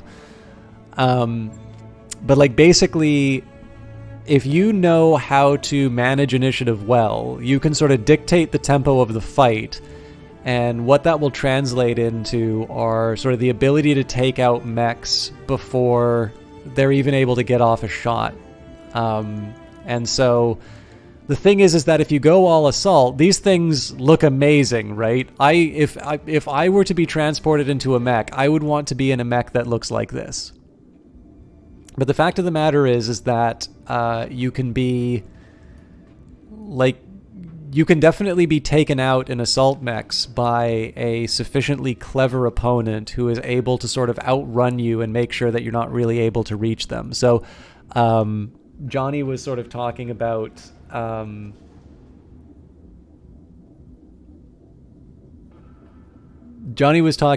much he likes the dragon, and I sort of challenged him and says like, well, a dragon's 60 tons.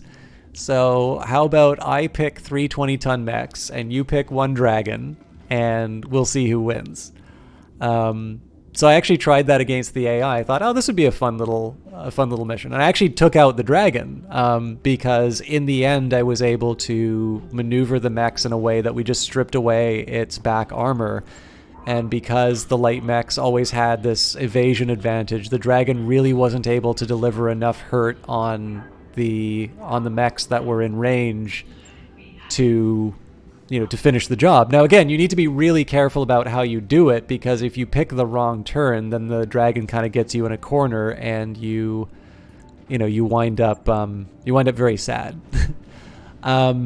But this is the trick. Like, one of the reasons why this is a hard question to answer is that if you don't feel very comfortable with initiative, or you just find that you always take your turn when you're in there, it's really hard to say that you're necessarily getting any advantage from having mechs which go earlier in the turn. So you can notice here on like the Jenner it says 4, and that's because it's a light mech. Compare that to the Highlander, that's a 1. Trebuchet is medium, so it's a 3, and the Centurion, actually Centurion's medium as well, isn't it? Yeah. But the Dragon is a heavy, so that's in position 2. So generally I tend to find the more difficult of the mission, the higher the drop tonnage it recommends. So that does sort of imply that the best lances are in fact all assault lances. It's just that they move really slowly, and in practice, you know, like there's okay, the best example I could give you is like in principle, if you think about conflict in the real world, the side with the tanks doesn't necessarily always win, right? There have been successful insurgencies against much better armed opponents, and they've been able to use the terrain, and they've been able to use sort of their edge to be able to take on a much stronger opponent. So the similar principle should exist in Battletech, but I will definitely say it doesn't apply as strongly. Generally, assault mechs tend to be they're better armored, they're better armed, and the game doesn't give you too much of a penalty for getting outmaneuvered by lighter mechs, although it can happen. Bigger guns does not mean victory. Yeah, exactly. But again, I will say, like, I need to be really careful in saying that generally my experience has been the more difficult the mission, the heavier the loadout, and that I have felt penalized for bringing too light of a lance, and I've never felt penalized for bringing too heavy of a lance. So as a rule of thumb, getting assault mechs is good. In practice, though, you generally want a more rounded out lineup. It's like if you take a look at what I've got in my my bay right now, right? I've got Blackjack 1, a Highlander, Vindicator 1R, Shadowhawk. So like these 3 are the standard loadouts. I brought in the Phoenix Hawk because of its mobility. I brought in the Trebuchet because it lobs missiles, and I may want it to lob missiles in a way that the Cyclops doesn't. The Jenner, I've always made sure that I have at least 1 light precisely for its ability to do initiative. As it happens too, this thing is just like really good for poking people in the back and just making them sad. The Dragon I'm really keeping in the loadout because I know Johnny will be mad at me if I get rid of it. It's not a mech that 100% works for me. I'm getting slightly better at using it. Hunchback I've actually brought out because the autocannon 20 works really well with some of my more precise mech warriors. Centurion I've kept in. Basically it's my Dragon, but it has a slightly better initiative without losing too much in terms of weight. The Cyclops is basically my assault version of the Trebuchet, and the Victor is one of my MVPs because I just put glitch in that thing and just take everything out with the AC-20. So sounds like something someone with a small gun would say. You hate the Jenner? It's so annoying. So it's like, yeah, so you find it so annoying because it's really hard to hit, right? And that's exactly why you want at least one, that's why you want at least one light mech inside there. Johnny, have you been here the whole time? For those of you who don't know, I did say I was wrapping up, but I did also say I was going to do some company management as well. So for those of you who don't know him, Johnny Big Time has been playing a little Call of Duty lately. I think you said you were going to be going back to Death Stranding, but I'm still trying to go for you playing some of the, at least the first Battlefield 5 single player mission. If you don't do the other ones, I get it. I think the stories are all good, but Under No Flag is one that I think you will really enjoy playing. Anyways, Johnny is like my favorite streamer on Twitch. Please do check him out. He's definitely somebody who I will drop what I'm doing to be able to watch his stuff. And if you all ask really nicely, Johnny will 3v1 me. He's gonna take the Dragon. I'm gonna take the light mechs, and we're gonna make this happen. Anyways, yeah. So yeah, best I can say, Ryushi, in all practical terms, you're not gonna be too far off if you go for an all assault loadout. but I would advise it wouldn't hurt to have a little bit of variety in the lineup. So I'm just trying to work out a priority list here. You know what? I'll do it by weight. Weight on this one. This is my A team. Okay, so I've got the repair order. We've got people in medbay for up to 12 days, but the next mission is in 19. So what are we going to have online in time for our next mission? So Phoenix Hawk is going to be down.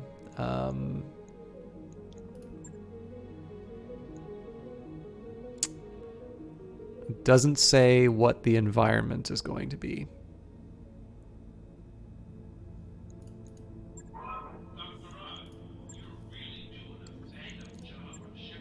Okay, Victor, Cyclops, Blackjack, Phoenix Hawk. Yeah, I can handle that. So I think we'll do my standard loadout of Victor, Cyclops, Highlander, and either the Blackjack or the Phoenix Hawk. Obviously, the Phoenix Hawk's going to take a while to repair.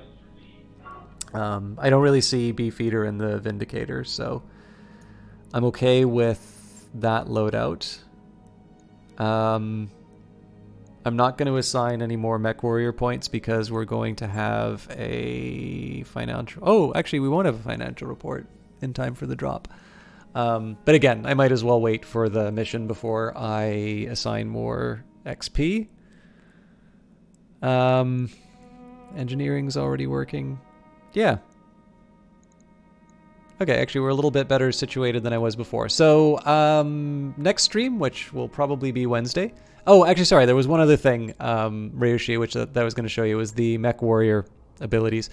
So, I don't think you can do it over the portrait. Oh, you can. Okay, so if your Mech Warrior is on his back, you can't. But if you've got a Mech Warrior and you mouse over it, it will actually explain what each of these stats does. So gunnery determines the chance to hit with ranged weaponry. Higher skill is an effective counter to evasion, and environmental effects that hamper targeting. Piloting increases melee hit chance, although Behemoth has been missing a bunch of hits. And base sprint distance. It also improves the threshold of stability that triggers unsteady and increases the maximum level of evasion possible from movement. Guts. Guts improves the maximum health of mech warriors. It also reduces the penalty from weapon recoil and increases the threshold of heat that triggers overheated. And finally, Tactics. Tactics increases the effectiveness of called shot opportunities. It also reduces the penalty for indirect fire and improves the minimum range of weaponry. Now, obviously, you want your mech warriors to look like Glitch because it's, 10 points altogether. I'm also curious about the 21 day. Oh, high spirits. Okay. It's like, yeah, it would be awesome to have everybody at 10 and everything, but you can sort of look at the bonuses you get, right? 25% base weapon hit. Piloting will give you 3 hit defense, 6 melee defense, 25% base melee hit, 20% max sprint, 2 unsteady threshold. Guts, plus 3 health, plus 30 overheat threshold, minus 2 recoil penalty, and Tactics, called shot mastery, minus 3 indirect fire penalty, and minus 90 meter minimum range. So let's take an example of a trebuchet. What are the arguments that you would make for trebuchets? Well, one, you're lobbing a bunch of missiles at people, so you want a high gunnery. Fair enough. But potentially your trebuchet, because it has less armor, is also going to be behind mountains, which means it's going to have indirect fire. So maybe you want a high tactics on that one. Okay, all well and good, but the trebuchet also runs hot, so maybe you actually want to have a really high guts. The only one that you don't have an immediate argument for is piloting. But then you can sort of say, it's like, okay, specifically, how do I want to deal with my trebuchet? It's like, well, how about I keep my trebuchet behind a mountain, and because I don't really care about line of sight, I know that I can start keeping it inside of lakes. And it's like, okay, so the traits that I want to be improving the most would be gunnery, tactics, and maybe piloting in order to help out with, where you can move to. But basically, gunnery and tactics are going to be the ones that will help you with that idea of just sitting that trebuchet in a pool of water and lobbing as many missiles as you can. Now let's take a look at somebody like Behemoth, who for a while was my tank. You know, Behemoth has got Bulwark, so cover and guarded both provide 40% damage reduction rather than 20% damage reduction. Cover and guarded provide 60% damage reduction. So obviously this is a tanky type of character. But one way that you can potentially deal with a really tanky character is to do a lot of stability damage to them. So if you neglect... if you go all guts and you do absolutely no piloting, then my counter to you in that particular case is to lob as many LRMs as I possibly can to this mech warrior so that they get knocked down and the rest of my team will be able to shoot their legs out from under them with called shots. So in this situation here, if you have a tank, guts is probably your most obvious choice, but piloting might be the next one. Then of course that also opens you up to some other potential choices, because maybe you don't want to spend the time in cover all of the time. Maybe what you want to be doing is running in and doing some melee shots, and at that point you're starting to think about, okay, they're going to be in a heavy mech, so maybe I do want some extra speed so that they can keep up with the group. And again, you'll notice that this is just sort of reinforcing the idea that we were talking about a little bit earlier. If you think about a specific problem that you run into inside of the game, you can think a little bit about what pilot addresses that problem I have. You know, I've got a super tanky mech, but it's always on its back, and so it gets taken out that way. That might mean that your piloting is too low, or that you're potentially putting the mech into too many dangerous situations where it still can't withstand the number of LRM shots. If you're finding that you're missing all of the time, well, maybe what you want to do is you want to have a few people in the vanguard who are helping knock down those evasion chevrons, and then you fire with your really precise gunner. Alternatively, you can say, well, you know what, we'll just make ourselves immune to evasion and we'll just crank out all the gunnery. That's fine, but that means that you are putting those points in gunnery where you might be able to put them in something more precise. So for instance, let's say that I have a high priority target. It's got 3 movement chevrons. I could have a lance with 3 people with 1 gunnery fire a weapon at it, and it doesn't matter if it hits or not. And then if I have sort of a sharpshooter, somebody with high gunnery, high tactics, they're going to have no evasion chevrons, at which point I can target them with a really high damage weapon, and I can basically one-shot that enemy potentially. Now again, keep in mind that you've dedicated your entire lance to taking out a target, but that's a bit of an example in terms of how initiative and how certain characteristics of your pilots are going to take you through. So that's probably my crash course in how to think about these things here, is that I don't think there's any bad traits, but there are traits that are inappropriate for the characters that you have. The way Tyrant's built, high tactics, she's going to have the master tactician, so she's going to be moving earlier than everybody else. And in this case, I gave her guts so that she can basically be at the vanguard and be able to absorb some damage even if she's really far advanced. Glitch is built so that she can basically perch herself. Keep in mind that she was in the Vindicator at the time. She'd perch herself sort of in the woods on a mountain and just rain down death on people. So that's why I got the breaching shot for her. Behemoth was my tank. So to be honest with you, the coolant vent was really, I just made a decision that the first trait that the default characters had, I would go down that path automatically. So this build of Behemoth is a bit weird because I've not really needed to use coolant vent a lot with her, especially because she's in the Highlander. But what can I say, you know? That's why we talked about a respec button. And Zap I brought in later on, but in this case he was sort of a dedicated missile boat guy, so I definitely knew that I wanted to double up his multi-target. And you'll notice I went high gunnery, high tactics, precisely because I wanted somebody who would be sitting in a mech that was nowhere near the combat and just lobbing ordnance at people. So there you have it. I'm actually going to bother dating this save.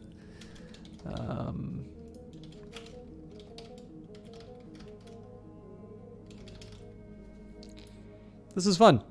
Thank you everybody for watching. Let's find, and sorry to Outworld for that wonderful host and me completely failing to have any gameplay on top of it.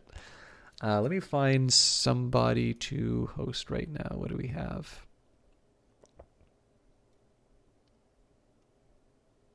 Oh, this is interesting. I haven't gotten a chance to raid this guy in a while. We've got Tank Pig here.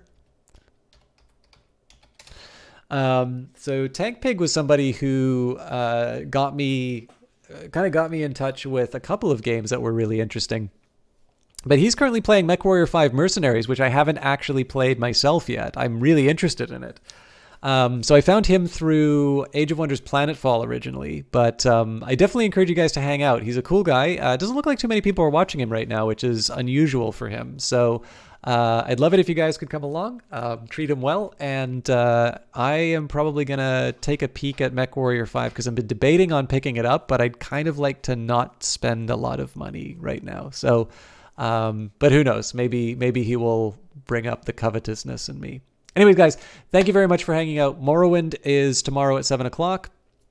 And then we'll be back probably with some more Battletech on Wednesday, but Friday's stream is off. That will be, I'll be dealing with that in, or I'll be going to the Global Game Jam and we'll be back on Monday. Have a good night, and we'll see you tomorrow or Wednesday.